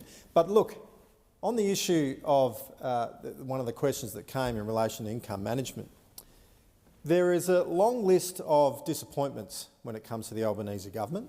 Its handling of the cost of living crisis is, of course, certainly towards the top. In Western Australia, my home state, the passing of the legislation that banning the live sheep trade is a big disappointment. There is a long list of disappointments, but one of the great shames of this government was the very first piece of legislation that they brought into this place, which was the abolition of the cashless debit card. And this was an initiative that was working in communities across Australia. There were 4 trial sites in the Kimberleys, in Eastern Goldfields, in the Northern Goldfields, and in Ceduna in South Australia, and in Bundaberg in Queensland. The impact of the cashless debit card in each of these communities was quite profound. It was no silver bullet, no one ever claimed it was, but it was having a significant impact. And because of the government's ideology against this initiative, without listening to those in the community, without engaging with those in the community, we learnt through the inquiry process that the minister didn't even visit, or the shadow minister, when they made the decision to abolish the cashless debit card. They never actually spoke to people on the ground. Who did they listen to, though? They listened to the academics in the universities of Sydney and Melbourne, rather than listening to the people on the ground in these communities. And it is a great shame that that legislation was passed by this parliament and abolished the cashless debit card without the listening to those that are on the ground in these communities. And what's happened now? Well, we've seen those communities recede back to the levels of violence and social unrest and kids going to school hungry. You know, the Wyndham Primary School has to bring in extra food on a Monday now for their breakfast program because kids are going hungry over the weekend. Yet when the cashless debit card was in operation there, they had less food on a Monday that was required to feed the kids because kids were getting a belly full of food. But because of an ideologically inner-city-driven mindset of this government, we saw the abolition of the cashless debit card. It is a great shame. It is a great shame, and it's something that they should hang their heads in shame over, because it's actually impacting upon people's lives. There are women now that are frightened for their own lives and their own safety because of the violence that is occurring in places like Laverton and Leonora in my home state of Western Australia, and up in Kununurra in the Kimberley and Wyndham, as I was talking about. This is happening because of this decision of this government. And last time I checked, and I'm happy to be corrected, but last time I checked, the Minister Rishworth, has not been back to these communities since to see the impact of her decision, to see the impact of the decision of this government upon these communities. It is absolutely shameful. Now, thankfully, a future Dutton-led government will restore the cashless debit card, not only in these communities, but in other communities that might want to see it implemented in their place as well, as a remedy, as a solution to addressing the harm that is caused by alcohol and drug-fuelled violence.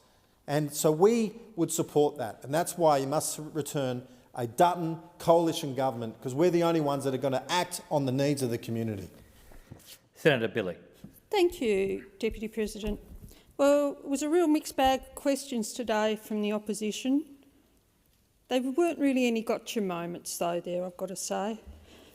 Before I begin my talk to my response today, I do want to acknowledge the amazing work done by the Minister for Indigenous Australians, my colleague Senator Malarndirri McCarthy, and her predecessor Linda Burney, and also by Senator Stewart, my other colleague.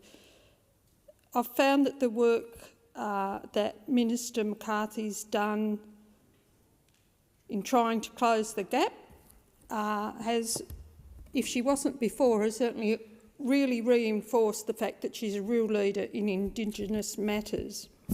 On Thursday, we'll celebrate 17 years since Prime Minister Kevin Rudd delivered the apology to the stolen generation, and it's 60 years since the start of the Freedom Ride, as the Prime Minister mentioned earlier today. And these anniversaries help us to remember the injustices and the mistakes, I suppose, of the past and focus on what is not working. Unfortunately, as we heard today from the PM, there are areas in which we can improve, and I don't think there's any government that would think that they were perfect. But we are seeing improvements on 11 out of 19 targets in the National Agreement, but only 5, sadly, are on track to be met. Now, we said when we came to government that we would end the CDP, that we would make it voluntary to those that wanted it to be voluntary in those areas. And over the past 2 years, we've been transitioning to that effect. This has been done in partnership with the First Nations Working Group in terms of areas like remote jobs. As I said, the Albanese government made an election commitment to abolish the cashless debit card and to make it voluntary in those communities through the smart card. We're delivering on a long-term plan to reform income management. Income management has been in place since 2007, and we're committed to working through this matter in partnership with the communities that would be affected by any changes. First Nations people and other stakeholders were the ones that called for a measured approach to reforming income management, and decisions must be made in partnership with them. And we've heard that any reform needs to reflect the complex needs of the participants and to mitigate any disruption to the ability to manage their own money. We've conducted the widest engagement on income management ever undertaken, and we make no apologies on this side for taking a measured approach to this reform. We want to see appropriate supports in place tailored to community needs for any decisions made on the future of IM to be put in place. The other, there was a couple of questions, as we know, on income management, but the other question that perplexed me somewhat was the question from Senator Hume in regard to public service cuts. Now, we know that Mr Dutton has $350 billion worth of secret cuts, and we know that he vowed to cut overall government spending if elected to government. So on this side, we're actually calling on the opposition leader to reveal details of his planned cuts. Where are the cuts going to come from? Are they going to come from health? Are they going to come from education? Are they going to come from DVA? Are they going to come from defence? Are they going to come from the AFP? TAFE, by the sounds of the previous speaker, could well be in the firing line. And as we know, on this side, certainly Mr Dutton doesn't like our fee-free TAFE process. We do know he wants to cut the public service, probably wants to go back to all those contractors for his mates and getting all those people back into little contract jobs. Not something that we would be supporting on this side. Mr Dutton said he would not detail where the spending cuts would come from until after the federal election, so it's a trust me, you know, what a line, trust me, I'm a politician. I mean, come on. Come out and tell us where these cuts are going to come from. It's not good enough. The people of Australia should know what services are being cut and what services they will not be able to access. The Coalition's plan to wind back the public service will result in slower processing of government payments, such as pensions. And as promised, we've reduced the number of consultants and contractors that were engaged by the former government. But what Mr Dutton hasn't seemed to cotton on to... Senator Kovacic, set the clock for 3 minutes. Thank you, Acting Deputy President. I can't think that there are many people who think they are better off today than they were 3 years ago. So it stuns me to hear Senator Sheldon say that everybody will be worse off under a Dutton government. I don't think that's actually possible. I think that the government have done an excellent job of creating a cost of living crisis that most Australians cannot navigate, that are finding it really hard to navigate. And Senator Cadell asked some really important questions around the mining sector, particularly in my home state of New South Wales. The Prime Minister on his website has a statement that says, "A Labor government and a better future." Well, I challenge him on that, because we do not have a better future, or Australians did not have a better future under this government when they elected them 3 years ago. And that's specifically a problem in our regional areas, particularly in mining communities. And the Prime Minister is going to be at a dinner tonight, according to The Australian, where he's going to talk to the Australian Industry Group. And he's going to say to them, and this is quoting from The Australian, "I have always valued our constructive engagement, even if we sometimes bring different perspectives to the public debate. We all share the same objective, founded on the same understanding," Mr Albanese will say. Well, I contest that that's not true. And I think that the reason that they've changed their mind in relation to the nature positive laws is because of something called some marginal seats, including Hunter, Patterson and Shortland.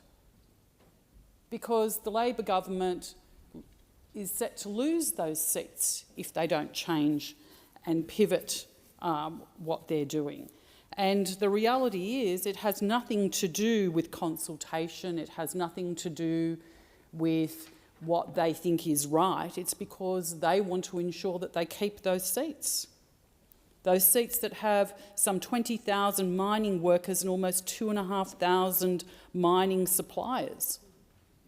And instead of giving them lip service and telling them what they want to hear before an election, despite egregiously not giving proper disclosure or transparency around what happened at McPhillamys, they now pretend that they matter. The people in those communities need certainty, and they can't get certainty from this government, because there is no clarity on what they will and won't do, because they themselves often don't know what they're going to do until after they've done it, which is a real problem for our country. Thank you. I'll put the question. Those for the question say aye. Against, no. The ayes have it. Senator Roberts, set the clocks for 2 minutes. Thank you. I move to take note of the Minister's answer to my question regarding the mechanism for the mutual recognition of qualifications between Australia and India, which recognises an Australian degree awarded to an Australian as being equal to an Indian degree awarded to an Indian, including online study.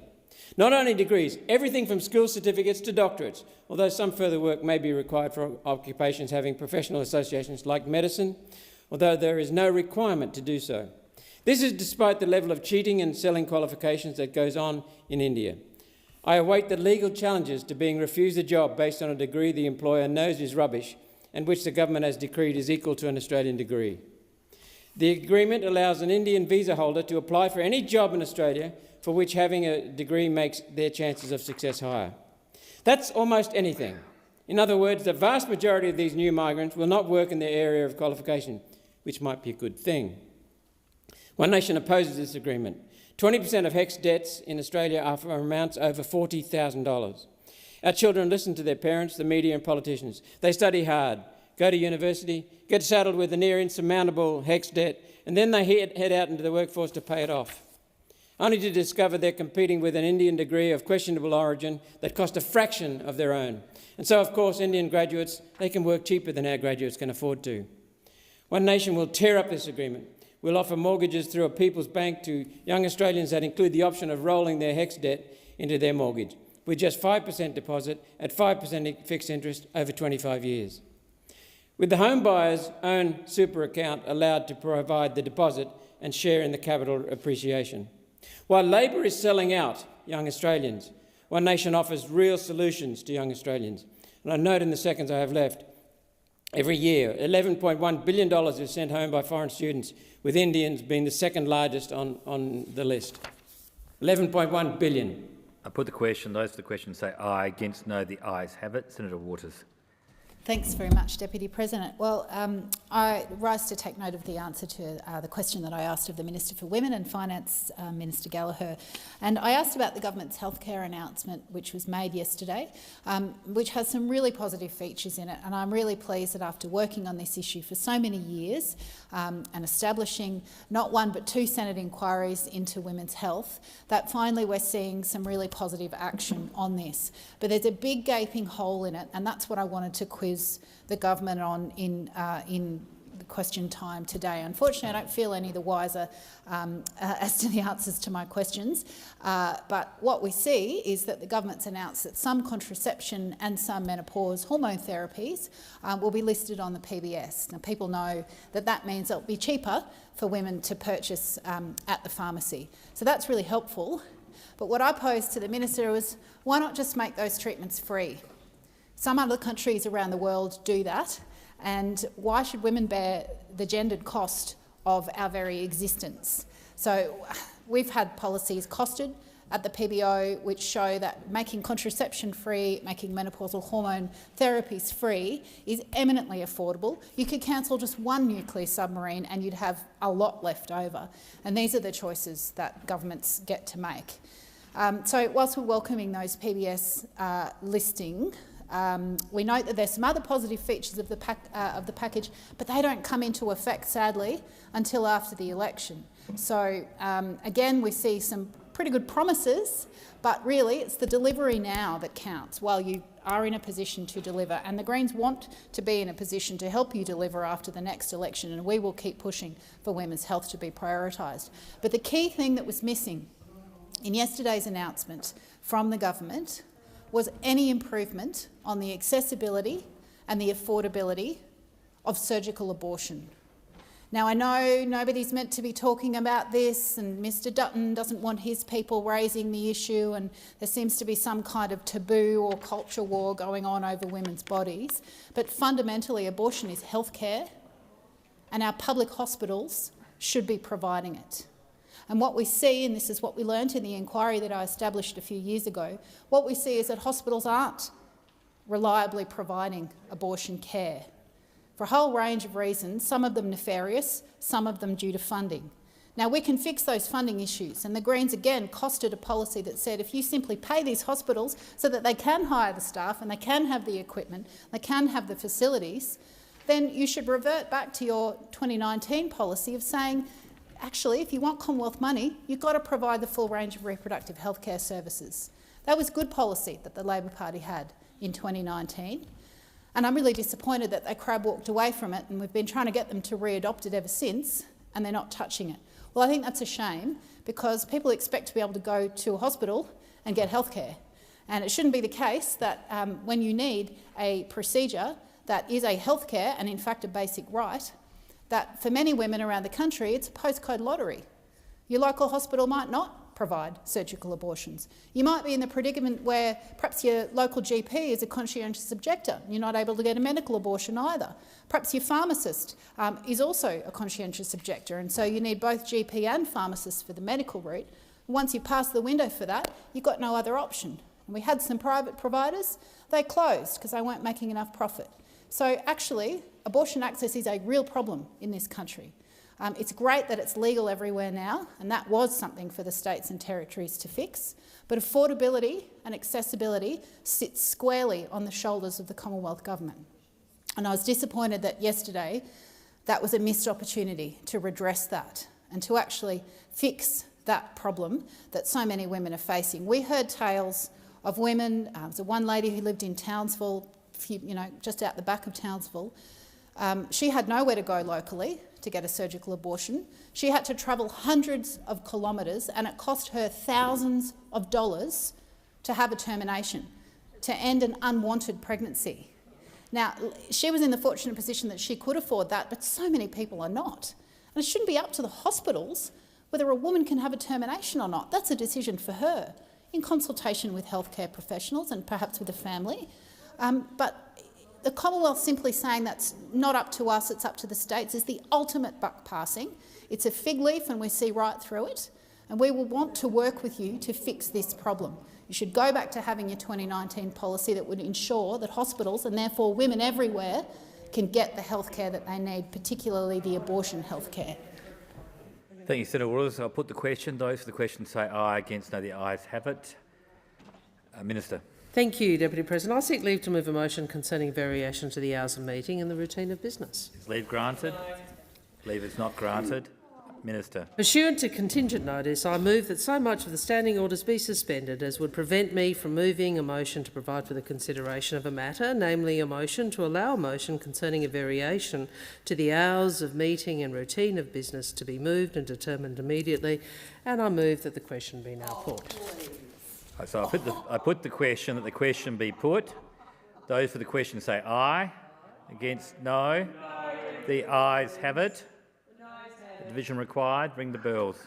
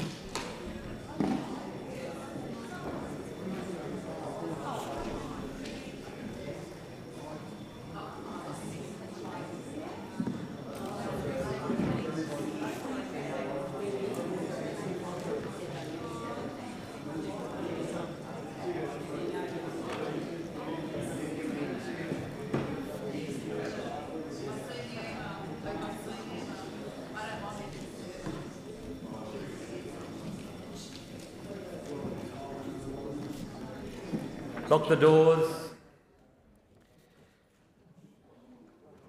The question is that the question be now put on the motion to suspend standing orders.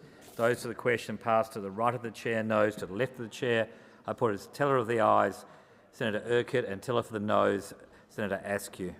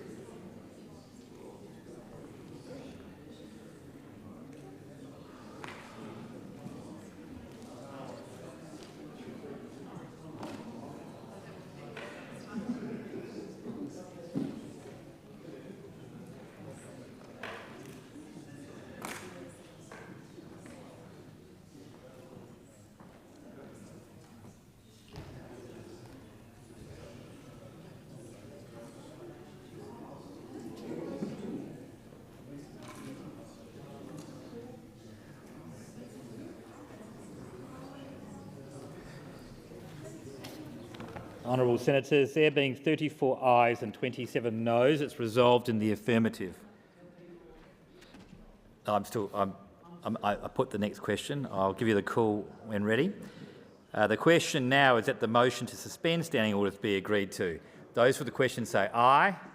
Against no. I think the ayes have it. Division required. Ring the bells. 1 minute. One.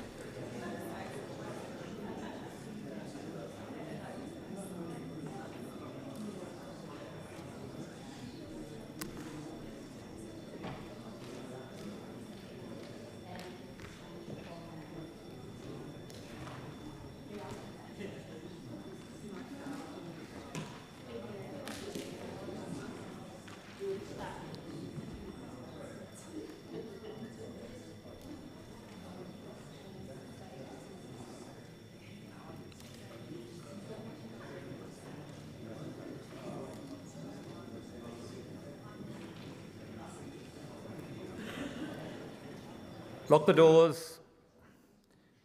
The question now is that the motion to suspend standing orders be agreed to. Those for the question pass to the right of the chair, noes to the left of the chair. I appoint Senator Urquhart as teller for the ayes and Senator Askew as teller for the noes.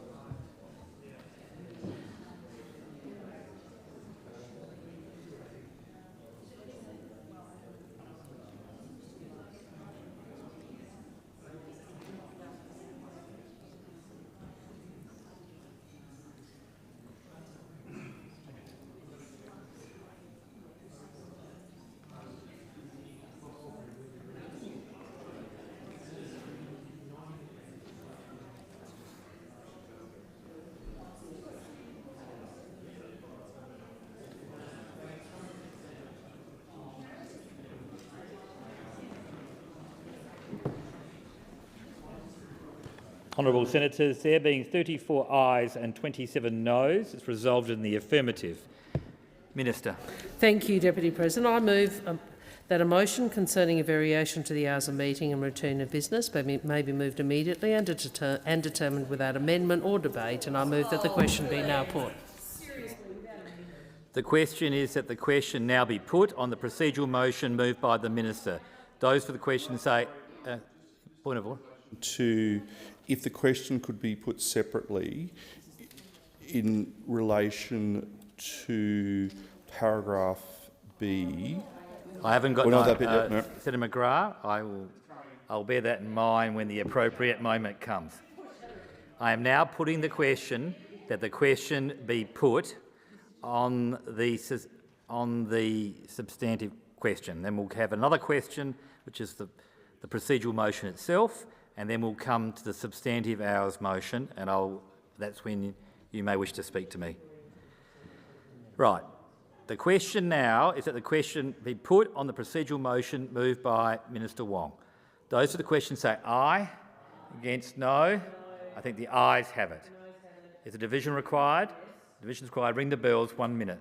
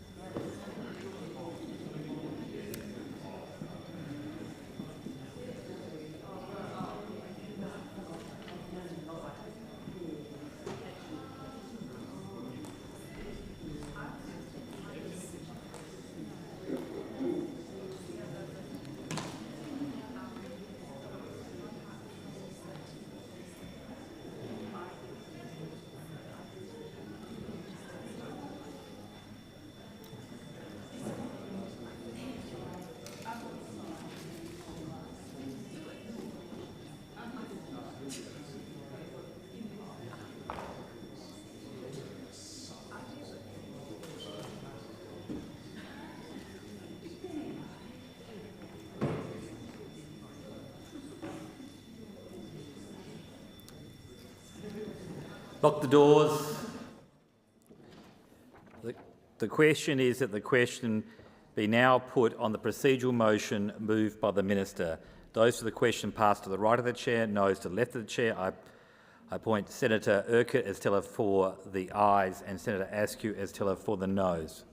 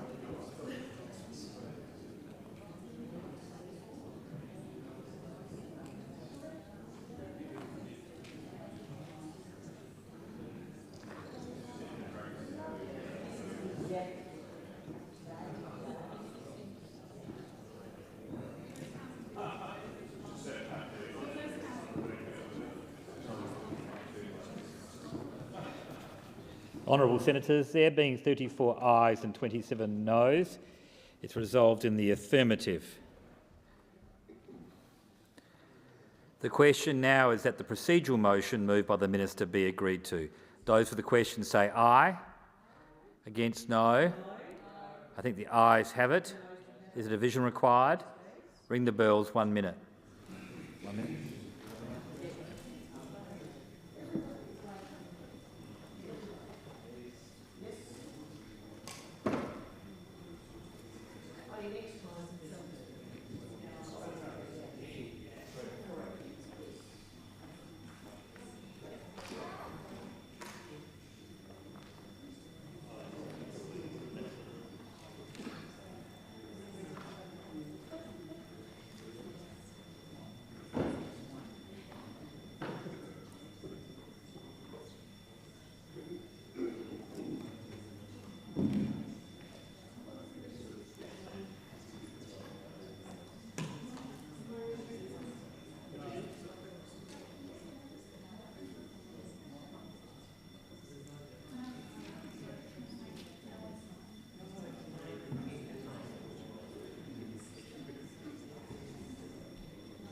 Lock the doors. The question now is that the procedural motion moved by the Minister be agreed to. Those for the question pass to the right of the chair, noes to the left of the chair. I appoint Senator Urquhart as teller for the ayes and Senator Askew as teller for the noes.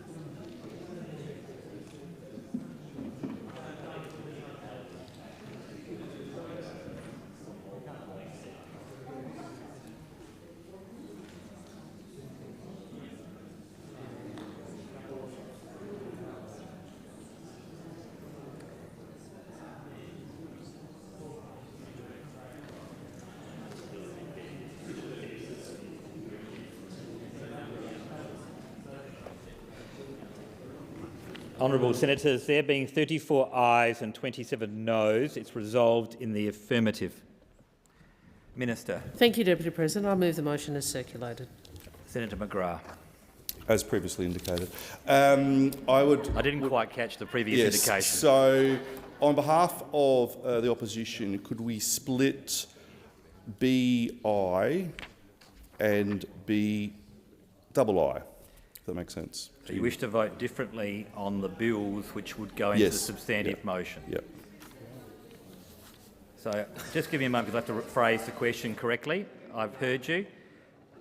What I think I'm going to do, subject to remonstrations from the table staff, is the first question I will put is whether the chamber agrees to B1 as the first question, and then, depending on the answer to that, the remainder of the motion. Does that cause any member of the chamber disquiet? Is that okay, Chief? Okay, so do we understand there'll be two motions moved? Yeah. So the first motion I'm going to move is whether the chamber wishes B1 to be agreed to. So if you want it in the motion, you say yes. If you don't, you'll say no. So I assume to my left they'll say no. And then I will put the whole motion depending on the outcome. Okay? So I put that first question.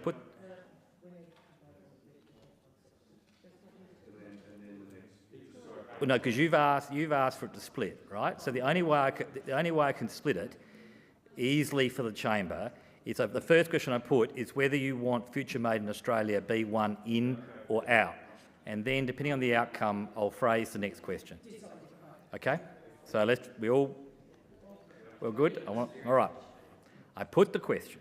The question is that the motion, as circulated by the minister, B1 be agreed to. Those for the question say aye. Against no. I think the ayes have it. Division required. Ring the bells. 1 minute.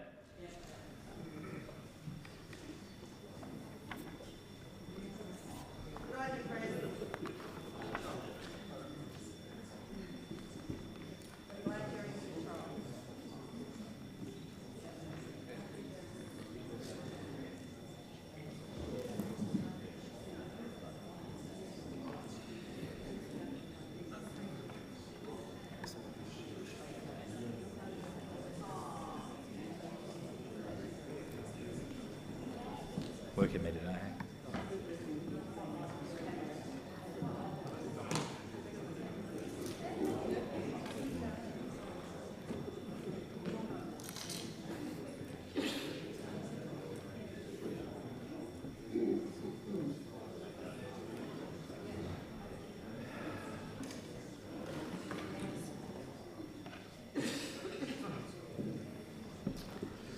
Lock the doors. So the question is that of the motion, B1 be included in the motion. Those for that question pass to the right of the chair, noes to the left of the chair. I appoint Senator Urquhart as teller for the ayes, Senator Askew as teller for the noes.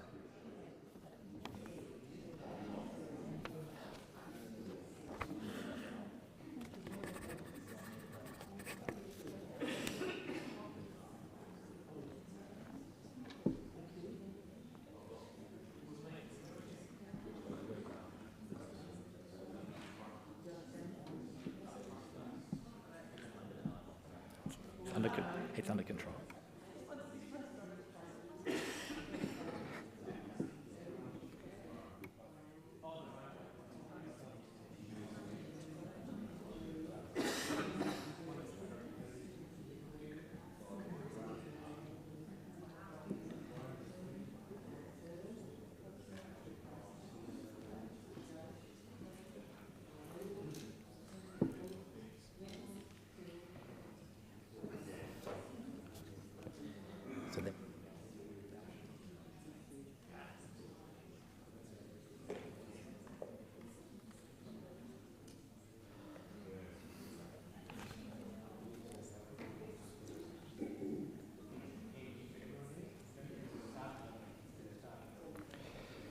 Honourable Senators, there being 34 ayes and 27 noes, it's resolved in the affirmative.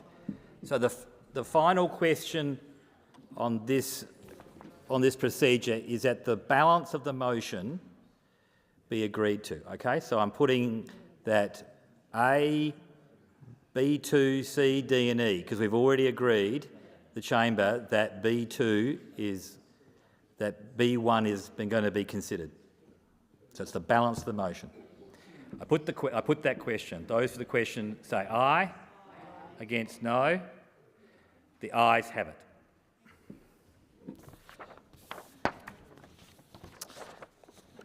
Oh, Senator Cash. I would just seek leave to make a short 5-minute statement. Is leave granted? No, leave is not granted. Pursuant to contingent notice of motion standing in my name, I move that so much of standing orders would be suspended as would prevent me from making a 5-minute a statement of no more than 5 minutes. And well, colleagues, can I just say, there it is. There's the new Parliament. Watch that very, very carefully, because this was a test for the government.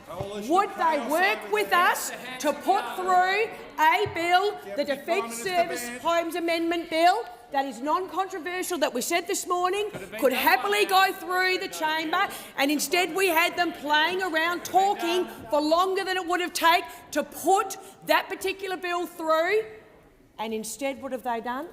Exactly what we thought they would do. Team up with the Australian Greens to do a dirty deal that avoids scrutiny on a bill that directly affects the mining industry in Australia, that is going to have a direct impact on their productivity and on their prosperity. And I have to say, though, what you're going to love, though, is this. We're heading towards, obviously, a federal election. Let's cast our minds back to what happened prior to the last election. Do you remember, colleagues, the lectures on transparency? Do you remember the lectures on accountability? Do you remember the lectures on if we are elected to govern, amongst other things which they clearly haven't delivered?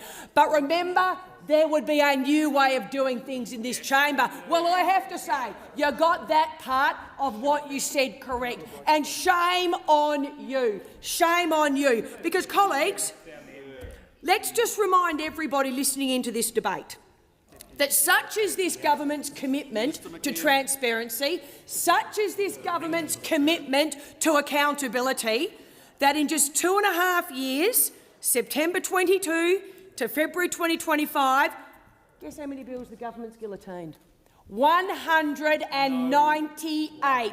And guess what? An incredibly important bill that Senator Dean Smith wants to take through committee and ask serious questions on is now going to be guillotined through this place. And I have to say, the dirty deal, I can't wait to find out what they got for it. Seriously, how many cabinet positions? Because you see, when I raised that today in the chamber in my speech, all I could hear from the Australian Greens was, here to cabinet positions, and how about we'd like a few? So let's start divvying it up. Which cabinet positions do the Australian Greens want in a minority government? Because they've been pretty upfront about it. That's what I'll give the Greens credit. At least you are being upfront about the fact that if you are in minority government with the Albanese Labor government, you will at least ask for cabinet positions. That is a good thing. I give you credit. You're being upfront about it. Senator Cash, to direct the chair's comments through you as the chair. I appreciate having the pen pointed at me, but just through you, please. Thank you for bringing order to the chamber, Senator Cash. Please take note. In a few weeks' time post the election, Senator McKim will be sitting here, and he will probably get precedence over me. Good grief! I mean, Senator McKim, will you actually be sitting up here? That's exactly right, as the leader of the government. But, colleagues, what is more concerning is this. This is a bill that deals directly with the backbone of the economy. This is a bill that deals with the mining and resources industry. And as we know, Australians rely on the mining and resources industry to ensure the prosperity which this country has had. Let's just have a look at what the Greens have said in relation to the mining industry. The last time there was a minority government, the Greens cut climate pollution and secured world-leading climate laws and billions for clean energy. This election, the Greens are on track to win more seats across the country, and in the balance of power we're fighting for, welcome to the next government. Stop new coal and gas. How's that going to work for energy prices in this country? End the billions in handouts to coal, oil and gas corporations. Again, how is that going to actually help you closing down coal, oil and gas in this country? Do you actually care how much the average Australian pays for their prices? And, you know, at least you're being honest, though. At least you're being honest about your disdain. Those opposite the government, colleagues, shame on them. Because on the first day of what could be the last sitting week, at least Australians now have the opportunity to properly understand this could be your future. If you think to the Australian people, if you think you are doing it tough now, God help Australians if the Greens get what they want and Mr Albanese is governing with them. Minister. There have been no further speakers. Well, I'm happy to make a few remarks here. As enjoyable and extraordinary as that presentation was, bordering on the delusional, I think it would be in the interests of the Senate if we move on to the bit of the program on the daily program, considering we're people are concerned about getting all the work done today. I think it would be beneficial if we moved on. We know the opposition doesn't want to deal with production tax credits. We know they're anti-Western Australia. We know that this is an important reform to provide investment certainty and support for businesses who are going to be at the forefront and at the new industries that need to be created as we move towards a renewable energy future. And we're very pleased that the Senate has agreed to deal with these two important bills today, and I move that the question be put. All right, the question is that the question be put. I put the question. Those for the question say aye. Against, no. The ayes have it. Division required. Ring the bells.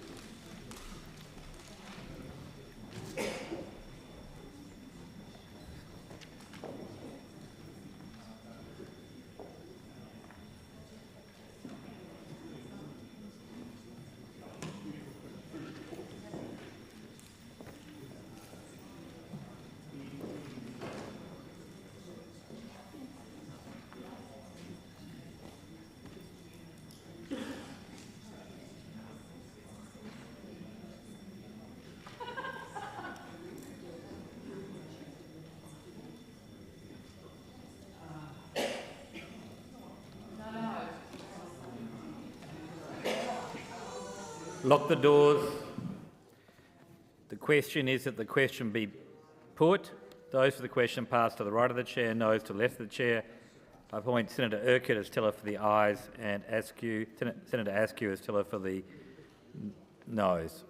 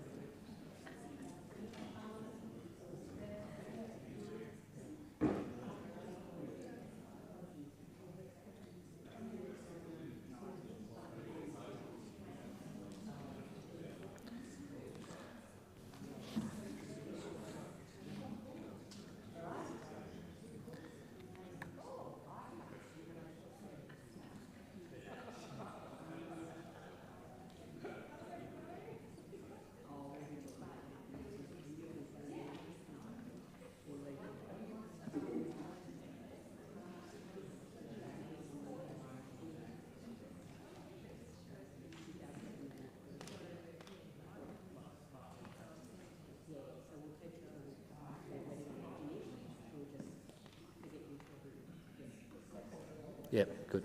Just making absolutely sure.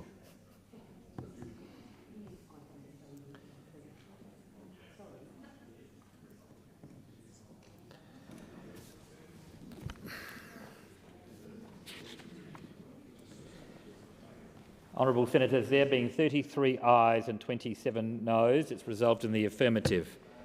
I'll now put the substantive question that standing orders be suspended. Those for the question say aye. Against no. I think the noes have it. Division required. Ring the bells. 1 minute.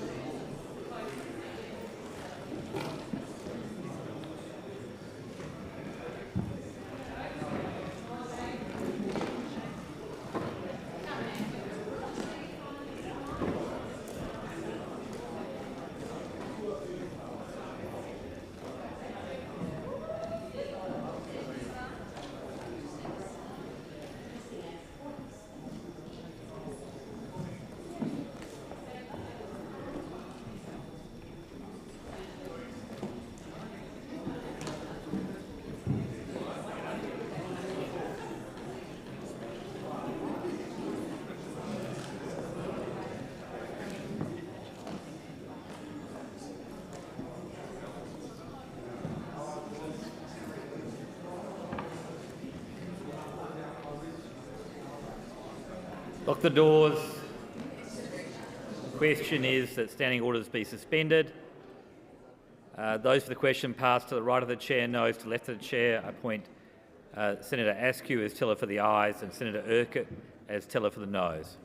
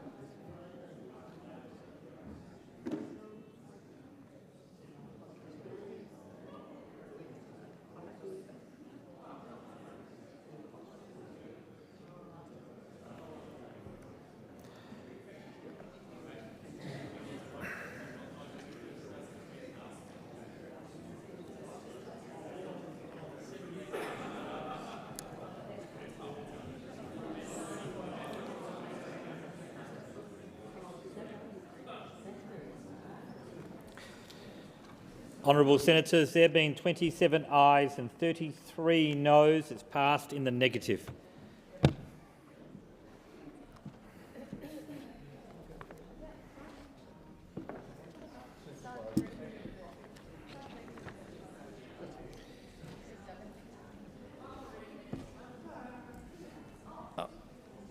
Minister, I might need you a little bit later. It's all right.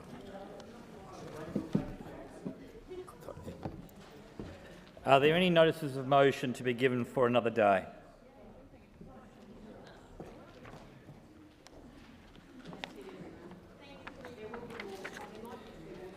I shall now proceed to the placing of business. Is it desired to postpone or rearrange the business? Minister.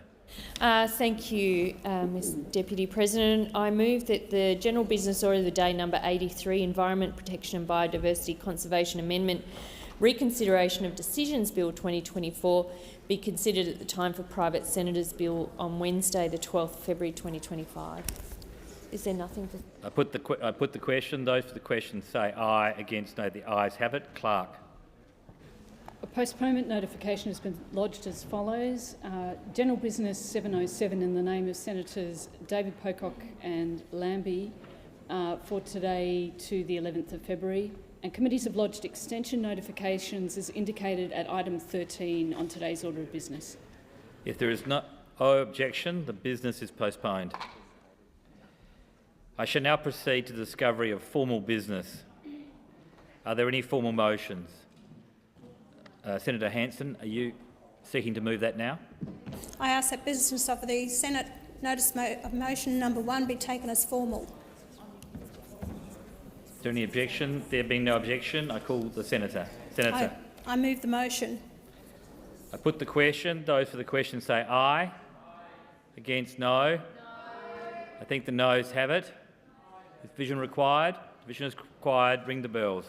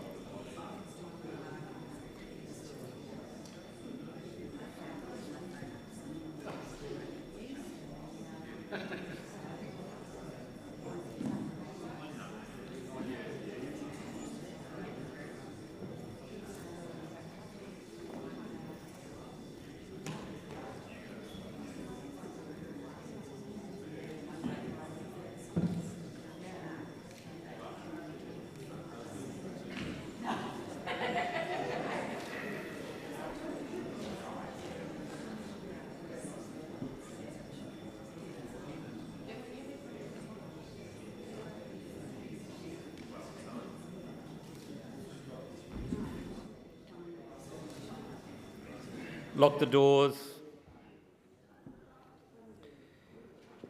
The question is the motion moved by Senator Hanson be agreed to. Those for the question pass to the right of the chair, noes to the left of the chair.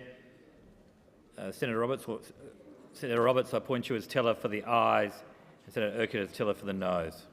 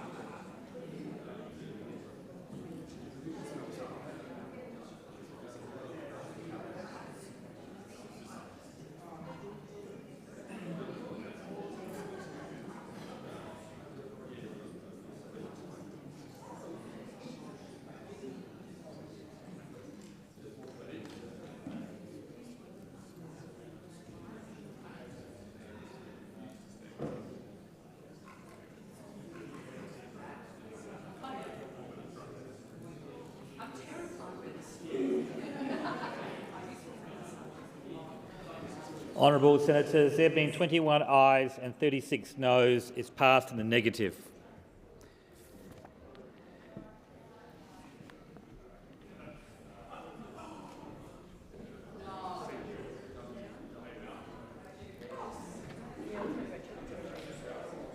Minister. Thank you, Deputy President. I ask that Government Business Notice of Motions number 1 and 2, proposing the reference of Public Works to the Parliamentary Standing Committee on Public Works, be taken together as formal. Is there any objection to the motion being taken as formal? There being no objection. Minister. Thank you. I move the motions and I table statements in relation to the work.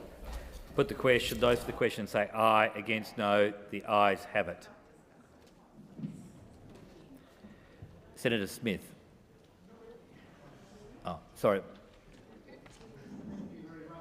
Just ask Senator Ayres to sort of clear the imagery for all those people that are watching at home on television. Thank you very much, Senator Ayres. Back now, thank you. You have the call, Senator Smith. Thank you, Deputy President. I ask that General Business Notice of Motion number 767 be taken as formal motion. Is there any objection to the motion be taken as formal? There be no objection. Senator Smith. Thank you for your call. Senator Smith, I'd like Thank you very much, Mr Deputy President. I move the motion. I put the question. Those for the question say aye. Against no. I think the noes have it. The division required? Okay. Sorry, there was some confusion. I think he moved 767. No, we're on 766. He actually moved 767. No, I'm on 766. This is your Treasury Laws Amendment Miscellaneous Measures Bill consideration. You might be on 766, but I'm on 767. Yeah, but the way things move, Senator Smith, I'm always right. So we'll start that again. I concede. Yeah, I concede. Shall we start again? We'll start again. I will give you the call, and we'll start the whole thing again. Okay? So we're on 766. Senator Smith, I'll give you the call. Thank you, Deputy President. I ask that General Business Notice of Motion number 766 be taken as a formal motion. Okay. Is there any objection to being taken as formal? There being no objection, Senator Smith, you have the I call. move the motion. So I put that question. Those for the question say aye. Against no? I think the noes have it. Do you wish a division? Division is required. Ring the bells. How long do we want? 4 minutes? They'll be rung for 4 minutes.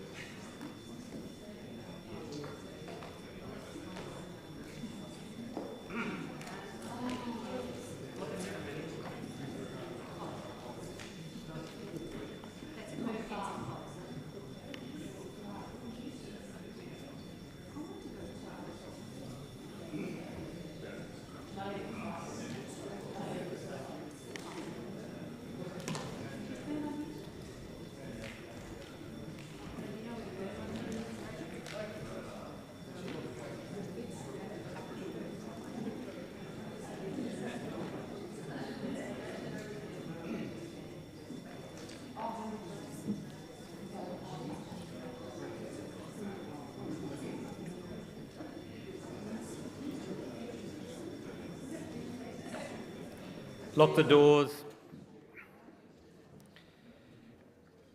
The question before the chamber is that the motion moved by Senator Smith 766 be agreed to. Those for the question pass to the right of the chair, noes to the left of the chair. I appoint Senator Askew as teller for the ayes and Senator Urquhart as teller for the noes.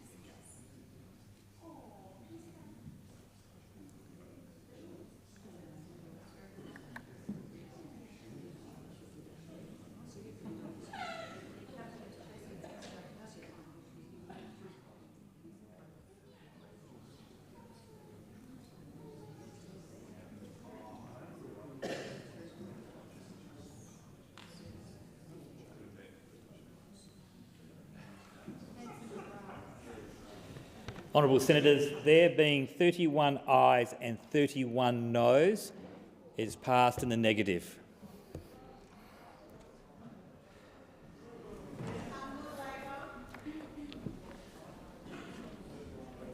We now come to 767. Standing in the name of Senator Smith. This is an order for production of documents. Sorry, Senator Smith, you had the call, so the microphone works. Yes, Senator. I ask that general business notice of motion 767 be taken as a formal motion. Is there any objection to the motion being taken as formal? There being no objection, I move Smith. the motion. I put the question. Those for the question say aye. Against, no. I think the ayes have it. Okay. We now come to matters of public importance and urgency. Senator Dean Smith has submitted a proposal under Standing Order 75 today. It is shown at item 15 of today's order of business. Is consideration of the proposal supported? I note in it more than 4 senators standing. With the concurrence of the Senate, the clerks will set the clock in line with the informal arrangements made by the whips. Senator Smith.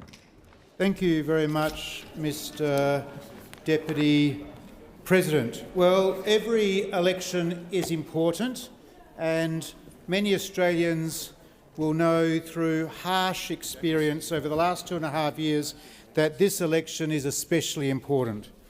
But at the outset, I just want to demonstrate that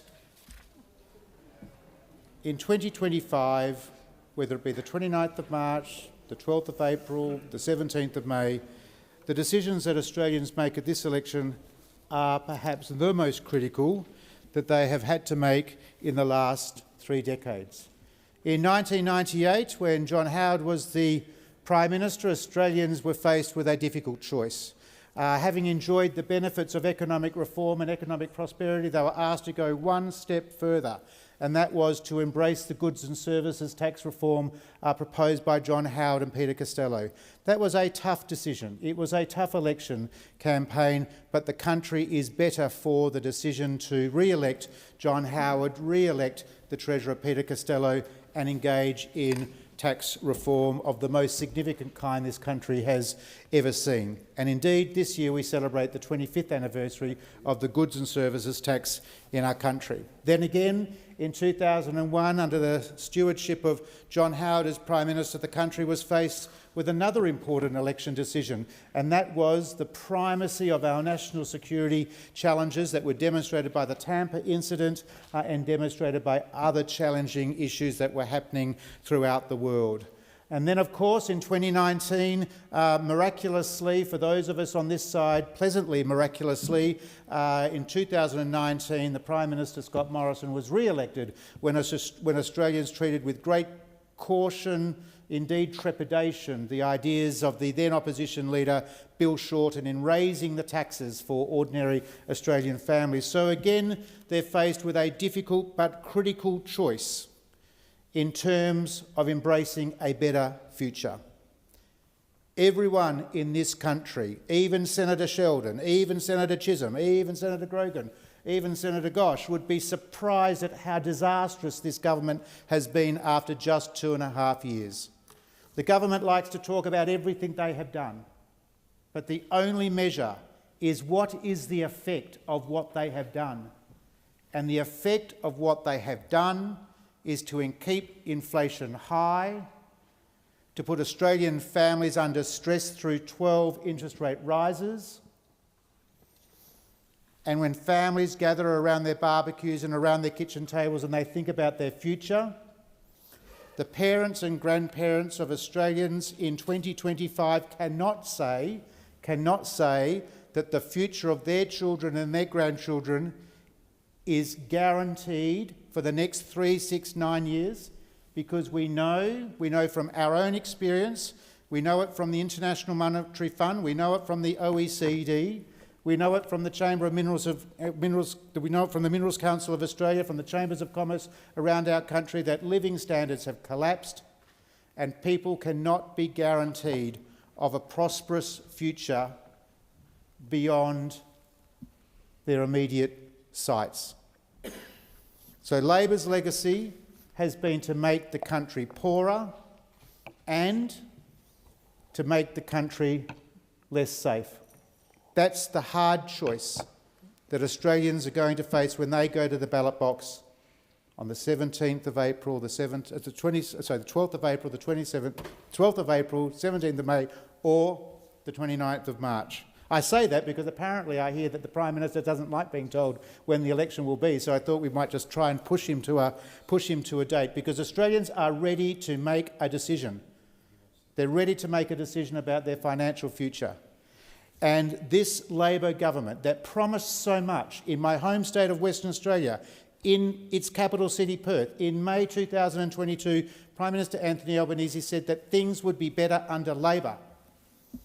I dare him to come back to Perth in 2025 and stand in front of the same audience in the electorate of Swan and tell people that things have been better under Labor and will continue to be better, because we know that that is just not true, and that is just not the record of this government. Core inflation remains above the RBA band at 3.2%. Underlying inflation continues to be outside the band for 12 quarters. Prices are not going down, prices continue to go up. It is time for a change. Senator Smith. Senator Sheldon.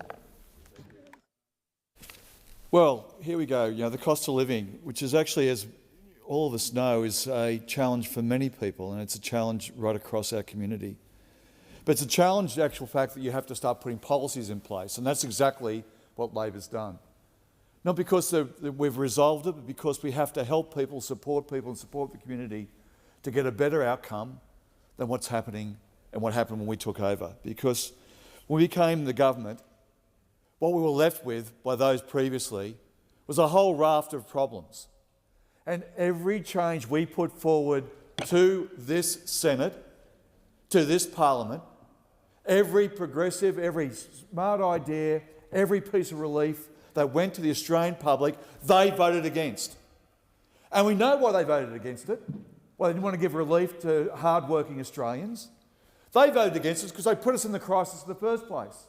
Because these are the sorts of people who really don't care for the consequences of their policies. Because if they did care, they'd actually turn around and start saying we were brave enough to say what we stood for. Because we know one thing they stand for: $350 billion worth of services being taken off hard-working Australians. We saw what happened with Medicare when they first got into office in the last round. Nothing to see here, nothing was going to happen, and Peter Dutton took $50 billion out of Medicare, $50 billion out of the health system, and tried to do co-payments when they said they'd do nothing. Well, heaven forbid, this time they said they're actually going to do something. But I won't tell you what the actual do is. You can only go from the history of what they've done, but what they've said is they're going to hit you with a whacking $350 billion worth of services being taken out. And that's before you get to the nuclear fantasy. $600 billion. And I say, why are they doing it? Because the factional obligations in their political party, all the twisting and turning, all the differing views, all the 22 energy policies, they decided, hey, let's just put an idea about nuclear. That way we can all just sort of say we support something.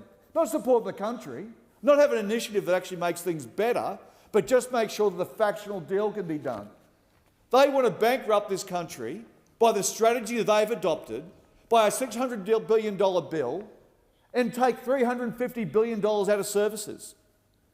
Now, clearly what they've also done with the things that they've voted against and the policies that they've put forward, there's over $7,500 of extra cost that'll be put on every working Australian if you were to go with the policies that they've turned around and put forward whilst being in the Senate during this term of this government, this Albanese government. And the policies and proposals they put forward with the extra $1,200 on extra electricity costs that will come out of energy, Can you imagine spending $600 billion and in 2050, only 3.7% of the energy mix will be nuclear? It costs more. It's a deal to make sure that the factions in their party can all sort of get on. It's the 22 policies that they couldn't agree on. They finally agreed on bankrupting the country on a stupid policy that costs every Australian more. And then when you start looking at the policies that they've adopted right across the board. When we came in, inflation was higher, and of course, it was rising. Real wages were falling, and living standards were declining, and people were going backwards. That's what they left. Now we're seeing inflation is almost a third of what it was when the election was called all that time ago, only a matter of a couple of years ago. Real wages are growing again. Living standards are rising again. We record the lowest average unemployment rate for any government in 50 years, and we've overseen the creation of more than 1.1 million jobs. But the job still has to be done. They're offering for you all to be worse off. They're offering to take $350 billion out of the pockets of hard-working Australians and services they need to get on. They're the ones that broke middle class. They're the ones where the middle class shrunk, and we're the ones that are actually turning around and rebuilding the middle class. But there's more work to be done. They have one strategy, and the strategy they said they've always put in place is one to make sure that we're meaner, we're crueler, and we're less reflective of what this community needs to make sure that we get on and get those that want to turn around and take an opportunity to move up in the world where they can be held back. Because they don't care about things like fee-free TAFE, to give people the opportunity to actually be better. They're opposed to it, because that's where the $350 billion is going to come. Things will be worse off under a Dutton government, and things will be worse off under a Dutton government that'll crush the Australian public. I call Senator Shoebridge. Thanks, Acting Deputy. You know who isn't doing it tough right now? Billionaires. While those on low incomes and government support do it ever tougher, billionaires are making bank. Their incomes are increasing at a staggering rate. According to Oxfam, last year, Australian billionaire wealth surged $28 billion. That's $3.2 million per hour. That's 47 people who each made $67,000 per hour every hour last year.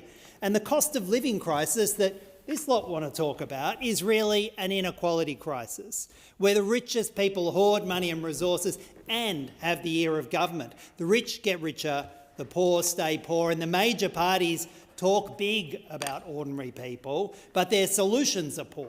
They simply won't take on their rich donors.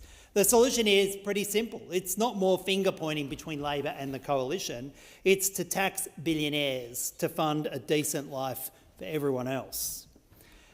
When you look at the cost of living, it's housing that's hitting people the hardest. For anyone in New South Wales, especially those in my home city of Sydney, the scale of the housing crisis cannot be addressed by just trimming the edges. A survey by Everyone's Home shows 4 out of 5 renters are spending more than 30% of their income on housing. That is not a surprise. That it's been a year-on-year increase in rent of 9% in Sydney, so much so that the median house price in Sydney will set you back $1.6 million. The median wage, meanwhile, is about $67,000 a year. So you have Sydney housing costing more than 24 times someone's average salary. And why is it all happening? Because the government has given up on providing public housing and defending renters. Instead, they've thrown in their lot with the Coalition on negative gearing and capital gains tax discounts. And these tax handouts collectively, they push up prices of housing to astronomically high levels and cut out renters. It needs to change. If we wanted to do one thing we could right now to make a blow in this space, it's dealing with cannabis. Bear with me. The Greens have a proposal for legalising cannabis. A system where you could grow some at home, very cost-effective, very thrifty, or you could also buy cannabis from a well-regulated legal market. The best cost estimates we have from the PBO says that even with a cannabis sales tax and GST, the recreational price of cannabis declines once you have a legal market and billions of dollars of public revenue. In fact, the recreational price halves in a decade, and with almost no increase in overall cannabis use, public health controls, less spending on police, courts and jails. It's a cost of living measure we should all get behind. Of course it won't fix the housing crisis. It won't jail supermarket bosses for price gouging or make Medicare free, but still, more money, more jobs, safer product and all for 50% off. Sounds like a win all round. Senator Bragg. The Australian people are asking themselves, why has my life become so much harder under this government? And it's a fair question to ask. Now, the answer is because the government has spent 3 years doing two things: designing policies and laws which support the benefactors, the mates, the chums of the government, their fellow travellers. And secondly, they have spent the last part of this term working out how they can funnel cash to their favourite friends through an elaborate set of laws, principally known as the Future Made in Australia, but not exclusive to that point. Now, the first part of this term saw particularly Minister Jones working out how he could work with the Industrial Relations Minister to design policies and schemes that will support the union movement, but also the super funds. And so we've seen patent bargaining, we've seen same job, same pay, we've seen the abolition, the death of casual working in this country, because this is all designed to institute a scheme where the unions can clip the ticket. They can clip the ticket through more subscriptions to pay the union bosses, because they hate small business. They always have. It's in their DNA, hating small business. And so they've spent the bulk of the time working out how they can lock in laws which kill small business, but laws that pay off the people, that run their internal elections, that turn up on polling day, that fund their campaigns. That has been the focus of this government. As I say, patent bargaining, the end of small business, same job, same pay, that's in the industrial relations space. Then you have the superannuation space. More and more money to the super funds, and then a deathly silence about scandals. Now, we see today that the Treasurer, Dr Chalmers, has decided that he would actually agree with the clerk of the Senate's advice that he must comply with the Senate's orders to provide documents pertaining to the CBUS Super Fund. Now, Dr Chalmers has been a bit reticent here to engage with the Senate's orders. Maybe that is because his mentor and great friend, Mr Wayne Swan, is the chair of that fund. Maybe it is because Mr Swan is also the president of the Labor Party. These are questions for the ages, which we won't have answers for right now. But I think it's pretty clear that this is more evidence of the government being the government for vested interests. Now, if this was a scandal at a bank or a supermarket, the bank hadn't paid its bills, or the supermarket was in bed with a corrupt organisation, the government would be all over it like a rash. But they are not, because even though CBUS has not paid its insurance claims, even though CBUS has paid millions of dollars to the CFMEU, you hear crickets. Not even a boggon moth. Nothing. But if it was a bank or a supermarket, it's all you'd hear about. So the protection racket is not just about favourable policy for their mates. It's also about a code of silence for those that break our laws. And when the 9 newspapers broke the story about the CFMEU's latest antics, it was like shock horror on the government benches. Who knew? Who knew these guys were bad? I think the Australian people are starting to see it for what it is. The government has had no time to solve the problems of today on inflation and housing, because it spends all its time thinking about its mates, its best friends. And that is what the Future Made in Australia is all about. It's another program of largesse, just like the Housing Australia Future Fund, just like the Reconstruction Fund. All these funds support the overall direction of this government, which is a government for vested interests. They have no time to solve the great challenges of today, which is why small business is dying, which is why inflation is out of control, and why housing is unbearable in this country.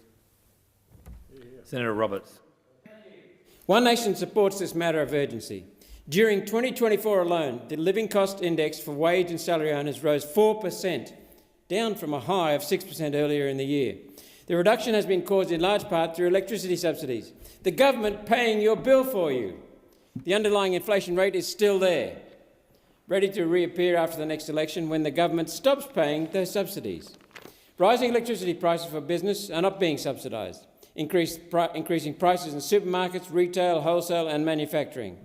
The public see the price rises and don't realise they are in large part the result of net zero measures which One Nation will bring to an end, reducing power bills 20% immediately and much more over forward estimates.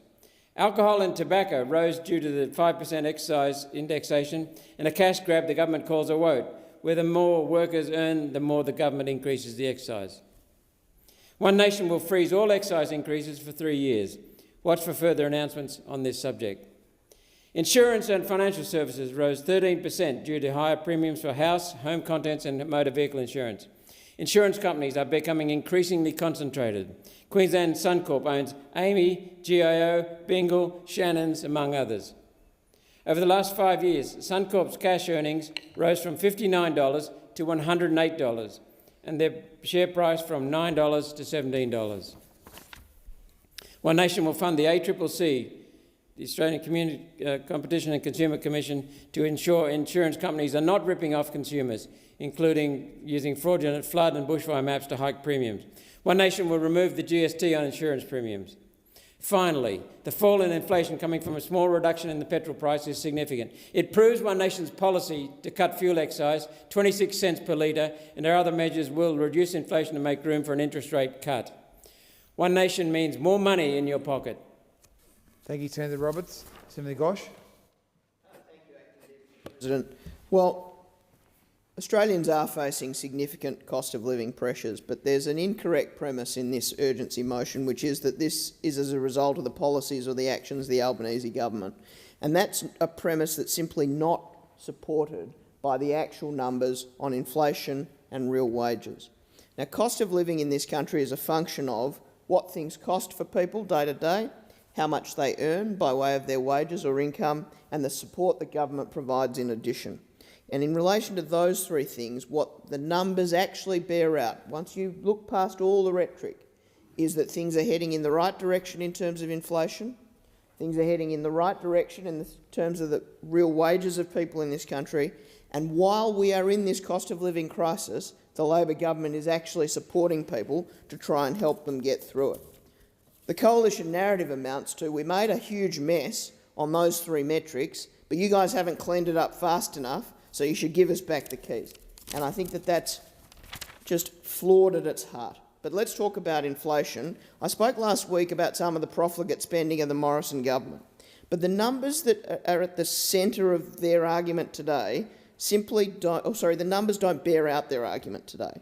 And I'm going to use two sets of numbers to make that point. The first is headline inflation, not seasonally adjusted, and the second is trimmed mean inflation, and that is going to be seasonally adjusted. That's the way the RBA reports those numbers. If we go back to March 2022 rather, those numbers were at 5.1% headline and then 3.8% trimmed mean. And then they start to ratchet up. And they ratchet up through June 2022 to 6.1% headline and 4.9% trim mean. And then they ratchet up again in September, 7.3 and 6. And then again in December, 7.4 and 7.8 and 6.8. That's the lag, the inflationary hangover of Morrison government policies. And then you start to see that inflation moderate, and you start to see some of the economic signals slow a little, and you see some of the anti-inflationary policies of the Albanese government start to work. And that number comes down and down and down until we have, most recently in December 2024, numbers of 2.4% of headline inflation, not seasonally adjusted. Now that's back in the Reserve Bank band. That's inflation within target, from 7.8 to 2.4. But if you want to exclude the most volatile parts of the CPI, that is trim mean inflation, it's down to 3.2. So we're slightly out of band. But if you talk about the trajectory, it's been coming down and down. So while the government has got inflation under control, we would accept that prices remain really high for people. And that's partly the reason we've been providing all this cost of living relief. But the other thing I want to talk about is real wages, because that's the other piece of the puzzle. If your real wages are going up, you've got more money to spend. And real wages have gone up in the last 4 quarters. But where it really hurt, and this is where the Morrison government and their policies of trying to suppress wage growth really hurt ordinary Australians, is when you've got inflation high on one hand and real wages going down on the other.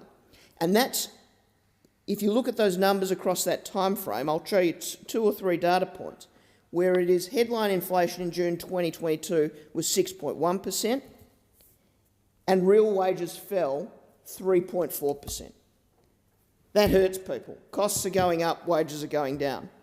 When we got to the Morrison hangovers peak in December 2022, 7.8% headline inflation and real wages fell 4.4%. That's that cost of living pinch that people feel when the money coming in is going down and the money going out is going up. And we've reversed that. Real wages are now growing again. We've had 4 quarters of small but promising real wages growth. Now, what are we doing about the pain for ordinary Australians? There are lots of measures that we've talked about in this chamber for the last year, but I'll focus on 2. The first is tax cuts for every Australian. That is, every Australian taxpayer got a tax cut on 1 July 2024, and that's most helpful to people earning $45,000 or less who weren't going to get anything before. And the second is energy bill relief, which you've heard a lot about. Inflation is trending down. Real wages are growing again, and we are trying to assist Australians with their cost of living pressures. Thank you, Senator Ghosh. Senator Colbeck. Thank you, Acting Deputy President. Senator Ghosh talks about the so-called coalition narrative. I'll tell him what the narrative is. Labor promised the cost of living would be lower if they were elected. That's the narrative. And the narrative is from there, Labor didn't do what they promised they would do. They promised a lower cost of living. They haven't delivered that. In fact, the numbers came through last week that show that. So, point in time, if Senator Ghosh wants to use those metrics, that's fine. But last week the figures came in and they demonstrate that the cost of living index shows that for Australia's hard-working families, it's up 19.4% since they came to power. Now, Labor promised a lower cost of living. They haven't delivered that. They haven't done what they promised they'd do. And it's as if they had no idea what was going on in the economy before the election. Suddenly, after the election, everything's changed. And they can't keep their promises. Of course, they promised to lower power prices by $275. Now, we never hear the word $275. Never hear that uttered again. And power prices are up by more than $1,000, not down by $275. That'll never happen. That will never happen. They're up by more than $1,000, and that's after the cost of living relief. They promised higher real wages, and yet real wages have gone backwards under Labor. And despite what Senator Ghosh said a moment ago, real wages rose under the term of the coalition. They rose under the term of the coalition. So no wonder Australians are angry. They were promised all of these things by Anthony Albanese before the election. 97 times he promised a $275 reduction in power prices, and that will never happen. No chance. He promised lower housing costs.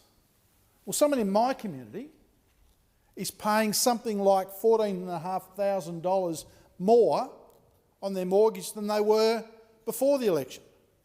So how does that relate to lower housing costs? And rents are up by 17%. How does this relate to the Prime Minister's promises of a lower cost of living if he was elected? Why is it, I'm wondering, why is it that nobody believes the Prime Minister when he makes these commitments and promises now? Why is it? Because he didn't keep any of his promises before the election. Food is up by 12%. Food is up by 12%. And here's the real absurdity with respect to what's going on with Labor's narrative now in respect to food. They're saying that they're going to get a better deal for farmers. And to a farmer that means they'll get paid more, but of course they're promising lower prices at the supermarket. Tell me how that works. Tell me how that works. This is the stuff that we're being fed by this government because they've proven, just as they've done so many times before, they can't manage the economy. The circumstances in the economy were well and truly transparent, public and open before the election. They knew what they were dealing with. It's all very well for them now to blame Peter Dutton or Scott Morrison or somebody else, deflect the blame. It's one thing they're really good at. It's somebody else's fault, not us. We didn't know. But they made these promises. These are Labor's words coming back to haunt them. They made these promises. Lower cost of living, lower power prices, higher real wages. They made these promises. And they continue to break them. Education costs up, plus 10%. It's all very well for the Prime Minister and the Treasurer to think that they know more than the Reserve Bank as they did before the last budget. We know something that will bring inflation down. They offer subsidies for energy to provide a faux inflation rate. They're just not honest with the Australian people, and the Australian people will judge them for that. Senator Colbeck, your time has expired. The question is the motion moved by Senator Dean Smith be agreed to. Those of that opinion say aye. Aye. Those against say no. I think the noes have it. Division required. Ring the bells.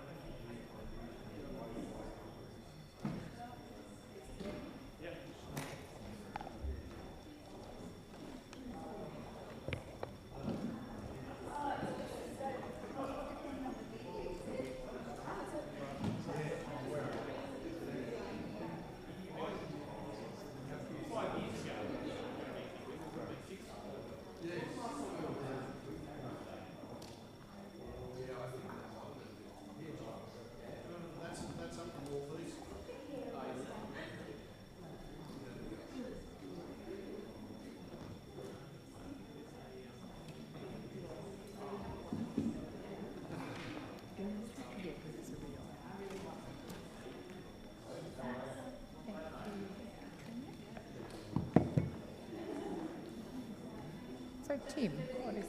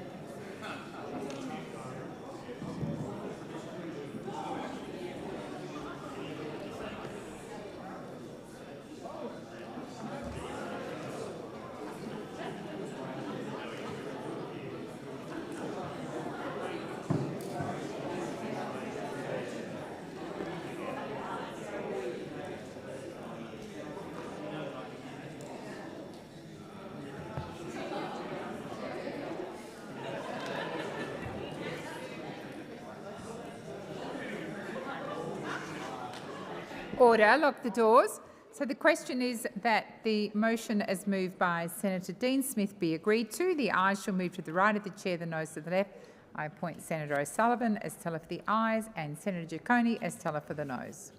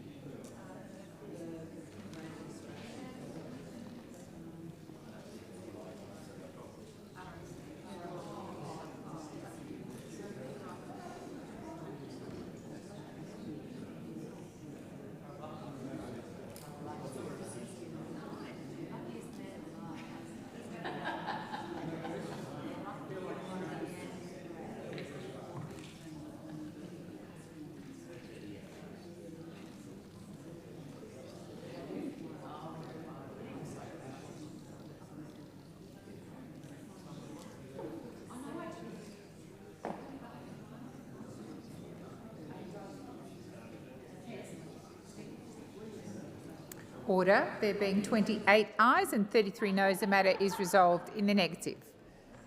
I'll just wait for Senator Billick. There you go.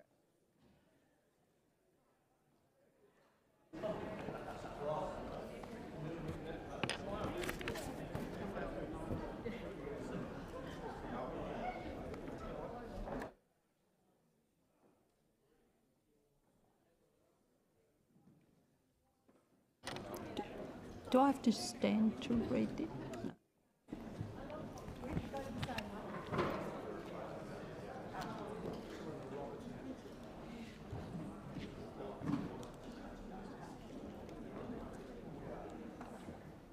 Right.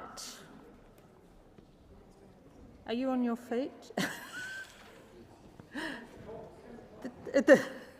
The Senate will now consider the proposal from Senator Roberts, which is also shown at item 15 on today's order of business.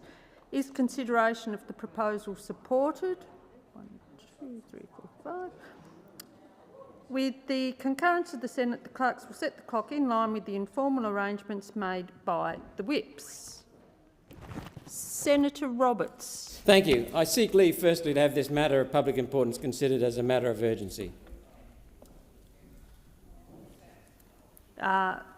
Denied. Senator Roberts. Australians are rightly stunned, confused. Why are foreigners from another country allowed to buy real estate while Australians are made homeless and sleep on the street.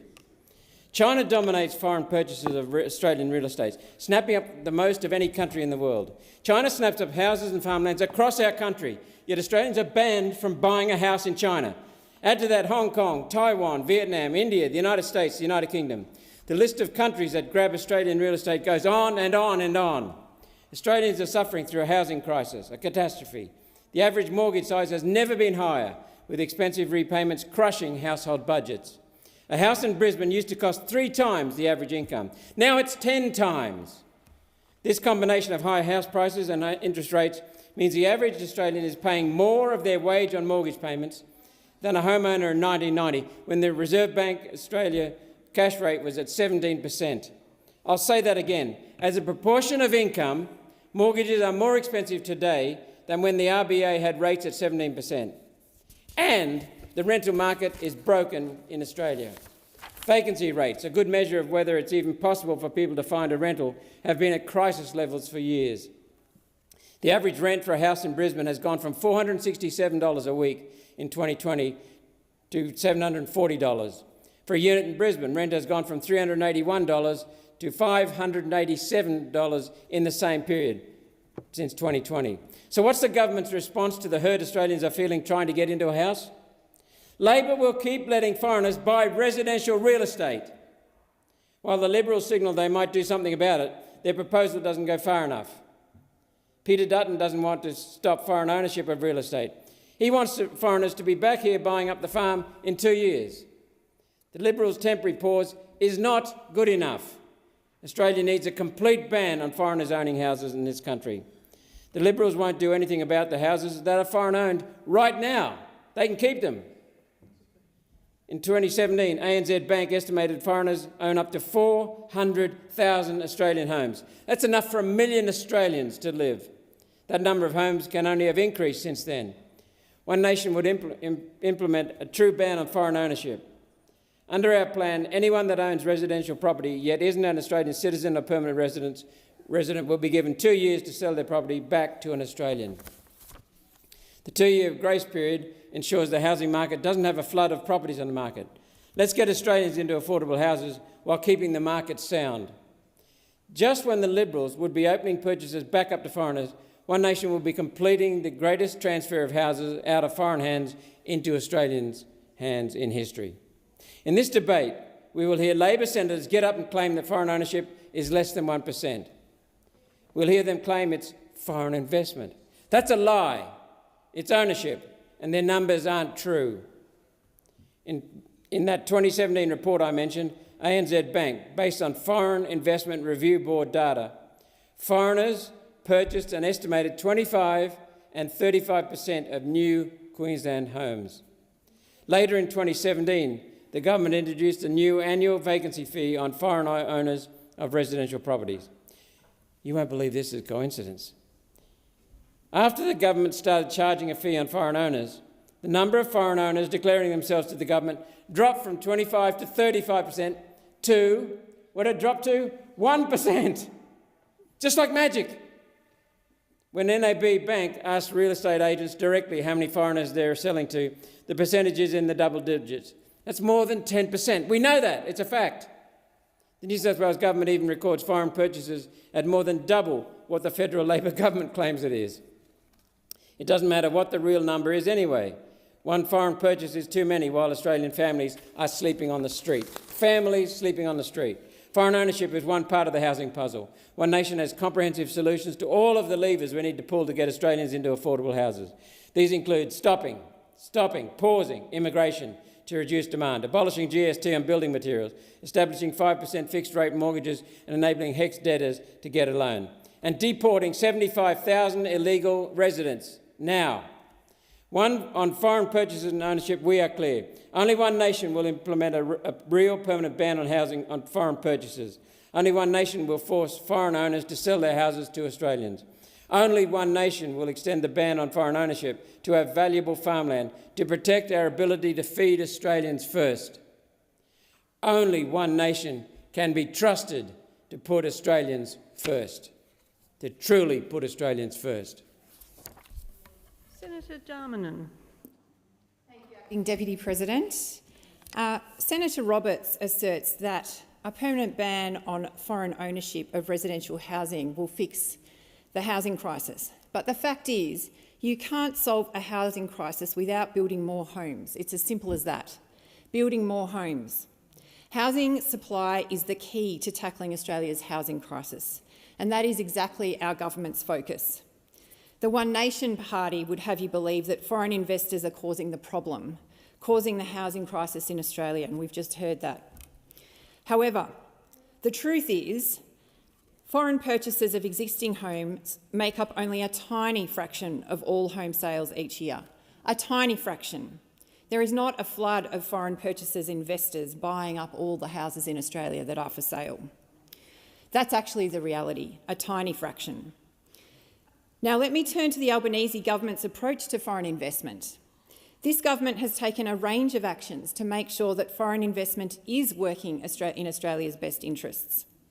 We've tripled foreign investment fees for the purchase of existing homes and doubled vacancy fees for foreign-owned dwellings. We've also strengthened compliance measures to ensure that foreign-owned properties are being used as intended, either occupied or made available for rent. And from May last year, foreign persons will only be able to purchase established build-to-rent projects if they remain designated as build-to-rent housing. These changes ensure that foreign investment supports, not hinders, our goal of boosting housing supply. And finally, I'll make this point. The value of foreign investment in residential real estate approvals has actually fallen from $7.9 billion in 2022-2023 to $6.6 billion in 2023 to 2024. I'd like to make a few comments now about housing supply. Our approach balances economic growth with housing accessibility. We're building Australia's future and ensuring investment for more housing developments, because at the end of the day, that's what our Homes for Australia plan is all about, getting more homes built faster. We know this is a challenge, but it's a challenge that we must meet, and a challenge we are meeting. We're working to build 1.2 million homes over the next 5 years.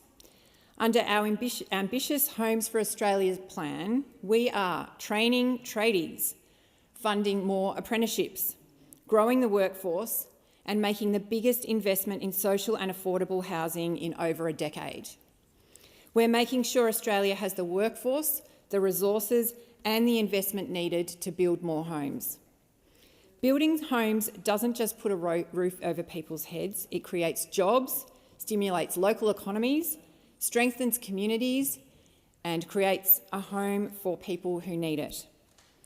Every home we build supports workers and apprentices who rely on the industry to make a living.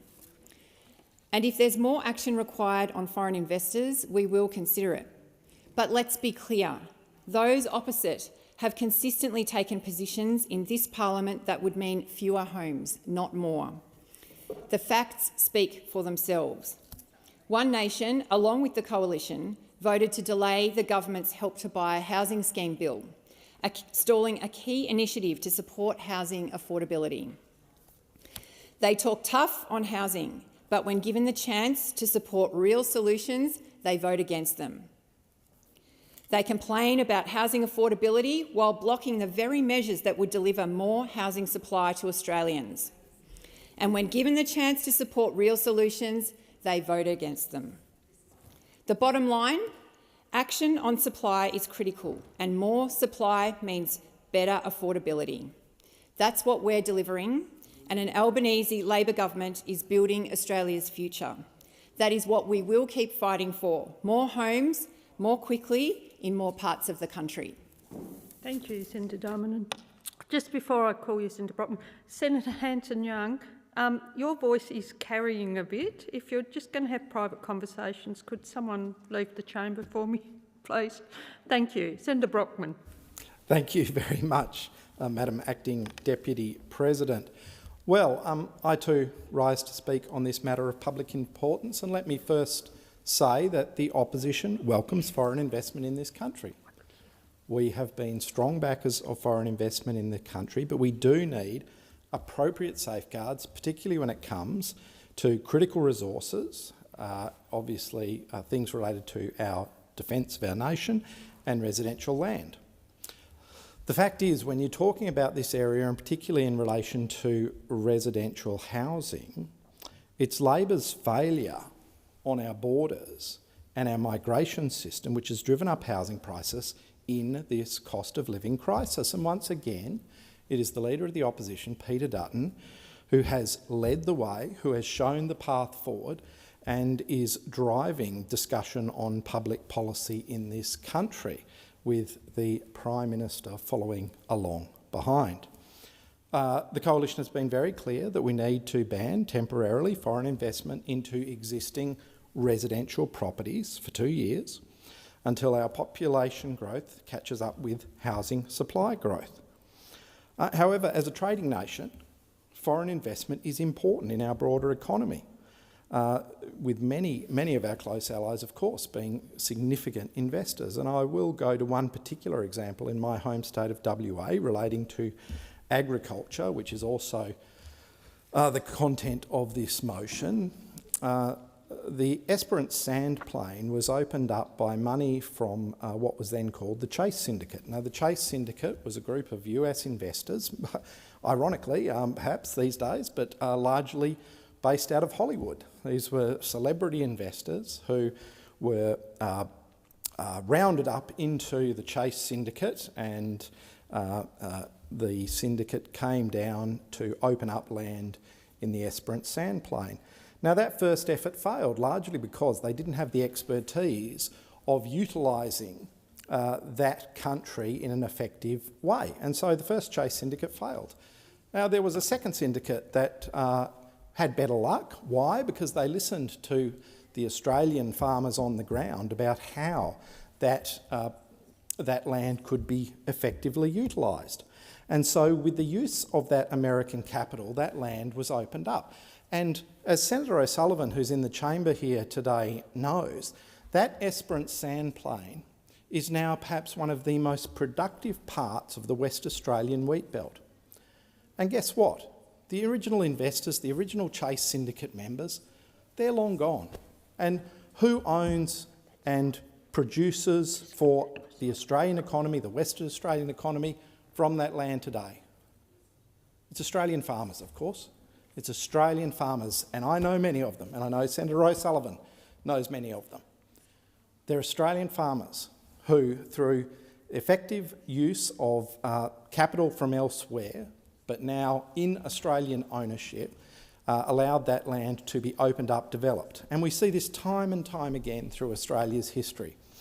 The importance of foreign capital to beginning industries, to opening up industries, to giving economic opportunities to Australians. And we need to welcome that. We need to welcome that into the future, as we do have extraordinary opportunities in this country that we can seize on. So to get back to the other part of this motion, which is to do with residential housing, and once again I will say that it was Peter Dutton who pointed out the problems, the severe problems caused by Labor's failure to control our borders, bringing in around 1 million people in just over 12 months into this country, which threw our housing system completely out of whack and made... It's called foreign investment. It shouldn't be. So all you're doing is driving up the price of the housing. It's supply and demand. And with bidding on this housing, foreign students should not be allowed to buy housing when in Australia doing their university courses here. Why are they allowed to? So stop it. The farming. Why are other countries way ahead of us, Canada or even New Zealand and other countries? They don't allow foreign ownership in their countries. Why are we allowing it here in Australia? It just, I can't understand why, unless it means that the banks are driving up, it's driving it up, so therefore people have to borrow more, so who makes profits out of it is the interest rates that the banks get. And then another thing, state governments. Do you think state governments want to see their stamp duties go down? I don't think so. So therefore, follow the money. Who gets the money from all this? State governments plus also banks as well. Are we doing any favours for, our own people? No, we're not. It was always the fact that people wanted their own home. Now they can't afford it. And to see so many people living in poverty on our streets or under the bridges or in tents or in cars, families and that type of thing. Now, the Labor Party says, oh, well, we've given you this wonderful opportunity. We're going to build 1.2 million homes over 5 years. Well, that was brought in 2 years ago. How many houses have been built? None. Not one. How much has it cost the taxpayer so far? Up to $50 million in administrative costs, not one house built. Didn't you get a bargain out of that, people? It's a great bargain for you, isn't it? And they're still roasting, like roosters out there crying about what they've done for the Australian people, which is nothing whatsoever. And then you talk about being able to build it. Well, I tell you, between 22 and 23, you brought in 737,000 migrants in the country, only 51,605 have skills. Oh, you said we're bringing them in for their skills. Did you really? Only 51,605? And of that, only 1,800 were of the construction industry. So how much of a lie was that? You're now pie in the sky dream that you're telling people out there. You can't lie straight in bed, you mob. We have to change this.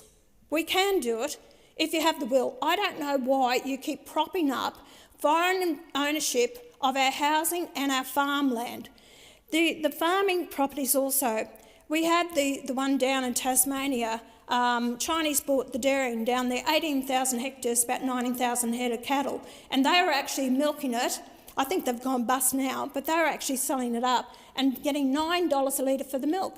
What they do is they have their minor companies which write up the cost of everything, then they actually don't make profit, so they're not paying tax in this country either.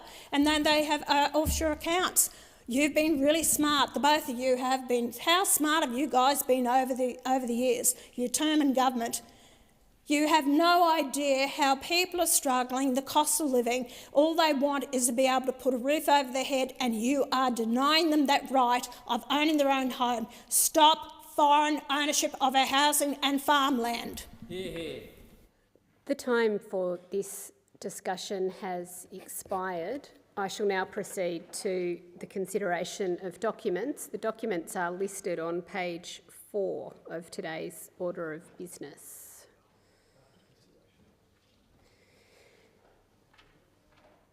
I will move now to ministerial statements. Are there any ministerial statements? The Minister. Thank you, Acting President. I table documents relating to orders for the production of documents concerning better and fairer schools agreements and meal tax deductions.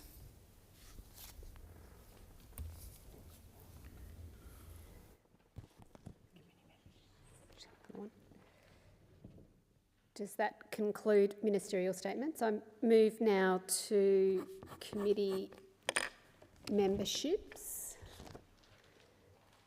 The President has received a letter requesting changes in the membership of committees. I call the Minister. I seek leave to move a motion to vary the membership of committees. Is leave granted? Leave is granted. I move that senators be discharged from and appointed to committees as set out in the document available in the chamber and listed on the dynamic red. Put the question. The question is as moved by the Minister. Those of that opinion say aye. Those against say no. I think the ayes have it. The ayes have it.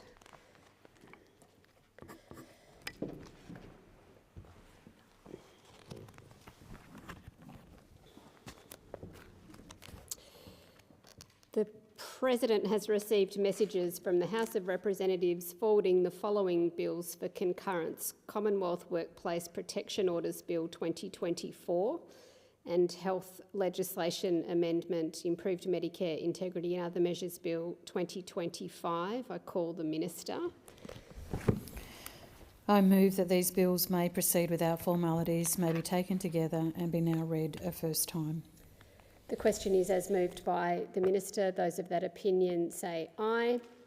Those against say no. I think the ayes have it. The ayes have it. I call the Clerk. Commonwealth Workplace Protection Orders Bill 2024, Health Legislation Amendment Improved Medicare Integrity and Other Measures Bill 2025.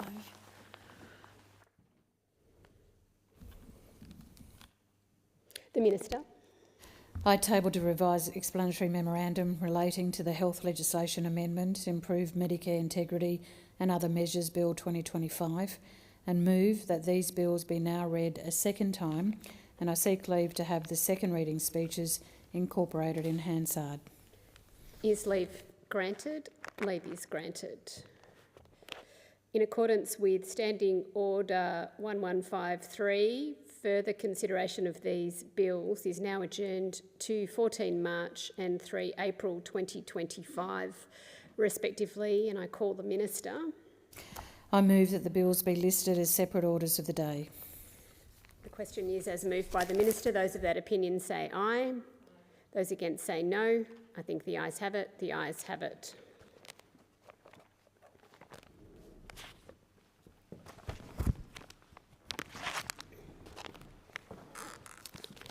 The President has received messages from the House of Representatives forwarding the following bills for concurrence: Competition and Consumer Amendment Australian Energy Regulator Separation Bill 2024 and Workplace Gender Equality Amendment Setting Gender Equality Targets Bill 2024, and I call the Minister.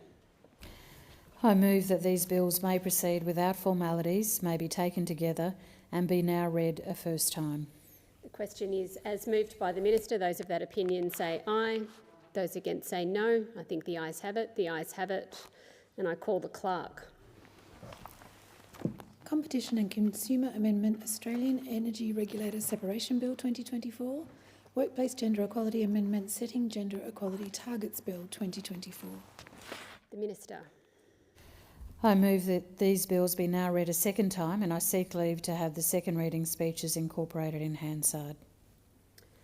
Is leave granted? Leave is granted. I move that the debate be now adjourned and the bills be listed as separate orders of the day. The question is as moved by the Minister. Those of that opinion say aye. Those against say no. I think the ayes have it. The ayes have it.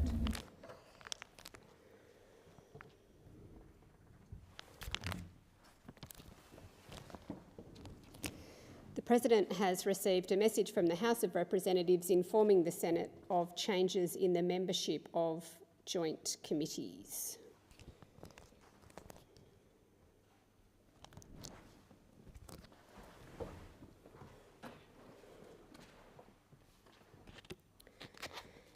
Does that conclude messages? I call the Clerk. Business of the Senate, Order of the Day number 1. Proposed reference to the Environment and Communications References Committee relating to Tasmanian salmon industry.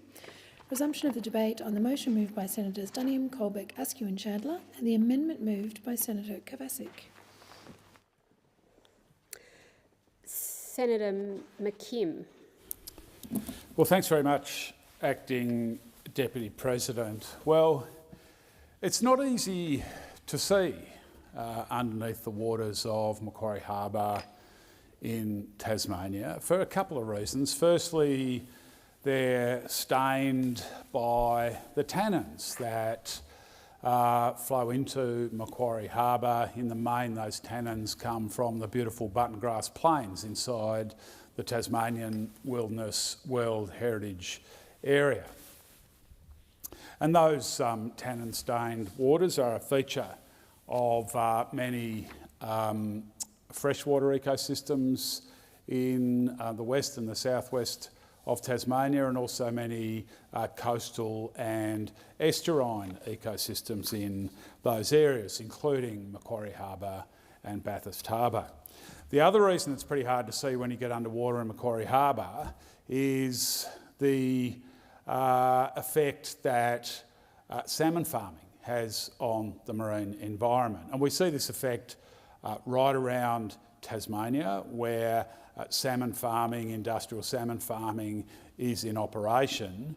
And I know very well the effect in a stretch of water that I grew up on, the Dontricasto Channel, between the mainland of Tasmania and Bruny Island in southeastern Tasmania, and I've dived in those waters repeatedly, and I've watched as marine ecosystems in the Dontracasto Channel were absolutely devastated by industrial salmon farms. What were thriving marine ecosystems turned into aquatic wastelands. And in Macquarie Harbour, if you could see well enough in those tannin-stained waters, and you could dive in the right places, you would find the Maugean skate. Now, that is a Gondwanan species of skate, closely related to species of skate that are found only in New Zealand and South America. And the Maugean skate is only now found in Macquarie Harbour in Tasmania. It used to be in Bathurst Harbour. We believe that population is now extinct, and the one remaining place where this skate can be found is Macquarie Harbour in Tasmania. And the population of adult skates, according to the latest scientific estimates, is as low as 40 or as high as 120, likely to be less than 100 adult skates left anywhere on the planet.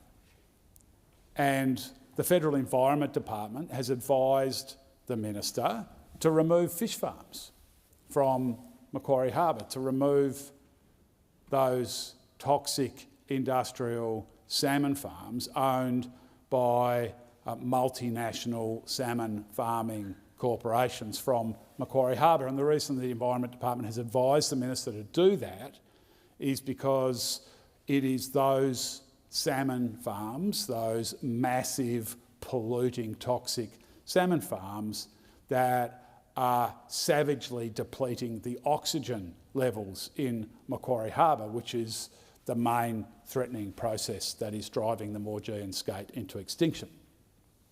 So what would you expect a so-called Environment Minister in Australia to do if the Environment Department advised them that in order to save a species from extinction,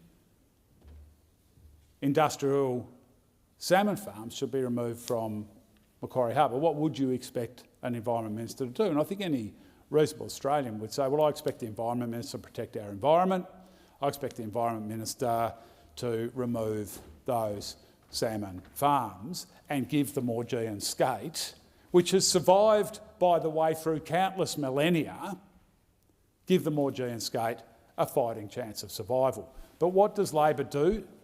Are they going to do what's right for the environment, or are they going to do what's right for the profits of foreign salmon farming corporations? Well, you don't have to ask yourself the question, really, folks, do you? Because we all know the answer. When it comes to a choice, between,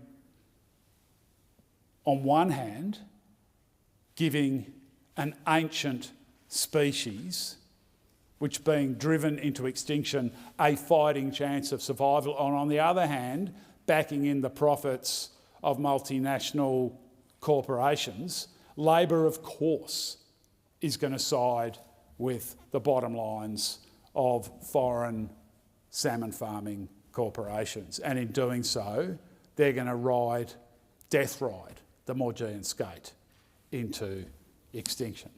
And that is the choice that Labor has. That is the choice that Labor has. So faced with that choice, Labor is effectively kicking the can down the road, and Labor is hoping to get through to the next election by just kicking the can down the road. The problem with Labor's approach is the Maugean skate quite possibly does not have until after the next election.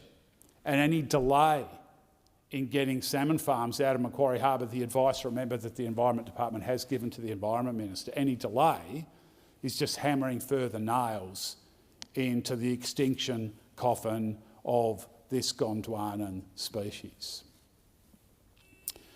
The toxic corporate salmon farming industry in Tasmania is not just driving the Maugean skate into extinction in Macquarie Harbour. It has planned a massive expansion of toxic salmon farms right around the Tasmanian coastline.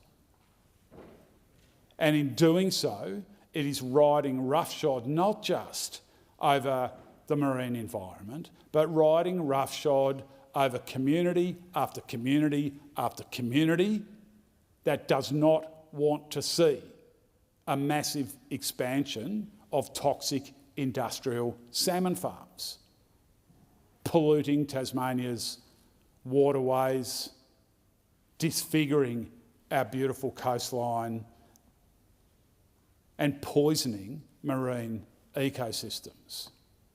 They do not want to see a massive expansion of toxic industrial fish farms that are privatising public waters in Tasmania. They do not want to see a massive expansion of corporate salmon farms, industrial salmon farms in Tasmania, in part because none of those big foreign corporations that own these salmon farms have paid any tax in the last 5 years. Now, let's be clear about this. Labor and Liberal governments at state and federal level have written a blank cheque for these foreign multinational corporations, these salmon farming corporations, and has effectively said to them, you pay no tax, that's fine by us. You poison our waterways, that's fine by us. You privatise our waterways, that's fine by us. You send an ancient species of fish into extinction, that's fine by us. You disfigure our beautiful coastlines, that's fine by us.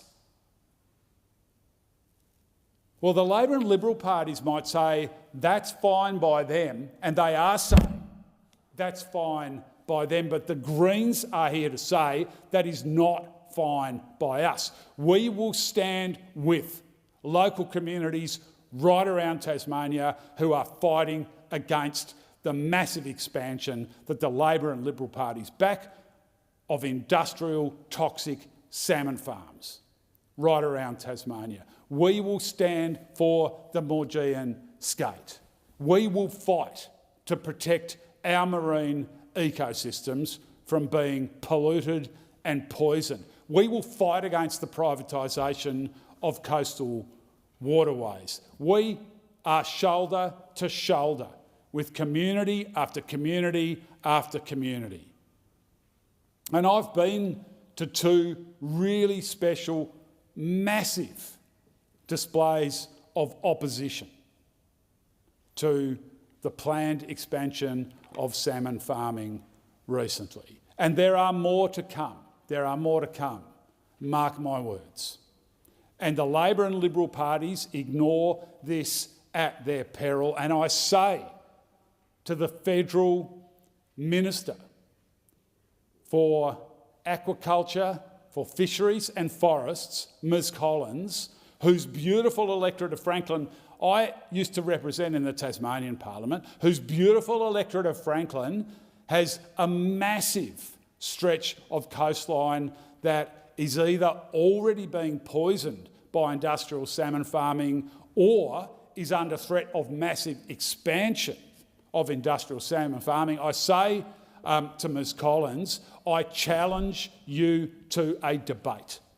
I challenge you to a debate, because she is not only overseeing the logging of the swift parrot into extinction as Federal Forest Minister, she is overseeing the fish farming, the salmon farming of the Maugean skate into extinction, and she is backing in, against the wishes of the Franklin electorate, a massive expansion of fish farms right around, not just the coastline of Franklin, but coastlines of Lyons, coastlines of Bass, coastlines of Braddon. Not to mention the hatcheries upstream in the catchment are impacting on drinking water quality in the city of Nipaluna Hobart, which is, of course, the electorate of Clark. So all 5 Tasmanian electorates are facing massive negative impacts driven by the toxic corporate salmon farming sector. And Ms Collins is overseeing this. So I say to Ms Collins, I'll challenge you to a debate anytime, anywhere. You name the place, you name the time before the upcoming election, and the Greens will be there. Because Ms Collins needs to be held to account, not just for backing in the forest industry, the mendicant carbon bomb releasing forest industry that is destroying threatened species habitat and logging the beautiful swift parrot into extinction. She needs to be held to account for her support for a toxic salmon farming industry that is driving the Maugean skate into extinction in Macquarie Harbour and is backing in massive expansions of fish farms right around the Tasmanian coastline. These multinational salmon farming corporations have been getting away with it for far too long. They've been getting away with not paying tax. They've been getting away with polluting our waterways. They've been getting away with poisoning marine ecosystems. They've been getting away with privatising large stretches of the Tasmanian coastline. They've been getting away with driving the Maugean skate into extinction. Well, enough is enough. Enough is enough.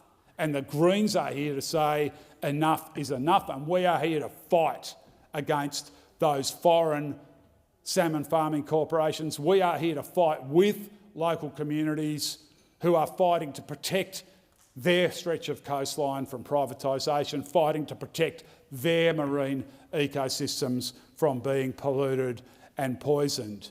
And I say to people who don't want to see this mass expansion of toxic industrial salmon farms in Tasmanian waters, change is possible. Change is possible. Your votes are powerful.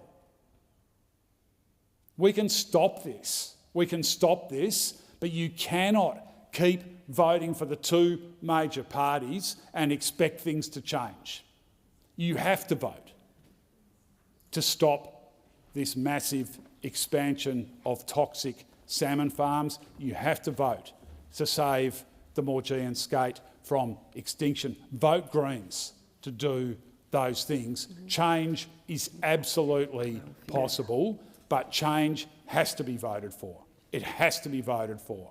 And if people want change, they should vote for a party that is here to deliver change. Put the Greens into balance of power, and we will do everything we can to fight to protect Tasmanian waters from toxic industrial salmon farms and to save the Maugean skate. Senator McKim, your time's expired. The question is that the amendment moved by Senator Kovacic to change the reporting date to 21st of March 2025 be agreed to. All in favour say aye. Against? Yeah, that the amendment moved by Senator Kovacic to change the reporting date to the 21st of March 2025 be agreed to. All in favour say aye. Against? The noes have it. Division required. Ring the bells for 4 minutes.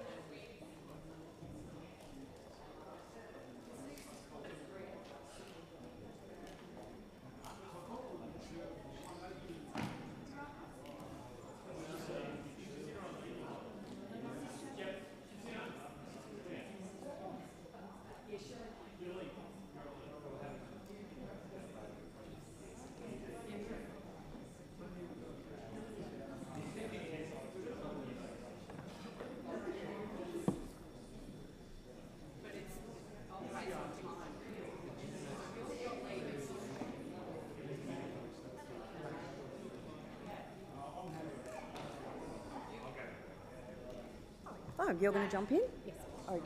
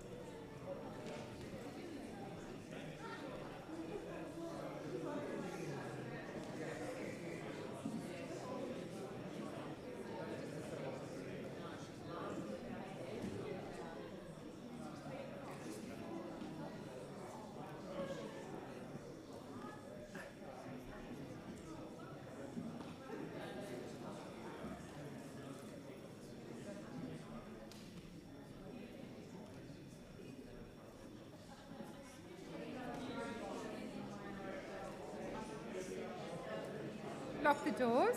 So the question is that the amendment moved by Senator Kovacic be agreed to. The ayes shall move to the right of the chair, the noes to the left. I appoint Senator O'Sullivan as teller for the ayes and Senator Grogan as teller for the noes.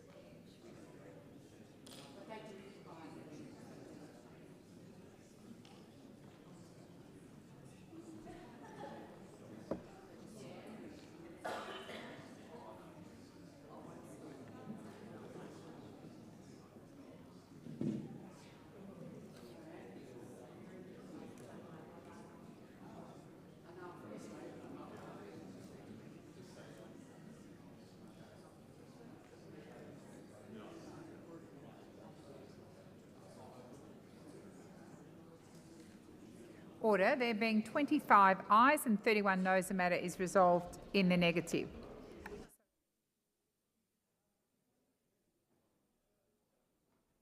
So the question now is that the motion be agreed to. Those of that opinion say aye. Against? I believe the ayes have it. Division required. Ring the bells for 1 minute. I don't know.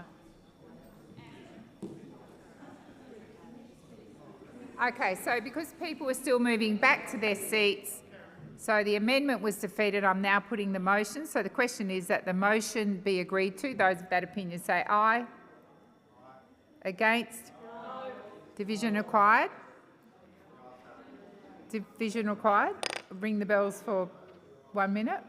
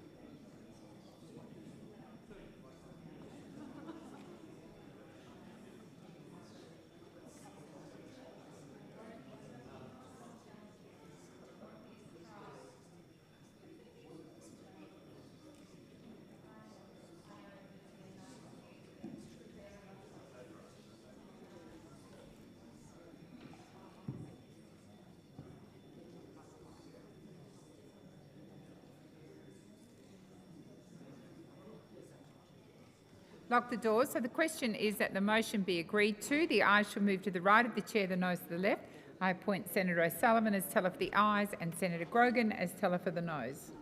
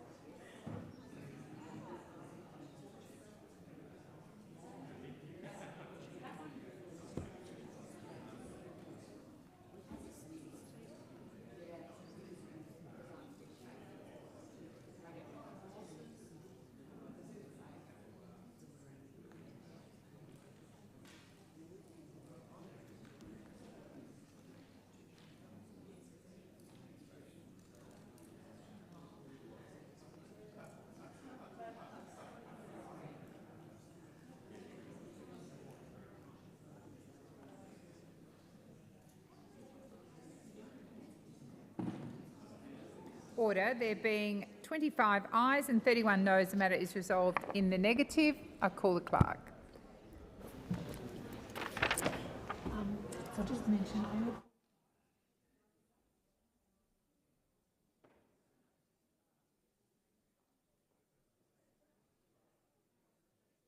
Okay. Should I?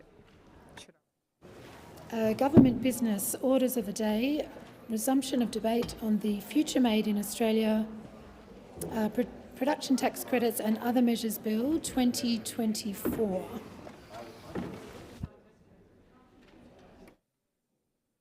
Cool.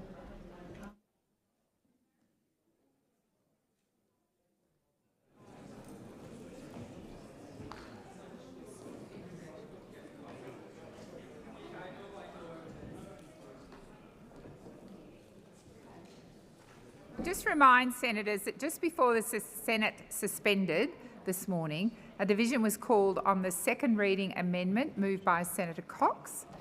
We'll proceed to that division now. So a division was called for, so I intend to ring the bells for 4 minutes.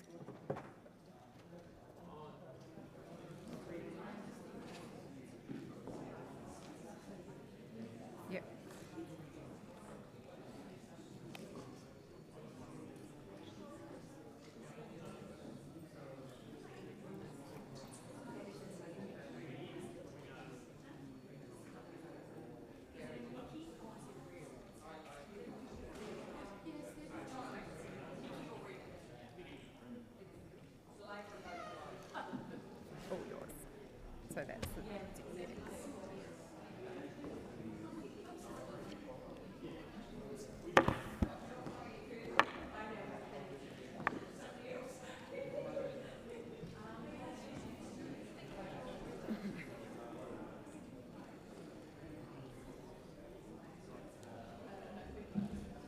Yeah, Nikki.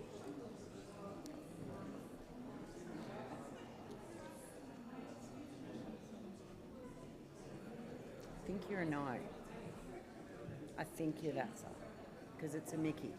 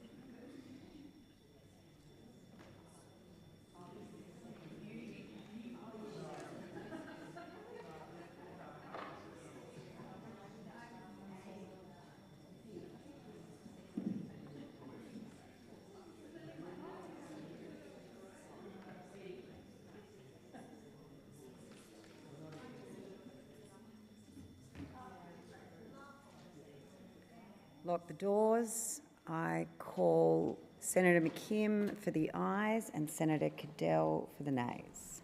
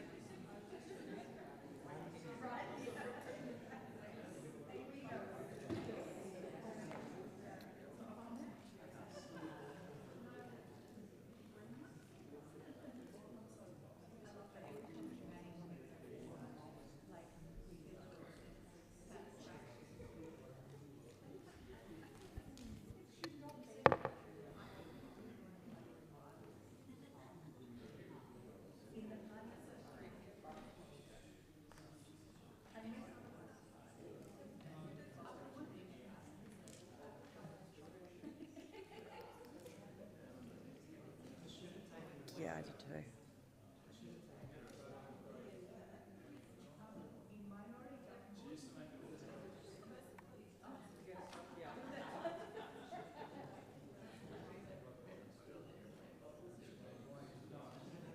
Yep. So 14 ayes and 26 noes. It's resolved in the negative.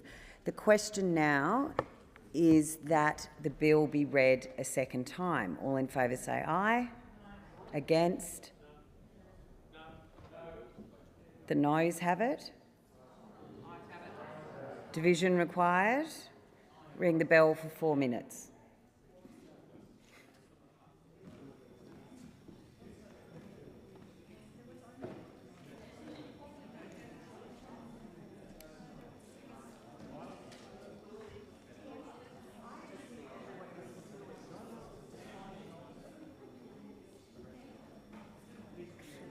Yeah.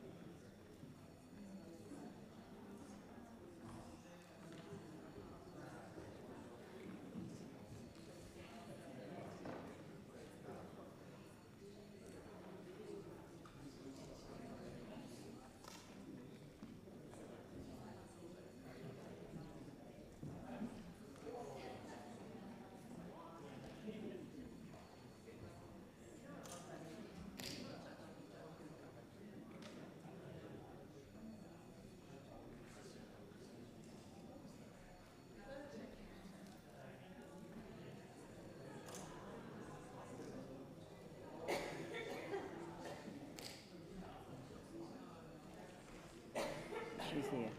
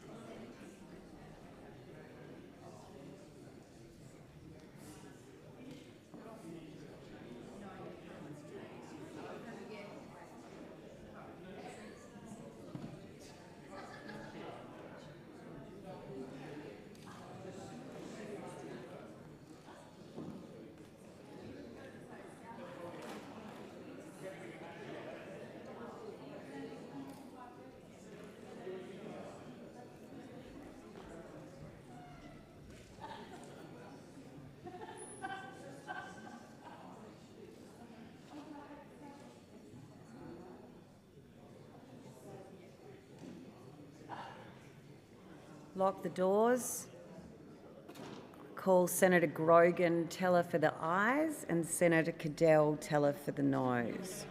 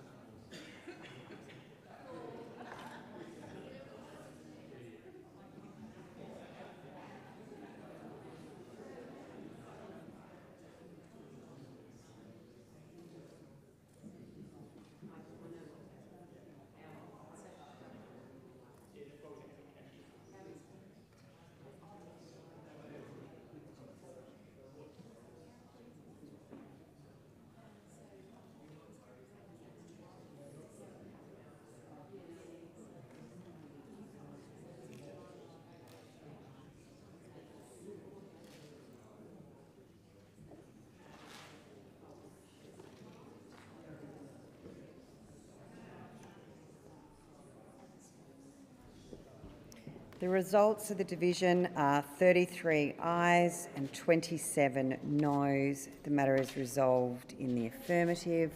I call the clerk to now read the bill a second time. A bill for an act to amend the law relating to taxation and Indigenous Business Australia and for related purposes.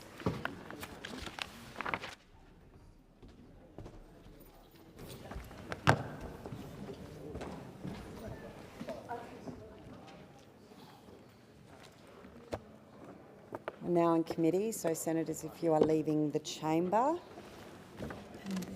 We're reading down to there. Is it the wish of the committee that the bill be taken as a whole? There is no objection. It is so ordered. The question is that the bill stand as printed.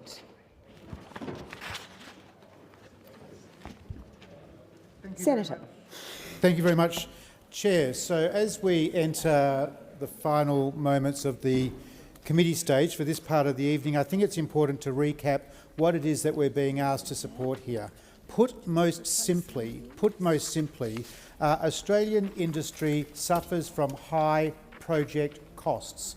Those high project costs are delivered because of high energy costs. Those high project costs are delivered because of poor access to land. Those high project costs are delivered because of a rigid industrial relations system, and most particularly these high project costs that inflict Australian industry, whether it be in the mining and resources industry, whether it be in the agricultural industry, these high project costs are caused by rigid and unnecessary and in many cases duplicative environmental processes. So what the government is proposing to do is, rather than address at their core those contributing factors to high project costs in the critical minerals industry, it's proposing instead a subsidy.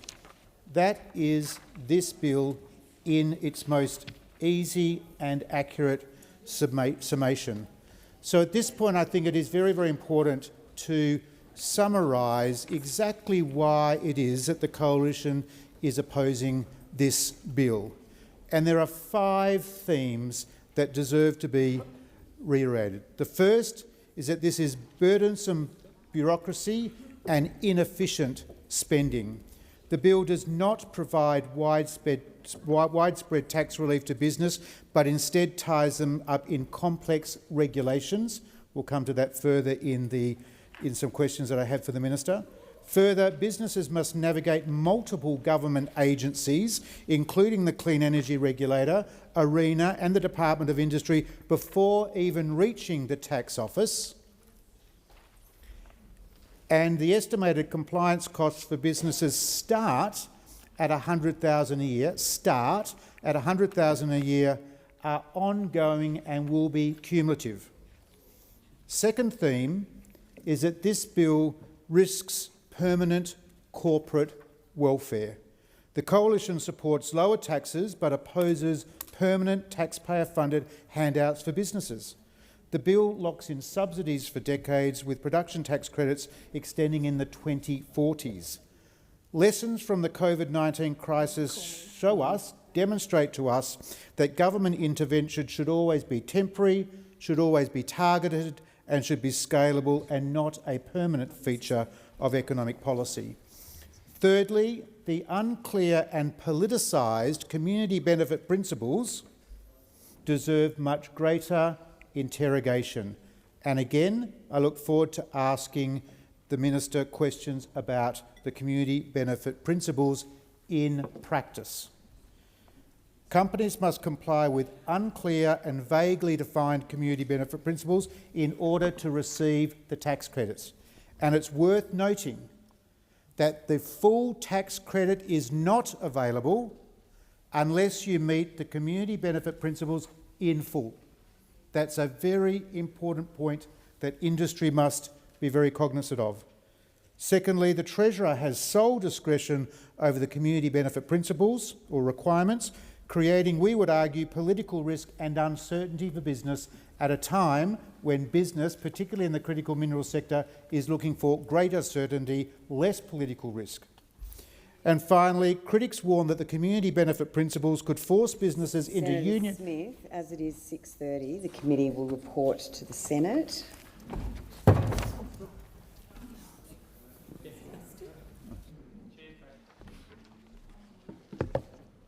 The committee reports progress. We will now move to further consideration of closing the gap. Ministerial statement. I call Senator Hanson. Very much. Well, Australians continue to ask why the vast riches allocated to closing the gap over many years are not producing the intended outcomes. Now, I have been speaking about this, and I've got the report that I put out in 14th of June 1996.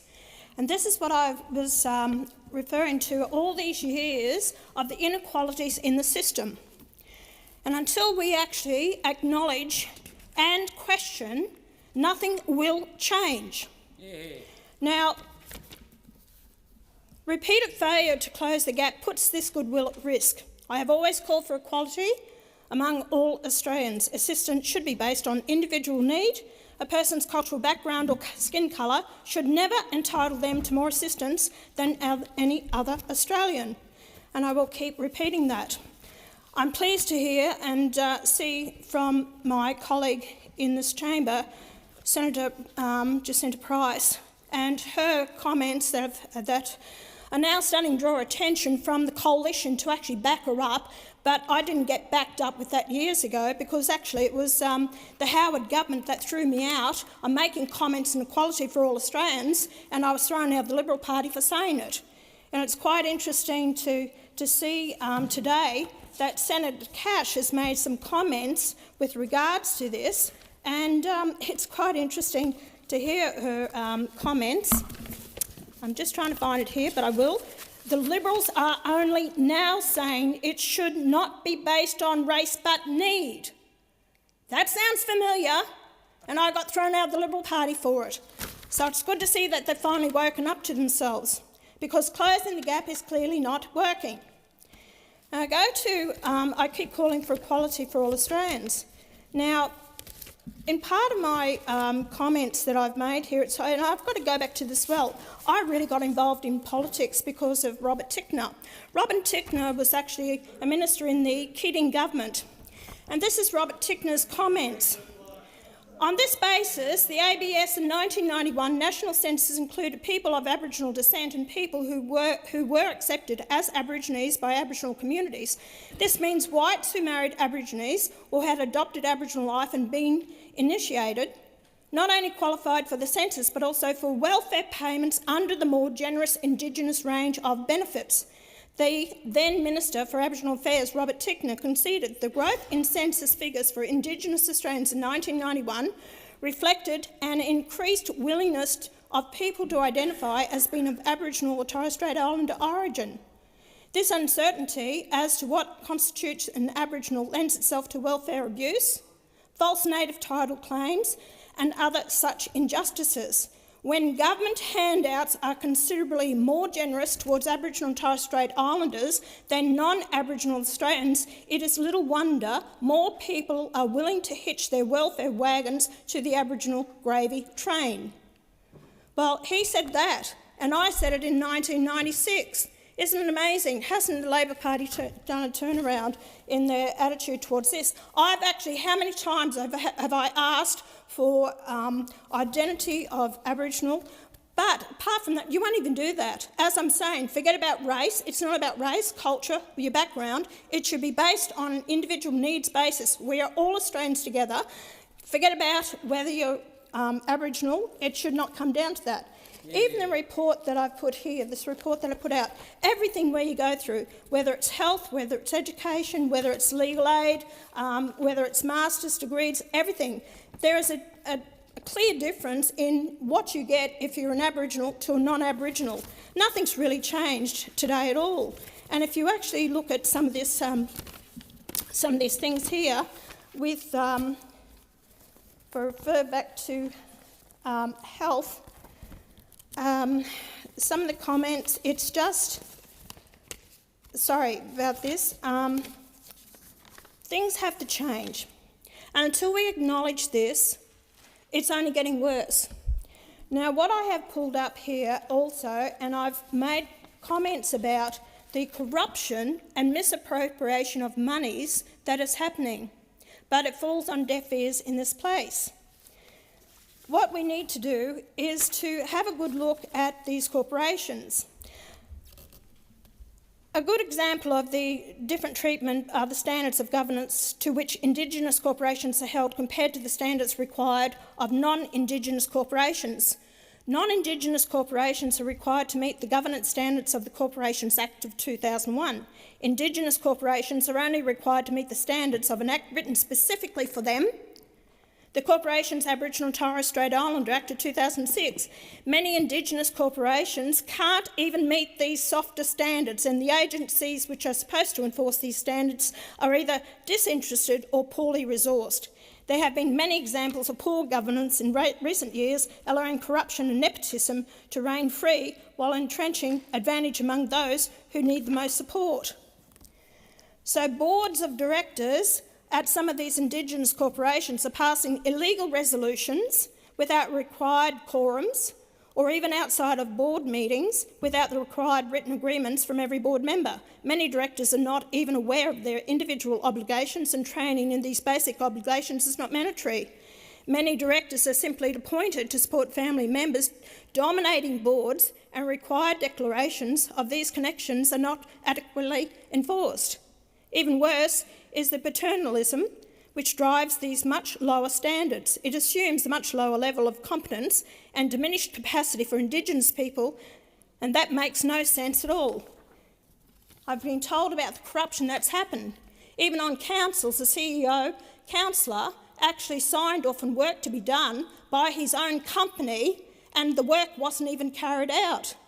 Do you want to do an audit? No one in the wide world. Where is the accountability for the billions of dollars that's going into this Aboriginal industry that, under One Nation, we intend to abolish it? There won't be any Aboriginal department. There won't be 3,000 Aboriginal corporations. There won't be all these handouts anymore. There will be accountability for taxpayers' dollars, and the Aboriginal people will come under the same as any other department or any other people. As I said to you, you talk about health issues. To hear people in this place talk about the health issues. Brochure material reads, an organisation, and this is going back to what I said when I put it out in 1997, an organisation of Aboriginal and Torres Strait Island people for Aboriginal and Torres Strait Island people, controlled by Aboriginal and Torres Strait Island people, controlled by them. In the main, these clinics, which include medical, dental, along with specialist clinics like diabetic, child health, women's health, nutrition, mental health, antenatal care and welfare and community development, are exclusively for Aboriginal and Torres Strait Islanders. Expenditure for 1994-95 was nearly $70 million. And off the top of my head, the census for that time, 1996, it was approximately 356,000 Aboriginals. Now we've got over 800,000 people claiming. So Robert Tickner was right. Everyone's jumping on the bandwagon. Between 2021 2016 census and the 2021, it increased by 25%. People claim to be Aboriginal. So it's really working, isn't it? So anyway, this, and then the land, and you talk about the land. You know, in 1994, most of the date figures available land was acquired for Aboriginal communities under Land Acquisition and Maintenance and the Regional Land Fund. During that year, 45 properties were bought for $17.3 million, of which approximately 30% was spent on pastoral properties. Aboriginal organisation own up to 1994 the staggering total of 77 cattle stations, prolific through the Northern Territory and Kimberley region, making those organisations the largest holders of pastoral property in Australia. This figure does not include land owned by individual Aboriginals. The most disturbing thing about this vast land acquisition is that there is reportedly no accountability or record of it. So what are we going to do about it? These are things that happened, 30 years ago, and nothing's changed. And you keep talking about this. You sit in this place, and the only way it will change if you start treating people equally on an individual needs basis. You talk about no water up in these communities. Well, if you are in remote communities and you're supposed to be connected to land and that's your culture, then why are you relying on the white man's way of life to provide you for the services when you clearly don't want that? You can't have it both ways. Yes, look after those who are in need, but you also have to look after the taxpayers' monies, which has to be made accountable to every taxpayer. And stop screaming, because all it is, you're playing the victim card and Australians had a gutful of it. Start doing something. You've been given the opportunity to run these own organisations yourself and nothing's happened. It's in worse condition now as the years go by. Senator Nambujinga-Price. Senator Thorpe. Senator Nambujinga-Price, you have the call. Thank you, Madam Acting President. Today's formalities have historically occurred on the anniversary of the apology to the stolen generation. I acknowledge that day is significant for those who may already be here in Canberra or who will be coming to Canberra in the days to mark the anniversary.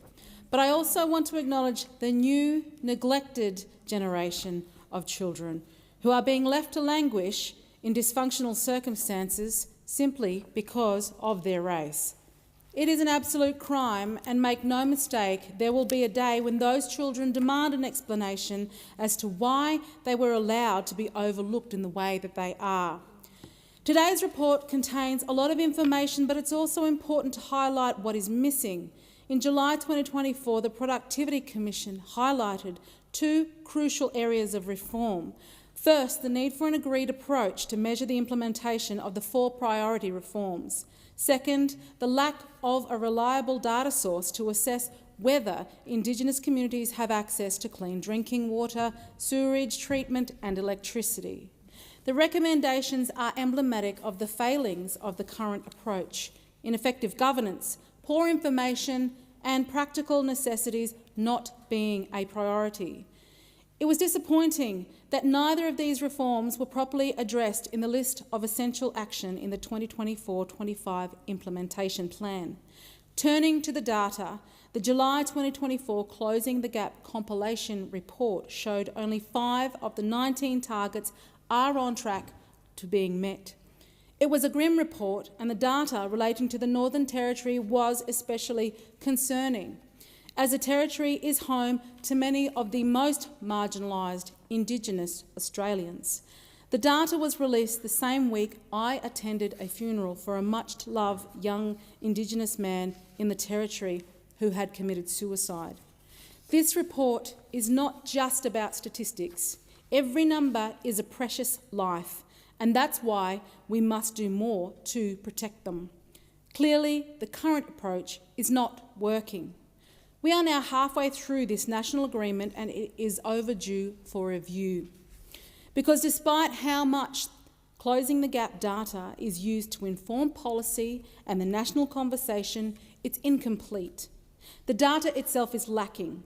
Firstly, because it isn't broken down by geographic area, age or sex, so it doesn't accurately tell us beyond a state or territory level locations with the highest need. But the data is also lacking of increasing box tickers. That is, self-identifying Indigenous Australians whose ties to indigeneity are tenuous at best or non-existent at worst. Wiradjuri woman Susan Ingram noted that in the 2016 census, 40,000 people ticked the Indigenous Torres Strait Islander box for the first time, the majority of them from eastern states or urban locations. The growth of box tickers is skewing the data, but this government are too cowardly to call it out for fear of being called racist. Aside from causing data deficiencies, the box tickers are skewing our policy conversations, as opinions of box-ticking elites are often favoured over true Indigenous knowledge holders. This is a serious problem.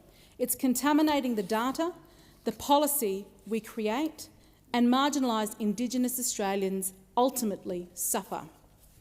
You know, I often hear from those opposite that they want to end Indigenous disadvantage.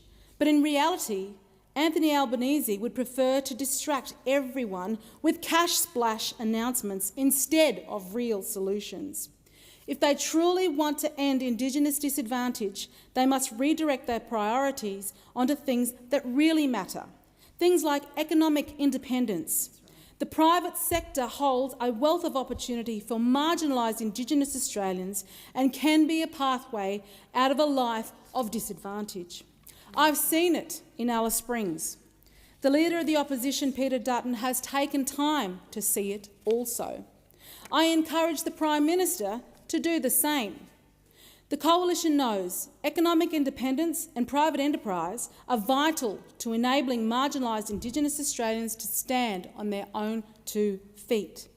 But we also know that land councils, especially in the Northern Territory, can be a barrier to economic independence. That is why we will support traditional owners who want to form breakaway language-based land councils. We must encourage those who want to develop their land for things like tourism, cattle stations or mining instead of keeping them dependent on government welfare. In addition to encouraging economic development, the government must address the bureaucracy that is suffocating meaningful change. Last week I attended a briefing with the Minister for Indigenous Australians. It was disappointing, to say the least, because every question about accountability was met with what can only be described as babushka doll responses. See, the national framework for closing the gap has no single one person in charge. On paper, the co-chairs are in charge. Further, government funding is dispersed to a myriad of departments despite one agency supposedly being in charge. But ultimately, according to the Minister, the Cabinet is responsible. It is a system without accountability, which is unacceptable in a system where the buck should stop with the Minister. But another problem is that there are too many bodies in the space for it to be effective. The coalition of peaks are somehow meant to represent 80 peak organisations, and then each of those peak organisations can represent hundreds of further organisations. At the briefing, we were told in all sincerity that this was an effective way for grassroots opinions to have a seat at the decision-making table. That proposition is absurd. And it's no wonder our marginalised are remaining and becoming further entrenched in disadvantage. To tackle the bureaucracy and lack of accountability, the Coalition, if elected, will undertake an audit of Indigenous expenditure. The national expenditure on Indigenous Australians has not been accounted for since 2015-16, let alone properly assessed for duplication and effectiveness. Along with the parliamentary inquiry into land councils and statutory authorities, we'll finally have the full, honest picture of closing the gap policies. We will know what is failing and what has been succeeding, what is being wasted and what is needed, and who is being listened to and who is being silenced. Aside from the bloated and unaccountable bureaucracy, the refusal by this government and Indigenous leaders to confront difficult issues is also hindering progress. An area of biggest concern relates to the sexual abuse of Indigenous children in Indigenous communities.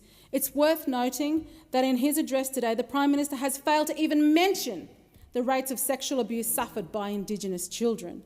In contrast, the Coalition has committed to holding a royal commission into sexual abuse in Indigenous communities. We know that Snake is opposed to this, shamefully, but that doesn't mean it isn't needed.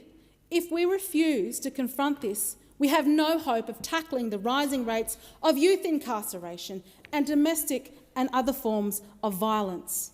Nationally, the rate of Indigenous children subjected to a substantiated child protection notification was 40.5 per 1,000, but for non-Indigenous it was 5.6 per 1,000. The contrast becomes starker when we look at the NT. In the context of the 30th of June 2023, Indigenous children were subject to child protection notification of a rate of 385.5 per 1,000, compared to 73.7 per 1,000 of non-Indigenous. Further, Indigenous children made up 89.1% of substantiated investigations. The data relating to notifications of sexual abuse specifically is just as confronting. Nationally, the rate of sexual abuse for Indigenous children was 2.8 per 1,000, while for non-Indigenous children it was 0.5 per 1,000. In the Northern Territory, sexual abuse notifications for Indigenous children were 2.2 per 1,000, but for non-Indigenous children, 0.2 per 1,000. These numbers are appalling, and this is the only reported data. There is good reason to believe that much sexual abuse in communities goes unreported. So let me be clear. I will not mince my words, and I'm not afraid of being offensive when it is a matter of truth. Indigenous leaders who refuse to acknowledge or believe any further investigation is warranted, you are failing those children. You are the ones causing them harm. If this was occurring elsewhere in our society, a royal commission would be demanded. So there's no question that things need to change. Our data collection must be improved, box tickers must be stopped, the priorities must be directed to need, not race, and an audit must be undertaken, and so must accountability. Senator Abington-Price, your time has expired. Senator Thorpe. Thank you, Acting Deputy President. Today's Closing the Gap announcement tops off a year of betrayal. Once again, Labor is confront their own role in harming our communities. They're refusing to address the suicide epidemic, child removals and incarceration rates, particularly of children. While there are welcome measures like increased access to affordable food in remote communities, the simultaneous funding for more police into these same communities is appalling, feeding with one hand, imprisoning with the other. This time last year, the Productivity Commission delivered a damning assessment of closing the gap for a complete overhaul, calling for a complete overhaul. A year later, things have only gotten worse. State and federal governments have repeatedly shown they lack any real commitment to justice for First Peoples. Worse still, governments are actively driving harm against us. State governments have doubled down on criminalisation, jailing and removing children, ripping more of our families apart. The latest data shows nearly 1 in 15 First Nations children are removed from their families. 24,000 children, and this number is growing each year. Victoria is among the worst, with nearly 1 in 8 of our children forcibly removed from their families. Even more troubling, the Northern Territory is moving to dismantle the child placement principle, a key recommendation from the Bringing Them Home report, pushing to rip up our children and family, culture and kin. This is not just an assimilationist attack. It's part of a continued genocidal effort to cut First Peoples from our cultures and communities and country. In September, Queensland again suspended its Human Rights Act, allowing more children to be locked in brutal adult police watchhouses. Victoria abandoned plans to raise the age of criminal responsibility to 14. The Northern Territory lowered the age back to 10, reintroduced the use of spit hoods on children, and relocated all children from Central Australia to Darwin, 1,500 kilometres away from their families, community and country. Across the country, governments are increasingly locking our children in prisons where their bodies and human rights are routinely abused. And yet the federal government remains silent, looks away, refuses to raise the age of criminal responsibility beyond 10 for federal crimes, or do anything to push states to raise the age. The government is directing money for First Peoples to organisations such as police. 205 million of the announced $840 million closing the gap funding package goes to the cops. This doesn't benefit our people. It only means more of our people will be locked up, more of our children jailed, and more lives will be destroyed. It is money for widening the gap. The federal government must recognise that much of what our communities face results directly from the violence governments are perpetrating against First Peoples. It is now increasingly clear the federal, state and territory governments have no real commitment to closing the gap partnership. As an example, in November, Minister for Indigenous Affairs, Senator McCarthy, met the state and territory ministers to discuss the crisis of First Nations children being jailed unsentenced. They're not even sentenced. The kids are in jail, not even sentenced. And they're often in adult police watchhouses. The latest data shows that 83% of First Nations children in prison have not been sentenced, and the majority are never found guilty of an offence. The minister told them to take it up with their Attorney General. Well, what happened next made it clear the partnership is broken. And no one actually cares or listens to the Federal Minister for Indigenous Affairs because Victoria's Labor Premier, Jacinta Allen, announced a review of bail laws designed to lock up more children. New South Wales Labor Premier Chris Minns extended harsh bail laws for children and boasted about jailing more of them. The WA and SA Labor governments passed more punitive laws, and in Queensland it's now harder to get bail as a child than as an adult. This system is killing our kids. Just this past 18 months, 2 children died in youth detention, deaths directly attributable to a system that criminalises and brutalises instead of offering care and support. We know that children in the Ashley Child Prison in Tasmania have been strip searched, children being strip searched, subjected to isolation, children being isolated, beaten and sexually abused in the prison system, while a systematic cover-up hid these abuses for decades and continues to hide. And all of your governments are hiding along with them. Similar abuses are documented across the country, and it's telling that the National Children's Commissioner has been denied access to children's prisons in Victoria and WA, where conditions are known to be horrific. Australia spends over $1 billion a year jailing children, yet there is no real commitment to transparency or accountability. The Senate supported my motion to report on prison conditions, addressing issues like self-harm, miscarriages and stillbirths in custody, yet Labor refused to comply with its democratic duty. Governments continue to cover up the violence and abuse routinely perpetrated within the prison system. And then they turn around and blame us, like you just heard. When it comes to legal assistance, a fundamental protection against injustice, Labor is failing again.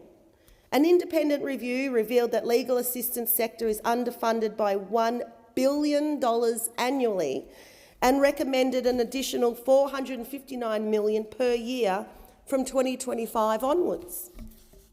Labor responded with an inadequate funding of just $500 million over 5 years, less than a quarter of what is needed.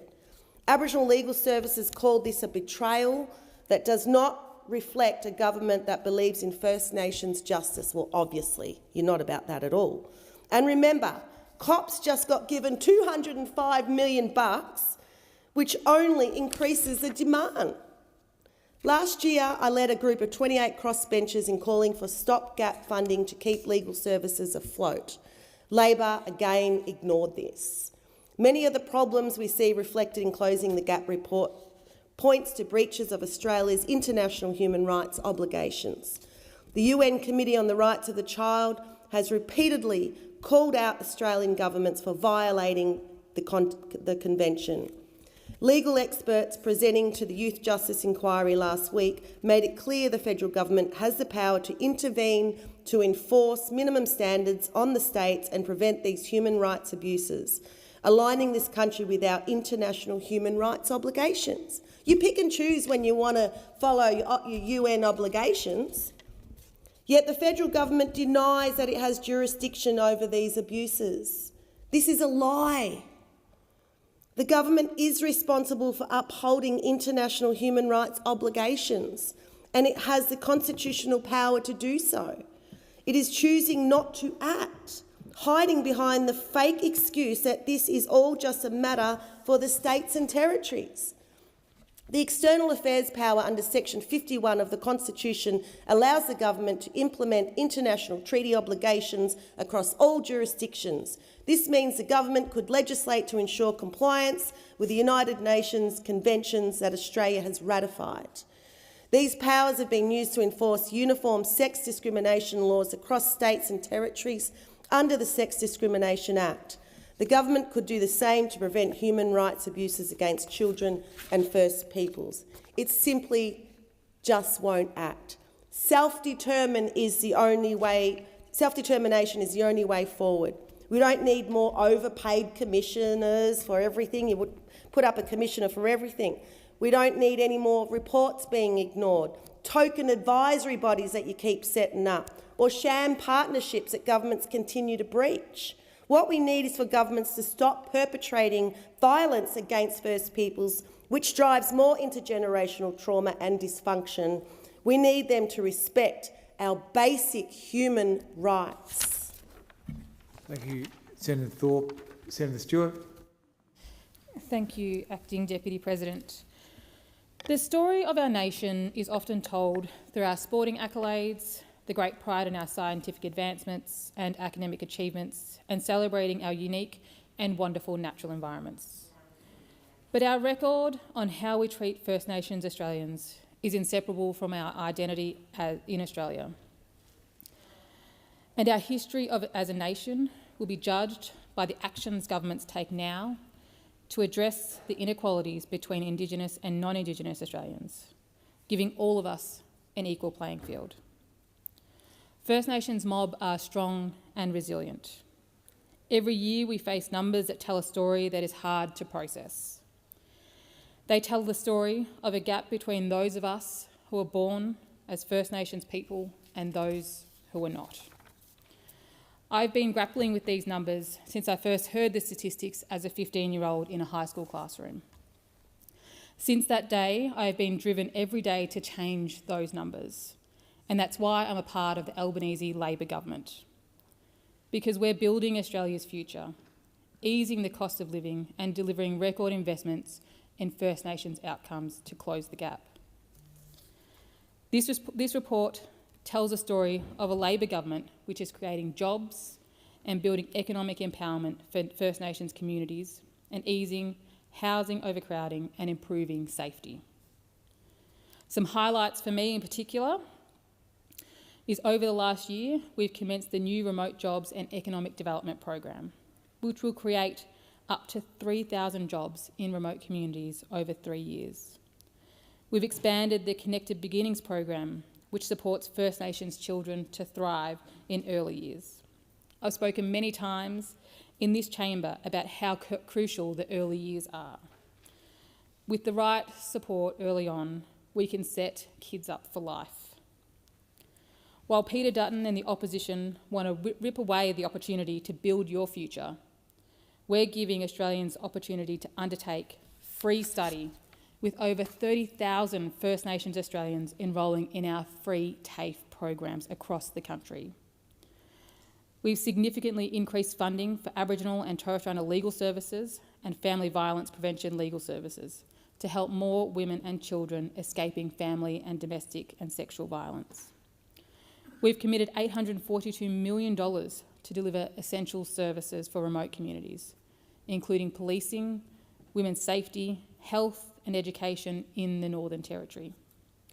We've expanded the Indigenous Rangers program to create 1,000 new jobs, including 770 of them being for First Nations women.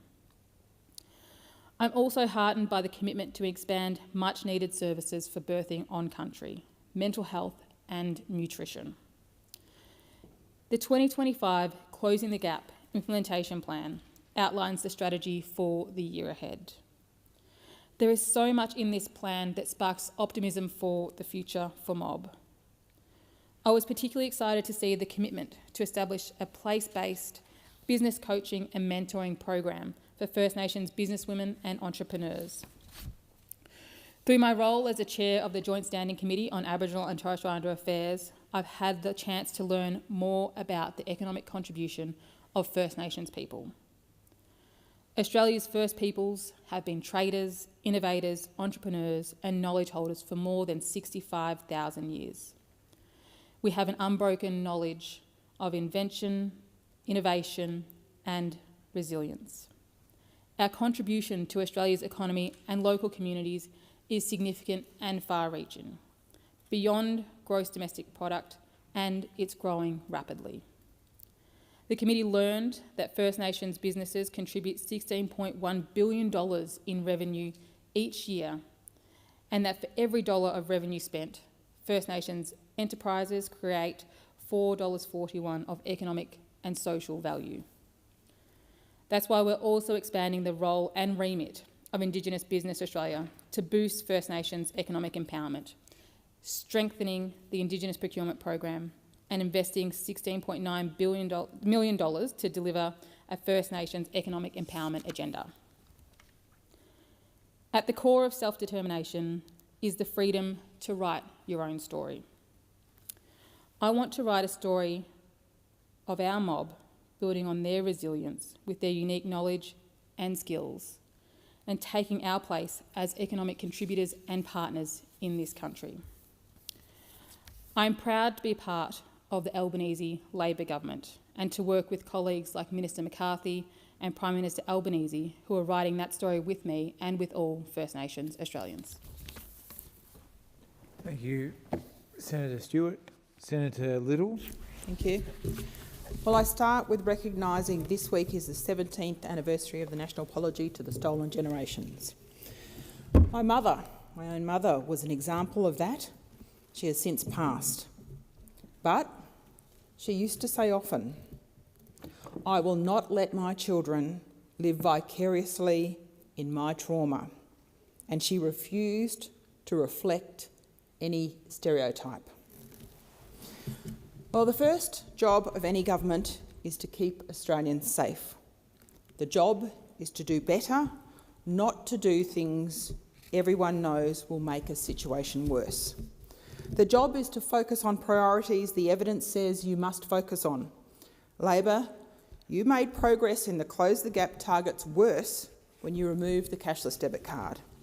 You made progress worse too when you watched the now decimated Territory Labor government lift alcohol restrictions.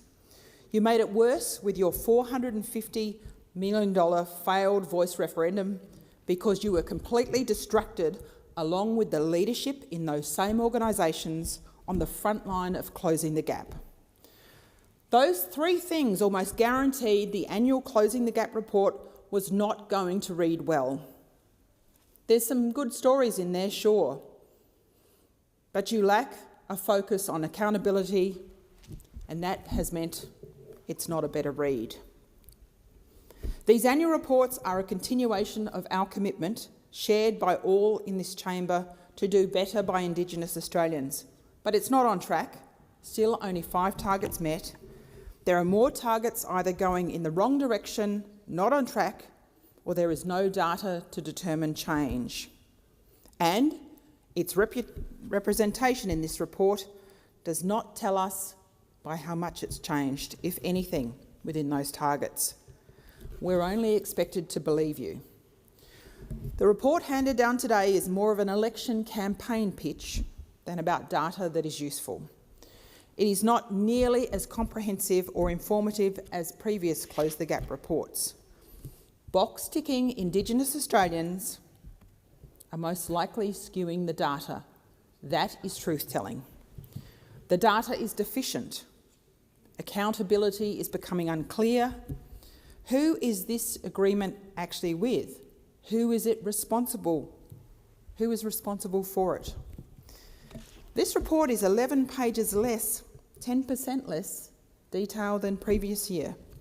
How is that possible with so much more to do?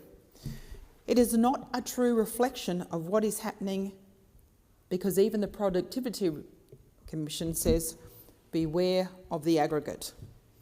Closing the gap is a national snapshot. In some areas, progress is, of course, so much worse. Sadly for everyone, the Prime Minister is not prepared to address the foundation issues that matter most in closing the gap. This includes the performance of the frontline organisations, the ones who get the funding and who exist to deliver the services.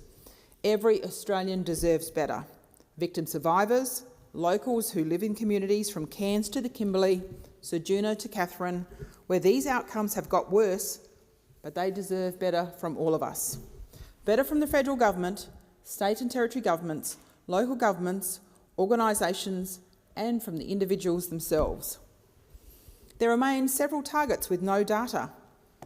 How can that be so when family violence is such a driver of poor outcomes across all targets? Worse, flip-flopping, double-speaking and dodging from the Prime Minister, and I quote, "If things aren't working, we'll change them," he said. There is no evidence that the Prime Minister is doing that at all when he continues to refuse coalition calls for an audit. In Central Australia, the Prime Minister last week tried to sell an existing funding stream for remote communities as if the $842 million was new money. Some of it is, but the truth is most of it wasn't. Much of that funding already existed in the budget and was a continuation of the Northern Territory Remote Aboriginal Investment Agreement, which has been an investment agreement that has been negotiated with the Northern Territory for remote communities since 2016. This agreement is a little different though. It included Aboriginal peak organisations of the Northern Territory.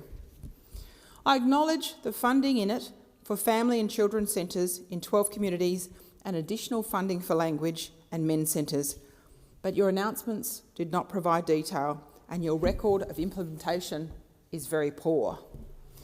The Albanese government, as much the leadership in those Aboriginal community-controlled organisations, was distracted by the voice referendum rather than on its core business. All of you should have been focused on your day jobs, improving the lives of Indigenous Australians and not being a political megaphone for the Labor Party. In this chamber, Labor and the Greens have repeatedly refused our motions for an audit into the organisations responsible for delivering outcomes for Indigenous Australians. How can you continue to do that given the very public shortcomings of several key organisations under your watch, the most spectacular being NAJAR, that exists to provide legal advice to the most vulnerable people in the Northern Territory? wasted federal funding for a temporary ice skating rink in Alice Springs in the middle of summer, and bus services running until 4 o'clock in the morning in some areas. That does nothing for children's safety, nor does it do anything to help those kids get themselves to school. Sure, you have bipartisan support for Close the Gap, but not for wasteful spending that does nothing to assist the most vulnerable, and funding that is actually an enabler of further dysfunction. It was your government that failed to stop the NT Labor government to end those alcohol restrictions, wedded instead to ideology rather than evidence. It resulted in immediate and horrific impact. It was a 77% increase in family violence in the months that followed, an increase in crime across the territory with more children on the streets than in school, too terrified to go home because of alcohol-fuelled violence. In the same financial year the restrictions were lifted, there were some 62,000 hospital admissions in Alice Springs, a town of just 29,000 people. Your inflation that was higher for longer has cost Australians dearly, and no more so than those in remote and regional areas who do it tougher. In October, regulator Oric stepped in to investigate 3 community stores in South Australia, my home state, at Armata, Indalkona and Pukacha, with the court fines and penalties imposed $32,000 for failing to comply with reporting obligations.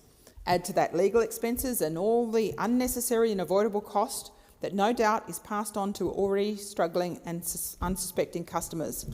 You talk of tackling food security, but fail to tackle those very obvious things that are right in front of us now. Well, the Albanese government, we know, removed the cashless debit card in communities that wanted it, and now refuses to rule out disbanding income management in the Northern Territory entirely.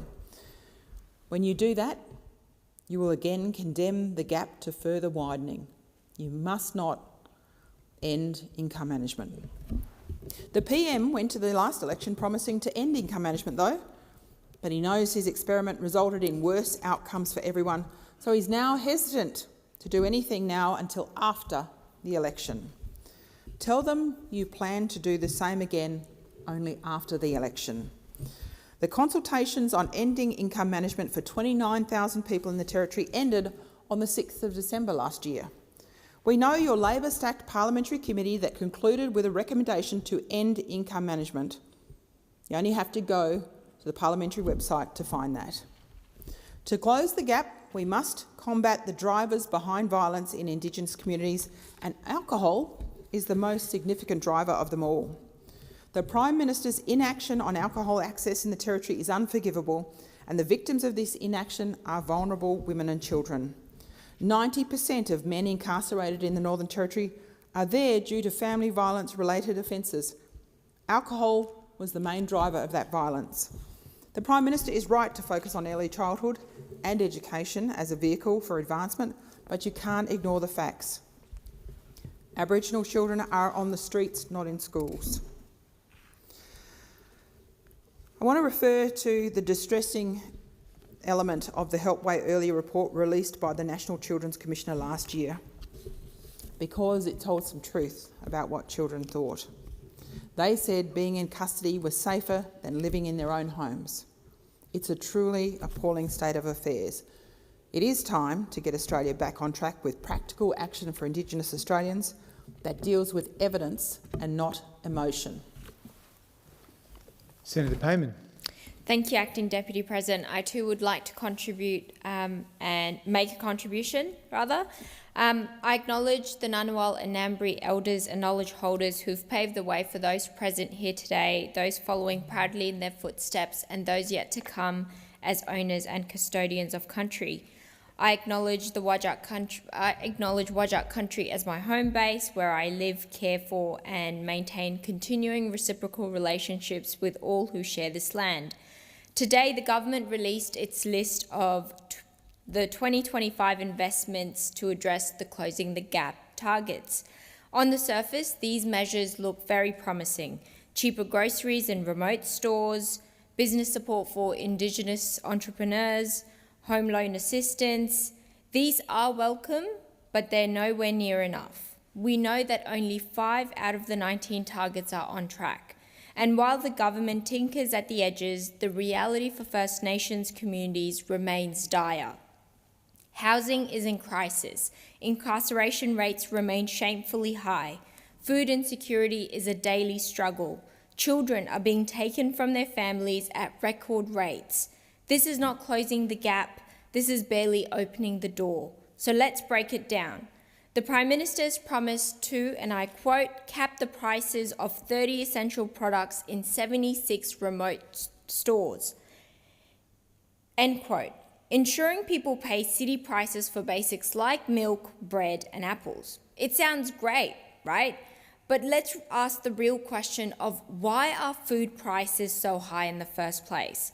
Because remote communities lack infrastructure. I've travelled around WA and I know that freight costs are astronomical. There is no reliable investment in local food production or supply chains.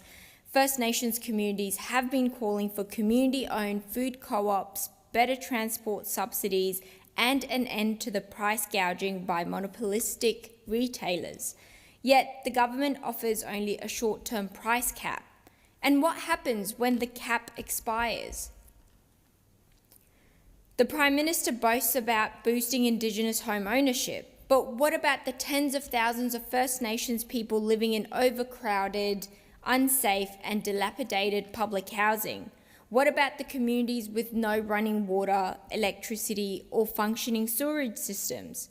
This government has promised new laundries in 12 remote communities as if access to a washing machine is the solution to third world conditions in our own country. What people need is not a tokenistic upgrade to a laundry facility. They need proper housing, clean water, and livable infrastructure. Where is the massive job-creating investment in First Nations-led housing programs? Where is the commitment to long-term community-controlled housing solutions? This is a government that will spend billions of dollars on nuclear submarines, but when it comes to First Nations housing, all we get is a handful of washing machines. Yes, the government is strengthening the Indigenous procurement policy and offering business coaching, but let's be clear, coaching does not replace secure, well-paid jobs. We know that the Community Development Program, CDP, is the discriminatory work for the dole scheme that has punished First Nations job seekers with fines, welfare suspensions and exploitation. This policy has failed, and it's been proven that it's failed, yet it remains untouched. Issuing empty statements and promises will not replace CDP with real jobs, proper wages and decent conditions. Where is the investment in First Nations-led industries, in land and water management, in renewable energy projects that create sustainable employment? Instead of relying on handouts from government contracts, First Nations communities deserve real economic self-determination. This government is offering scholarships for First Nations psychology students and funding for domestic violence services. These are important steps, but they don't touch the biggest threats to First Nations people's health and safety. Where is the plan to raise the age of criminal responsibility? Right now, children as young as 10 years old and disproportionately First Nations kids are being locked up. The government knows this is a human rights violation. It knows that it contradicts the Closing the Gap targets, yet it refuses to act. Where is the commitment to First Nations-led health organisations, to expanding Aboriginal community-controlled health organisations, to tackling rheumatic heart disease, diabetes and chronic illness in Indigenous communities? The government is extending the Stolen Generations Redress Scheme, which is long overdue, but where is the commitment to treaty? Where is the national truth-telling process? The Uluru Statement called for a voice, treaty and truth. This government abandoned the voice and now is silent on the rest. We have had decades of reports, decades of inquiries, decades of promises, And still, First Nations people die younger, are locked up at high rates, and live in poorer conditions than almost any other group in this country. In my home state of Western Australia, leaders from First Nations communities have told me about the challenges affecting their communities. One of the key issues is health, and as I mentioned earlier, but within Edith Cowan University, a research was done and they found, and I quote, conditions like respiratory diseases, including asthma, heart and circulatory diseases, high blood pressure, diabetes, kidney disease, and some cancers are more common among Aboriginal and Torres Strait Islander people than among non-Indigenous people in WA specifically. At the last census, WA had the second highest per capita rate of Aboriginal and Torres Strait Islander homelessness at 381 per 10,000 people. The employment rate of Indigenous Australians in regional areas was dire, as low as 32% in very remote areas compared to 58% we see in major cities. The measures announced by the Prime Minister tinker around the edges but fail to address the structural causes of Indigenous disadvantage. This Senate should not be patting itself on the back for the short-term fixes that are before us. It should be demanding systemic, transformative change. Because justice delayed is justice denied, and First Nations people have been waiting for far too long. I urge this government to do better. Thank you. If there are no further contributions, then I'll put the question. The question is the Senate take note of the closing the gap statement. Those opinions say aye. No. Ayes have it. The ayes have it. Call the clerk. Government Business Order of the Day number 1, Future Made in Australia Production Tax Credits and Other Measures Bill, in committee.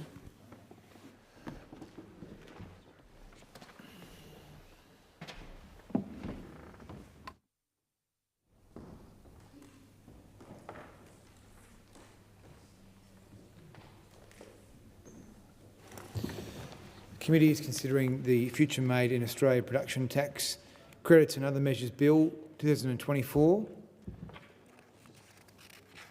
Senator Smith. Thank you, Chair. We were, in the early part of the committee stage of this bill, I was using the opportunity to put on the record the themes which not just explain but justify the Coalition's opposition to this legislation. We touched briefly on an explanation in regards to the burdensome bureaucracy and inefficient spending.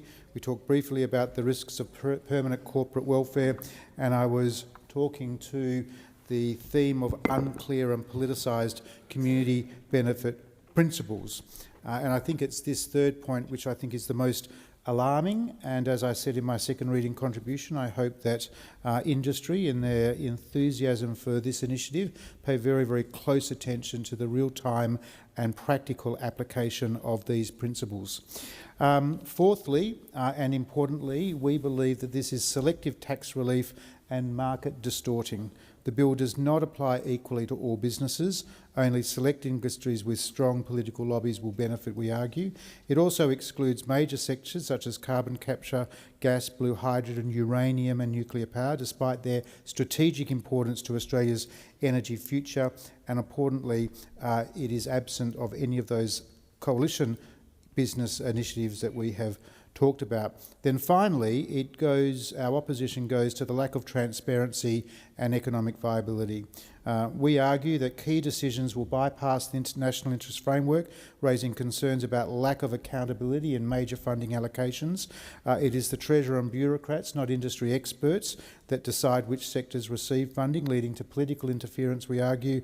And finally, the Productivity Commission and the Treasury themselves have not endorsed major elements of the plan, warning that it could divert resources from more productive sectors. And on that point, I think it is very important that I share with the Chamber the quote from the Productivity Commissioner herself, Danielle Wood, who has warned that this policy risks creating a class of businesses reliant on government subsidies, not an industry sector able to stand on its own 2 feet. But to re-emphasise what I think is the most critical point in this is that the government has chosen the wrong path in wanting to support industry.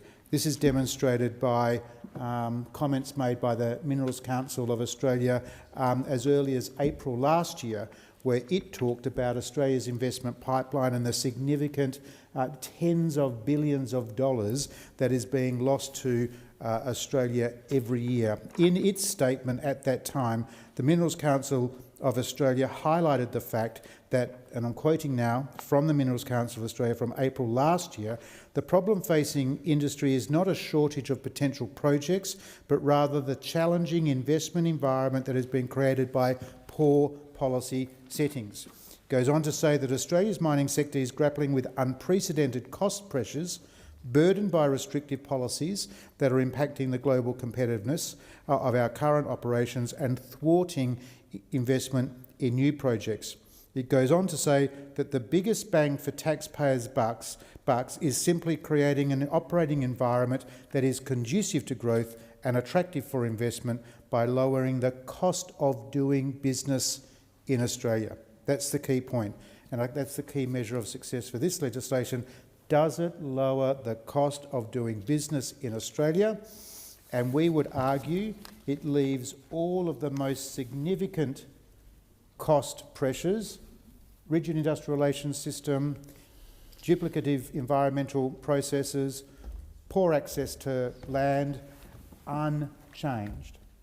And we think that this particular initiative, not only poorly designed, but will not have the anticipated benefit. I might just use this opportunity to formally move the amendment that's standing in my name, which is on sheet 3275, and I might just speak to that amendment. So I'm seeking leave to move the Coalition's amendment to the bill. Is leave granted? Is leave granted? Yes. Thank you very much. So the amendment seeks to establish much-needed clarity and structure around the community benefit principles and to mitigate what we argue are very obvious risks, risks that were identified in the Senate committee stage, risks that we believe have not yet been mitigated against. This amendment amends the bill to ensure that the community benefit rules made in relation to both the hydrogen production tax offset and the critical minerals tax offset cannot specify that an enterprise agreement within the meaning of the Fair Work Act of 2009 apply to both the employees of the company seeking a tax credit and an employee organisation, that it cannot specify that a company seeking a tax credit must establish a reconciliation action plan, that it cannot specify that the company must consult on the environmental impact of its activities unless that consultation is already required by Commonwealth, state or territory law, that the company must that the bill cannot specify that the company must consult with First Nations communities unless, again, that consultation is already required by Commonwealth, state or territory law. Now, to avoid any doubt, the amendment also provides that a company's share of the production tax credits cannot be reduced where these conditions are not complied with. This amendment is aimed at mitigating against key concerns raised by the Coalition in the second reading speech and the Coalition Senator's dissenting report following the Senate Economics Legislation Committee inquiry into the bill. As the bill stands, the community benefit principles are unclear, leaving companies to comply with vaguely defined criteria if they are to receive a tax credit. This uncertainty threatens confidence in this sector of the Australian economy, which is absolutely contrary to what the government says this bill does. Further, the community benefits principles are also liable to politicisation. The Treasurer has sole discretion over these community benefit principle requirements to be determined by regulation. There are genuine concerns that businesses may be forced into union agreements to qualify. In short, no union agreement, no tax credit. And on that particular point, I invite the Minister to clearly state, to categorically state that a company without a union agreement is not penalised and will be in full receipt of this tax benefit. Further, businesses seeking to access these credits cannot be held hostage to the same principles that are embedded in the Labor's entire Future Made in Australia plan. Finally, the community benefits principles risks unnecessary and harmful duplication on environmental and Indigenous regulations and consultation. Although this applies nationally, it was raised as a particular concern for Western Australia, given the already significant regulatory standards in place in my home state, with the result being unwelcome delays and decreased competitiveness. Failure to comply with the community benefits principles will lead to a penalty in the form of a reduction in the tax credits available. And to assist the Minister, I think this goes to point 151 in the government's documents, but we'll come to that further in the committee stage.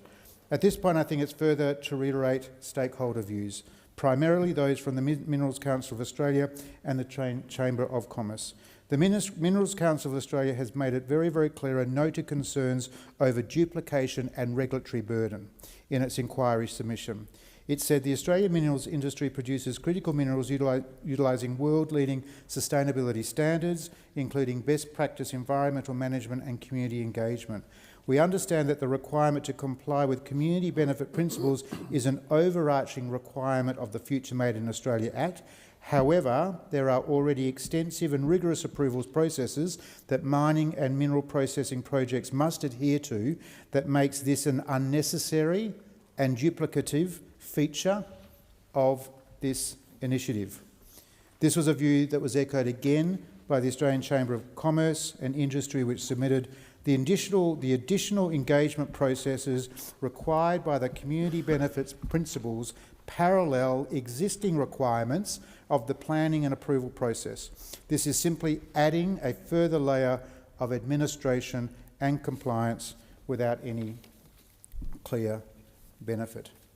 So the risk here is abundantly clear, and the government knows the risk, officials know the risk, that in enforcing the community benefit principles, they are in fact obviously creating and adding layers of bureaucracy in areas where regulation may currently already exist.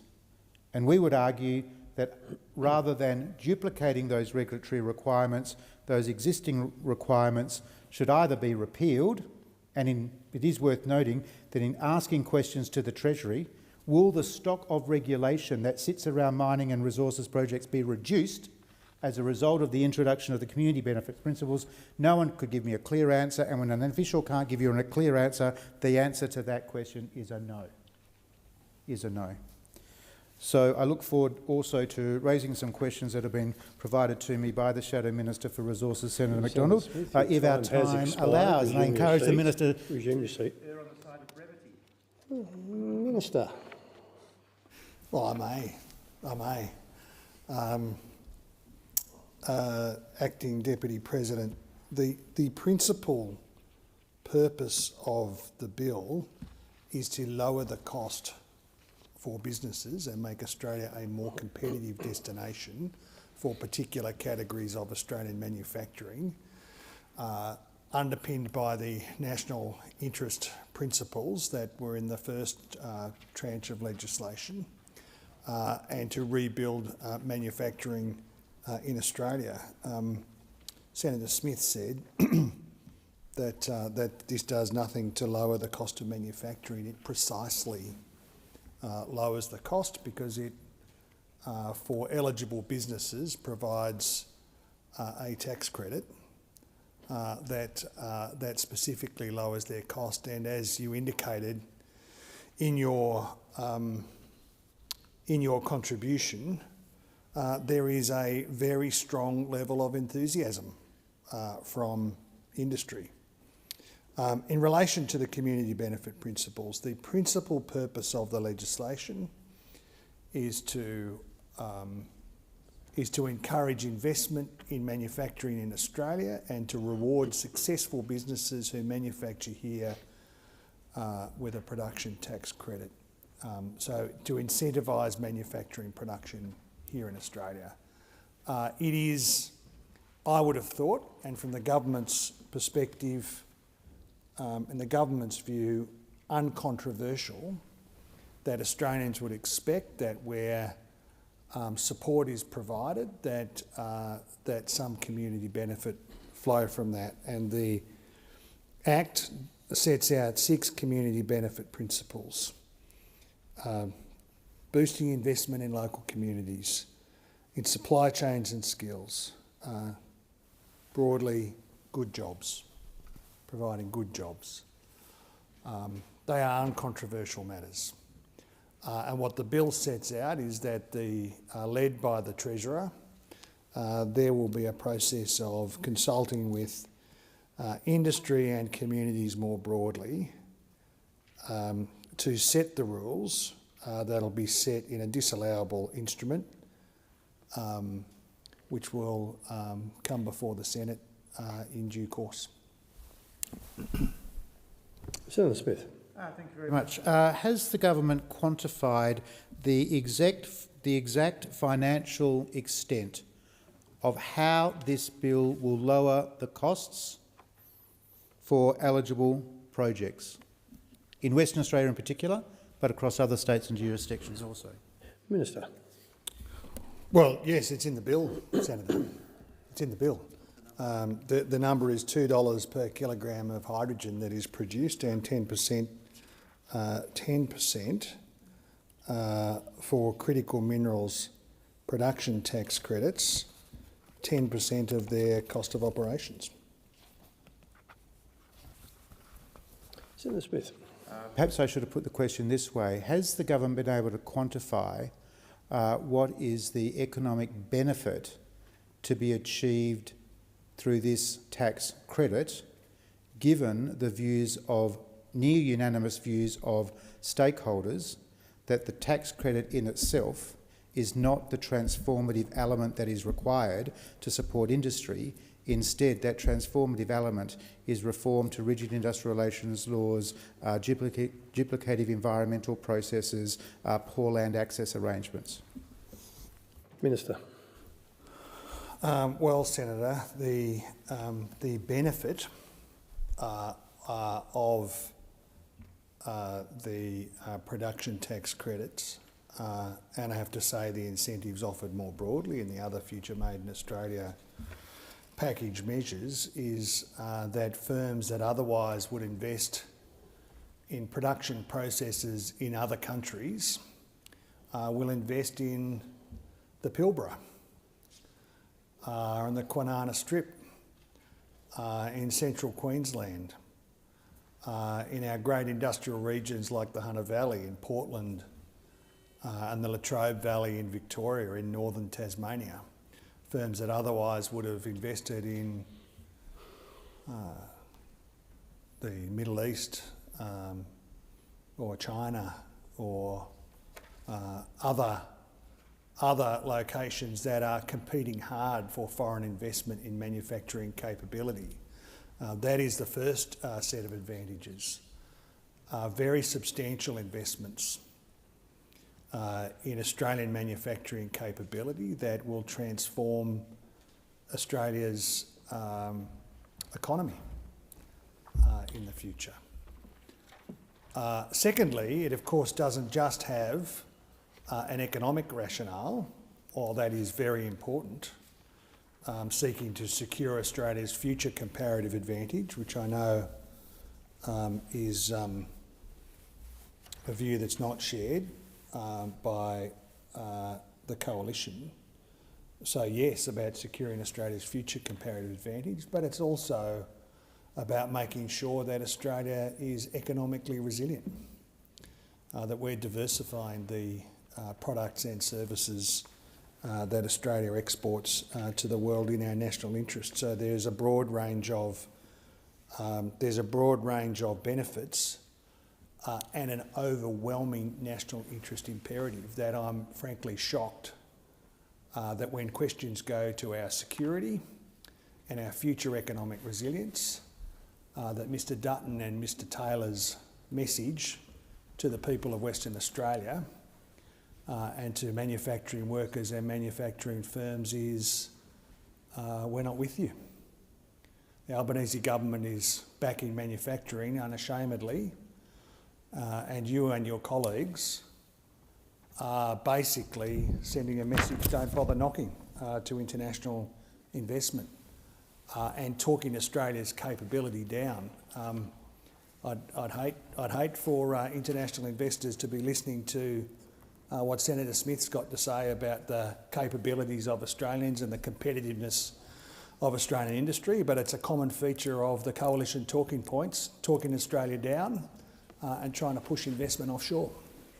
Senator Smith. It's worth noting that the party that I represent, the Liberal Party, is in fact the party of development in Western Australia, the home of people like Sir Jim McClarty, Sir David Brand, Sir Charles Court, later Richard Court, Colin Barnett. So the Liberal Party's legacy in terms of pro-industrial development, indeed downstream processing in Western Australia, is owned by us. It's not owned by the Labor Party. But just to go to your point, Senator Ayres, in your opening remarks, and again you just talked about Australia's security interest, you talked about the rapidly changing geopolitics in some of your earlier remarks. Why is it then, if the international environment and security considerations are so paramount, why is it this tax credit is not available for 2 years? Minister. Look,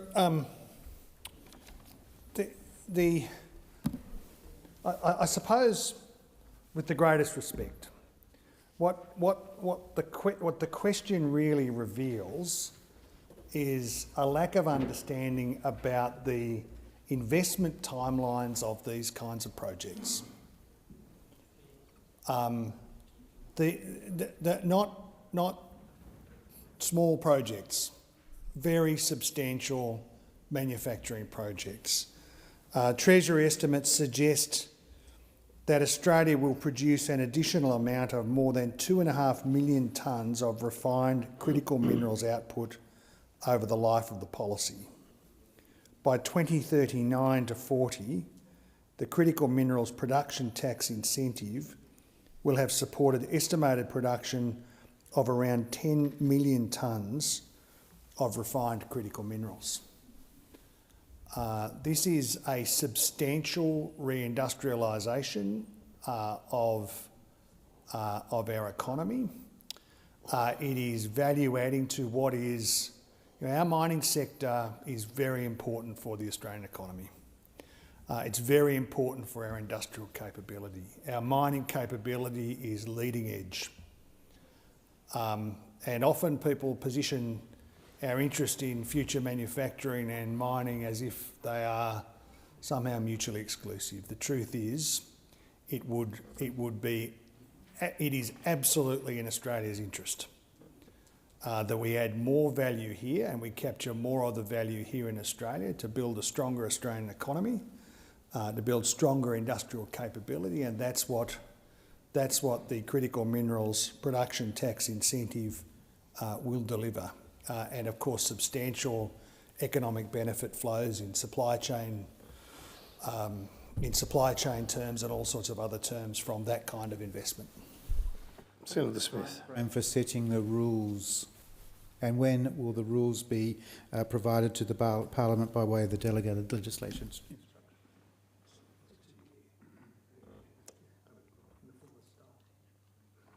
Minister. Well, as I said, these projects have very substantial lead times, and the Treasurer will no doubt provide the disallowable instrument that I referred to as soon as he can to a future Parliament, but we won't be rushing the process of engaging with industry. and making sure that that not only have we got the design right, but that industry supports it and that it's a platform for the kind of investment that this bill will facilitate. The only thing that will stop that process happening is the election of a Dutton government. And Mr Dutton and the crowd over there have committed to tearing this legislation down, to ripping this investment up. They are the greatest sovereign risk that Australian manufacturing faces.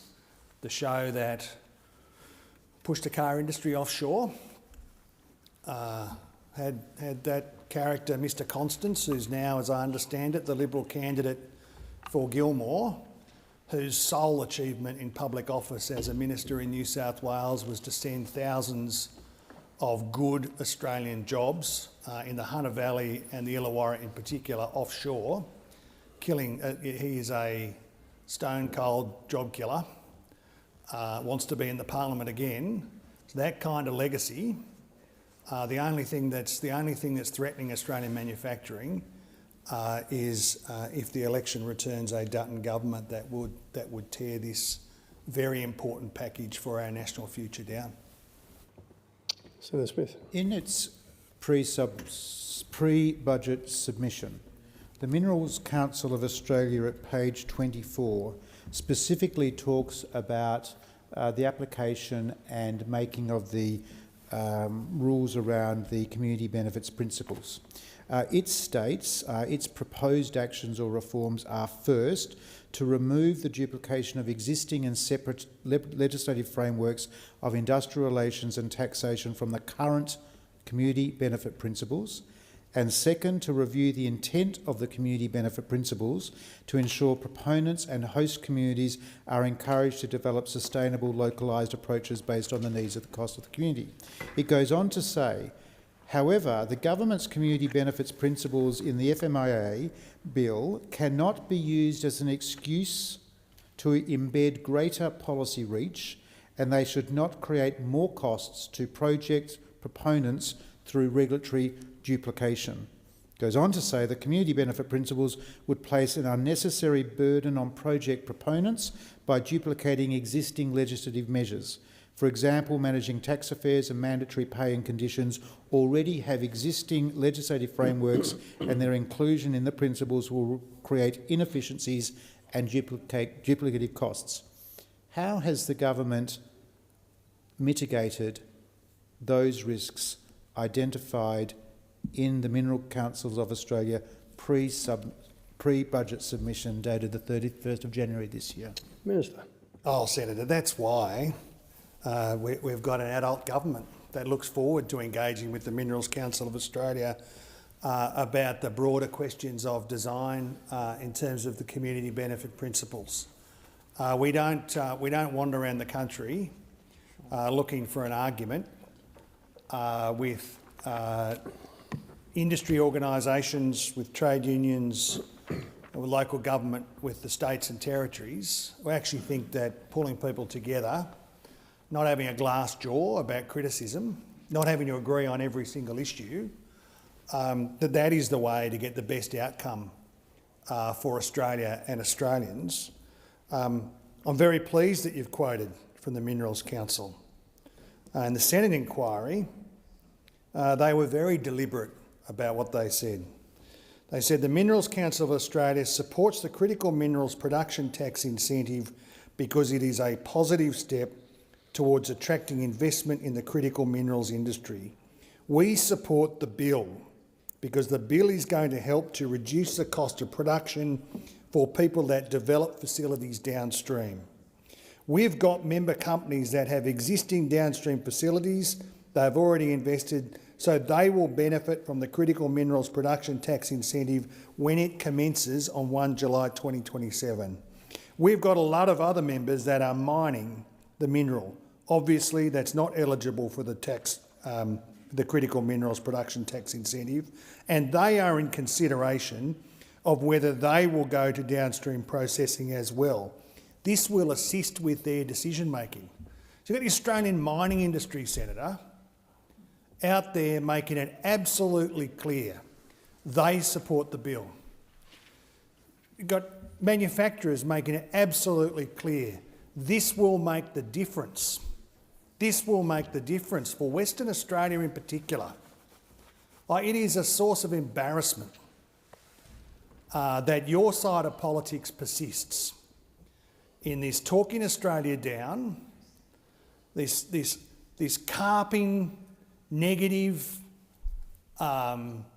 nasty about Australian manufacturing, nasty about it on the East Coast, but deadly quiet when they're in Perth, Mr Dutton on these questions, as silent as the tomb in the Pilbara, Mr Dutton and Mr Taylor on these questions, but big on the ABBA on this when they're over here on the East Coast, hoping that people in Western Australia and Central Queensland and the Hunter don't hear them.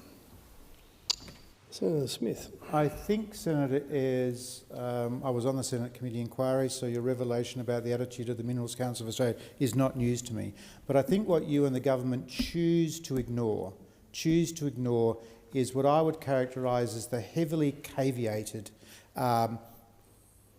points made by organisations like the Minerals Council of Australia and AMEC and others. And what they are saying is the transformative effect, if it is to be achieved, is actually not through the tax credit, but by tackling these other imposts which escalate project costs. That is what they are saying.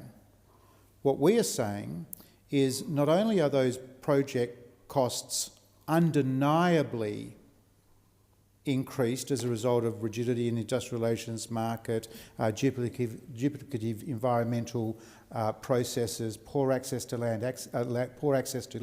What we're saying is that in addition to that, in addition to all of those additional project costs, of which the government is not interested in tackling, the government is now adding a layer in the form of the community benefit principles. Because in evidence to the committee, Treasury officials would not concede, would not acknowledge that there would be any reduction in any other regulation that is already covered or that is proposed to be covered in the community benefits principles. So I totally understand how industry is excited about a tax credit. Why wouldn't they? That is the normal operating style of business.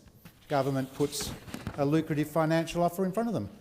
What we're saying is that the approach is wrong because it doesn't even seek to go near tackling what are the key contributing factors to high project costs for manufacturing and for minerals processing in this country.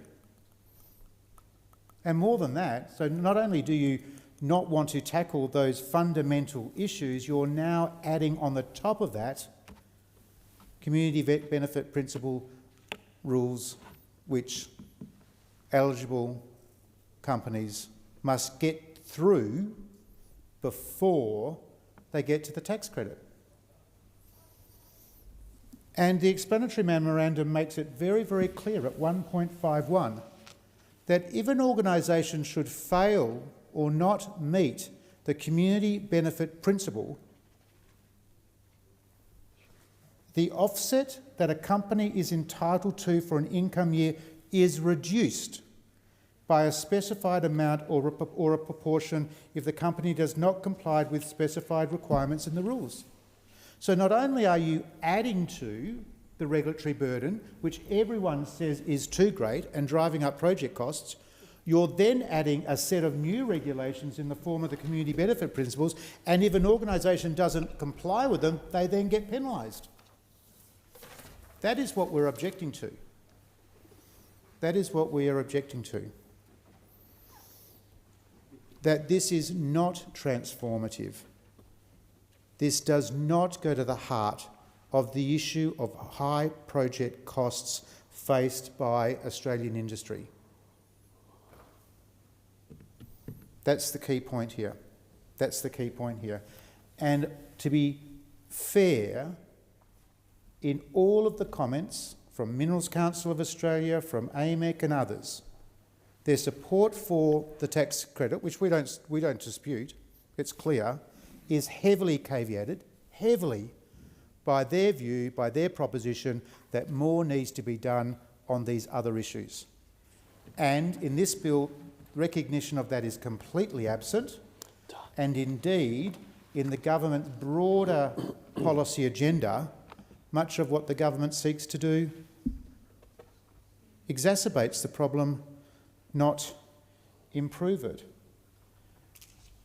So, Minister, if a company does not have a union agreement that satisfies the Treasurer, will their tax credit be reduced, or can it be reduced? Minister. Well, I think you've misrepresented the position of industry. What industry is saying is pass the bill. Industry is saying pass the bill. And all of the problems that you say that are there, your team had a decade in office to tackle them. And what happened? Wages in these sectors fell. Jobs were forced offshore. Disinvestment in Australian manufacturing, disinvestment indeed in the energy sector. The community benefit principles, as set out in the Act, will be worked through by the Treasurer over the fullness of time, in a way that meets the needs of industry, that in what I would have thought was an uncontroversial proposition, supports investment in the supply chain, in local communities, and in good blue-collar jobs. An anathema, I know, to the Liberals and Nationals, but good quality jobs. That's what the community benefit principles will deliver. They will be there in a disallowable instrument for the Senate to scrutinise. But I have to say, this sudden concern about industry support and industry assistance from a mob who proposed to spend $600 billion in a publicly funded nuclear reactor plan, which will deliver 4% of Australia's electricity needs. Like, honestly, as my good friend Senator Linda White would have said, I'm sure, if she'd heard this, she would have said, how much can a koala bear? I mean, honestly, the hypocrisy of that proposition, the gainsaying of the national interest, honestly, you should front up in Western Australia and say the same thing. I look forward to the Senate support. Order. Senators, pursuant to the order agreed to earlier today, the time for consideration of this bill has expired. I will first deal with the Committee of the Whole amendments moved by Senator Dean Smith. And the question is that opposition amendments moved by Senator Dean Smith on sheet 3275 be agreed to. Those of that opinion say aye. Against no. The noes have it. Division required. Ring the bells for 4 minutes.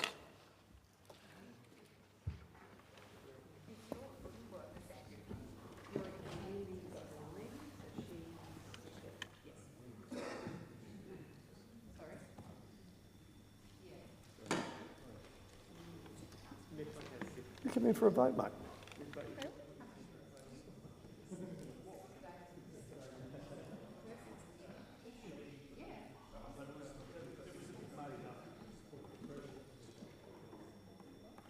What? Never ever have I missed a vote.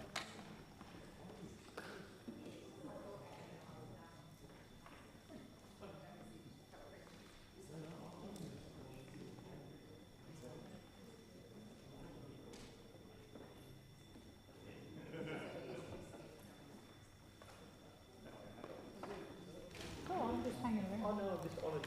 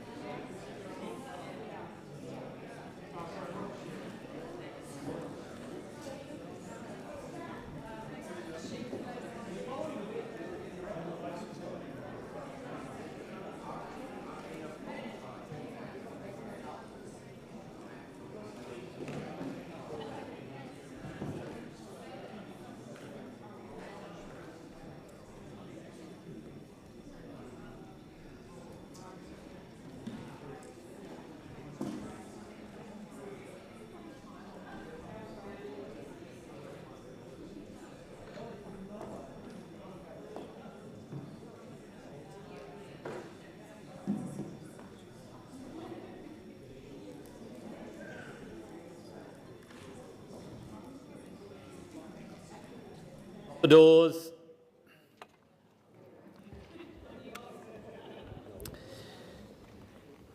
So I'm going to go through a series of questions. I will first deal with the Committee of the Whole amendments moved by Senator Dean Smith.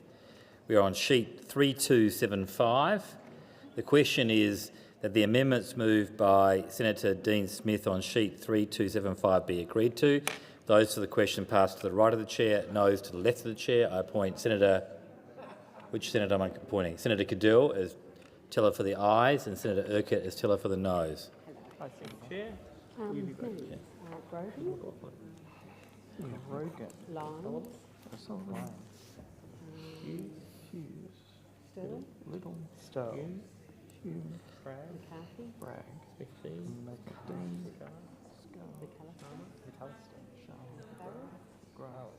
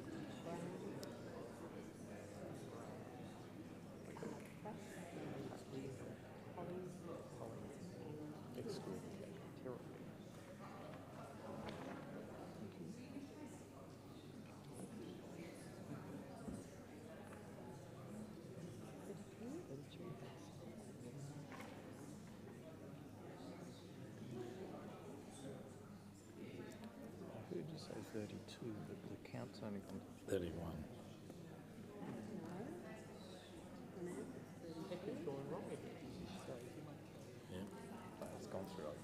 Honourable Senators, the result of the division is that 28 ayes, 32 noes. It's passed in the negative. I will now deal with the amendments circulated by the Australian Greens on sheet 3262. The question is that the Australian Greens amendments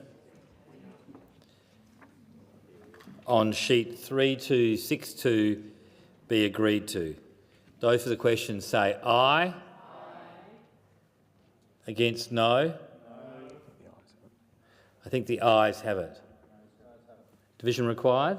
Ring the bells. 1 minute. Whip's happy? For 4 minutes at Whip's request.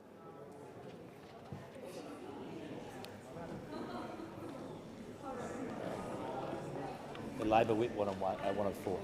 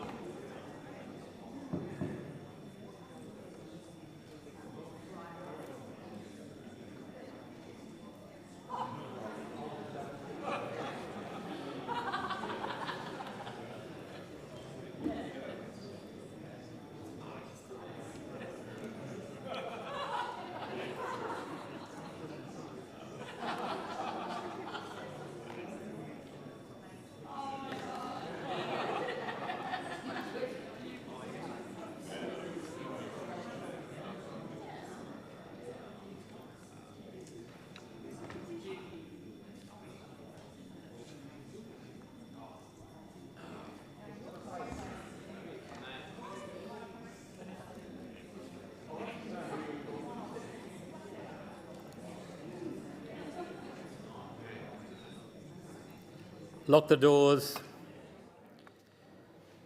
The question before the committee is that the Australian Greens amendments on sheet 3262 be agreed to. Those to the question pass to the right of the chair. Noes to the left of the chair. I appoint Senator McKim. Do you going to do the telling, or Senator Urquhart? Senator Urquhart. I appoint Senator Urquhart as teller and Senator O'Sullivan as teller for the noes.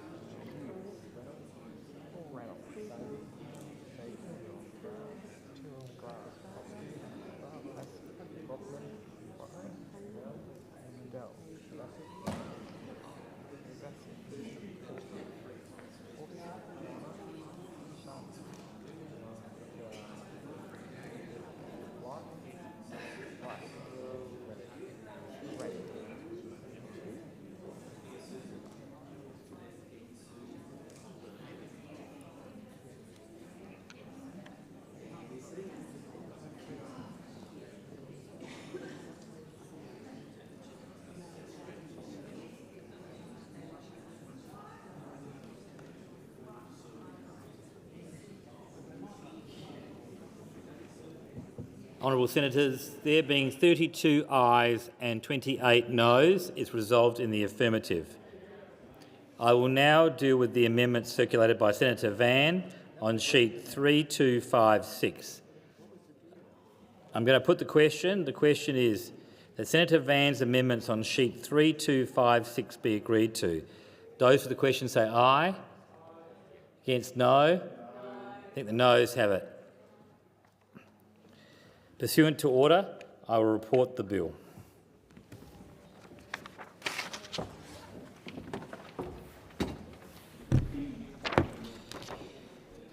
Honourable Senators, the committee has considered the Future Made in Australia Production Tax Credits and Other Measures Bill 2024 and agreed to it with amendments.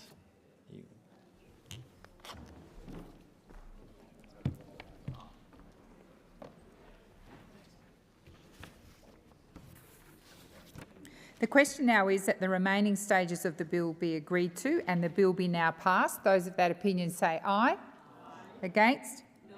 I believe the ayes have it. Division required. Ring the bells for 1 minute.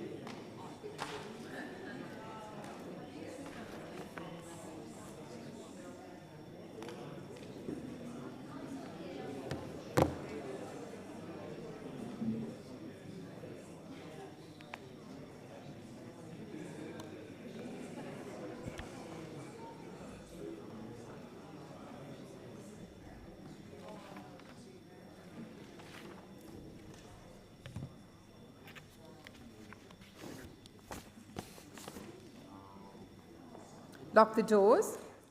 The question now is that the remaining stages of the bill be agreed to and the bill be now passed. The ayes shall move to the right of the chair, the noes to the left. I appoint Senator Urquhart as teller for the ayes and Senator O'Sullivan as teller for the noes.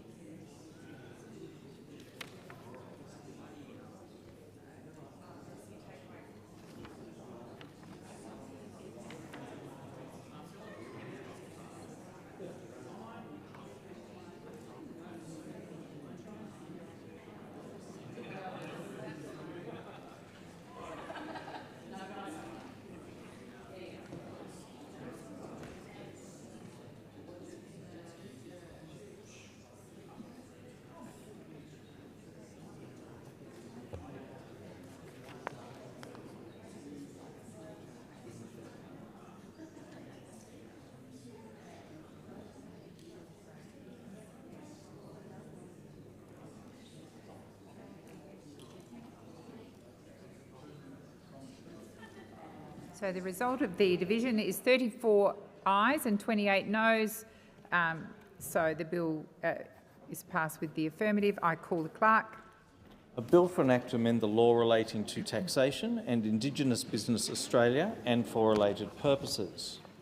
Government Business Order of the Day number 2, Defence Service Homes Amendment Insurance Bill 2025, resumption of second reading debate. Senator Davey. And look, let's be clear, we should all be thanking the Labor Party for us still sitting here at 20 past 8 at night when we could have had this bill dealt with at 10:30 this morning.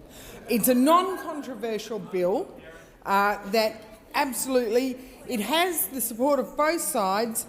We've even had the minister in the other place commending the government for their approach to this bill in a non-controversial bipartisan manner, and yet it then comes to this place and we have the Labor Party playing games with it instead of rushing it through in a non-controversial way. First thing this morning, could have been done and dusted, and here we are tonight. We will be supporting this bill. This bill fixes a problem that was faced. It will sort things out.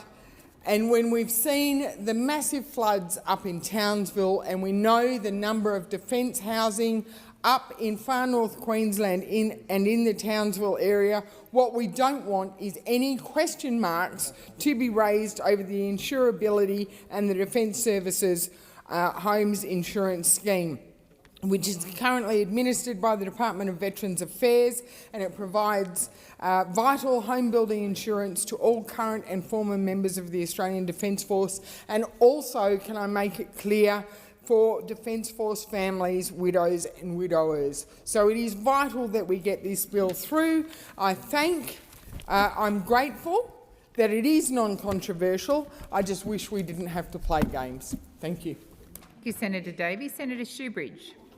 Thanks, President. It was a somewhat odd contribution from the Coalition, who tried to politicise a non-controversial bill by pulling it out with an urgency motion early in the day, and the main complaint was it was being dealt with at, 8 o'clock instead of 10 a.m. in the morning. Of all the things to get uptight about, that's not one. The Greens are going to support this bill, but what we're asking for is some transparency from the government. What we have with this bill is an attempt to retrospectively validate the actions of the Commonwealth Government acting as an agent for a private insurer since 1990. So this home building insurance, Defence Services home building insurance, used to be provided directly by the Commonwealth, but then it was privatised in 1990. And when the insurance product was privatised in 1990, the Defence Service insurer continued to appear to be providing it. They sort of badged up the private insurance and just went out and sold a badged up private insurance as though it was a Commonwealth product. And it turns out that in that rush to privatise in the 1990s, and it was a Labor government, of course, that was privatising in the 1990s, they forgot to check whether that was lawful or not. And it turns out that at some point between 1990 and 2025, the government, whether it's this government or a former government, found out it was unlawful. So we have been asking for some clarity about when that advice was first given, for how long the government's known this was operating unlawfully, and we'd appreciate the Minister providing that advice and clarity in response. And I also note that this comes about through Labor's privatisation, which is no doubt loved by the Coalition. Between them, there's nothing they don't want to privatise. Turns out, once again, it got themselves in a muddle. But because we're worried about the individual veterans, because we're worried about individual families, we will support this validation so the whole thing doesn't fall over. Thank you, Senator Shoebridge. Minister McAllister. Thank you very much, President. This bill will formalise long-standing Commonwealth practice by providing an express legislative authority for the Commonwealth to continue to provide general insurance or act as an authorised representative of a third-party insurer.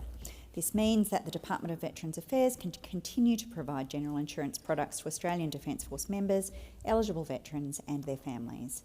The bill will retrospectively validate past activities undertaken by the Defence Services Homes Insurance as an authorised representative of a third-party insurer, and also authorise the scheme to continue to carry out such activities in relation to more than 32,000 current policyholders, including granting it the authority to renew policies. The Albanese Labor government is committed to supporting veterans and their families, and Defence Service Homes Insurance is just one of those supports currently available. I would like to thank all senators for their contribution to the debate on the Defence Service Homes Amendment Insurance Bill 2025 and for their acknowledgement of the important role defence families play in supporting our defence personnel. I do note the question raised by Senator Shoebridge in his remarks. I do not have that answer with me at this time, Senator. I represent the Minister rather than being the Primary Minister myself. I will endeavour to seek that information and provide it to you on another occasion. Thank you, Minister. So the question is that the bill be read a second time. Those of that opinion say aye. Against? I believe the ayes have it. Is there a committee stage required? Oh, beg your pardon. I'll call Clerk. A bill for an act to amend the Defence Service Homes Act 1918 and validate certain activities and arrangements and for related purposes. There aren't any amendments, so is a committee stage required? Senator Shoebridge? Yeah, just simply to get that one question I asked, which is when they knew. Yeah. The Minister has undertaken to try and... sorry, Senator Shoebridge. Do you require a committee stage? The Minister did acknowledge in her summing up that she would get you that response as soon as able. But it's up to you whether you require a committee stage. Can we just see whether or not there's any advance on that from the Minister's point of view? Well, we're not in committee stage, so... Well, this would prevent us going into committee for the convenience of the chamber. Sure. Minister McAllister, is there anything you can add? No, I don't have anything to add to the information I've already given. Thank you. So is a committee stage required? No. Okay. Minister, I'm now calling you. Third reading, I think. Yes. I move that the bill be read a third time. So the question is that the motion is moved by the Minister be agreed to. Those of that opinion say aye. Against? I believe the ayes have it. I call the Clerk. A bill for an act to amend the Defence Service Homes Act 1918 and validate certain activities and arrangements and for related purposes. Senators, the Senate stands adjourned and will meet again. No? Oh, so I propose that the Senate now adjourn. So the Senate now stands adjourned and will meet again tomorrow at 12 noon. Good night, Senators.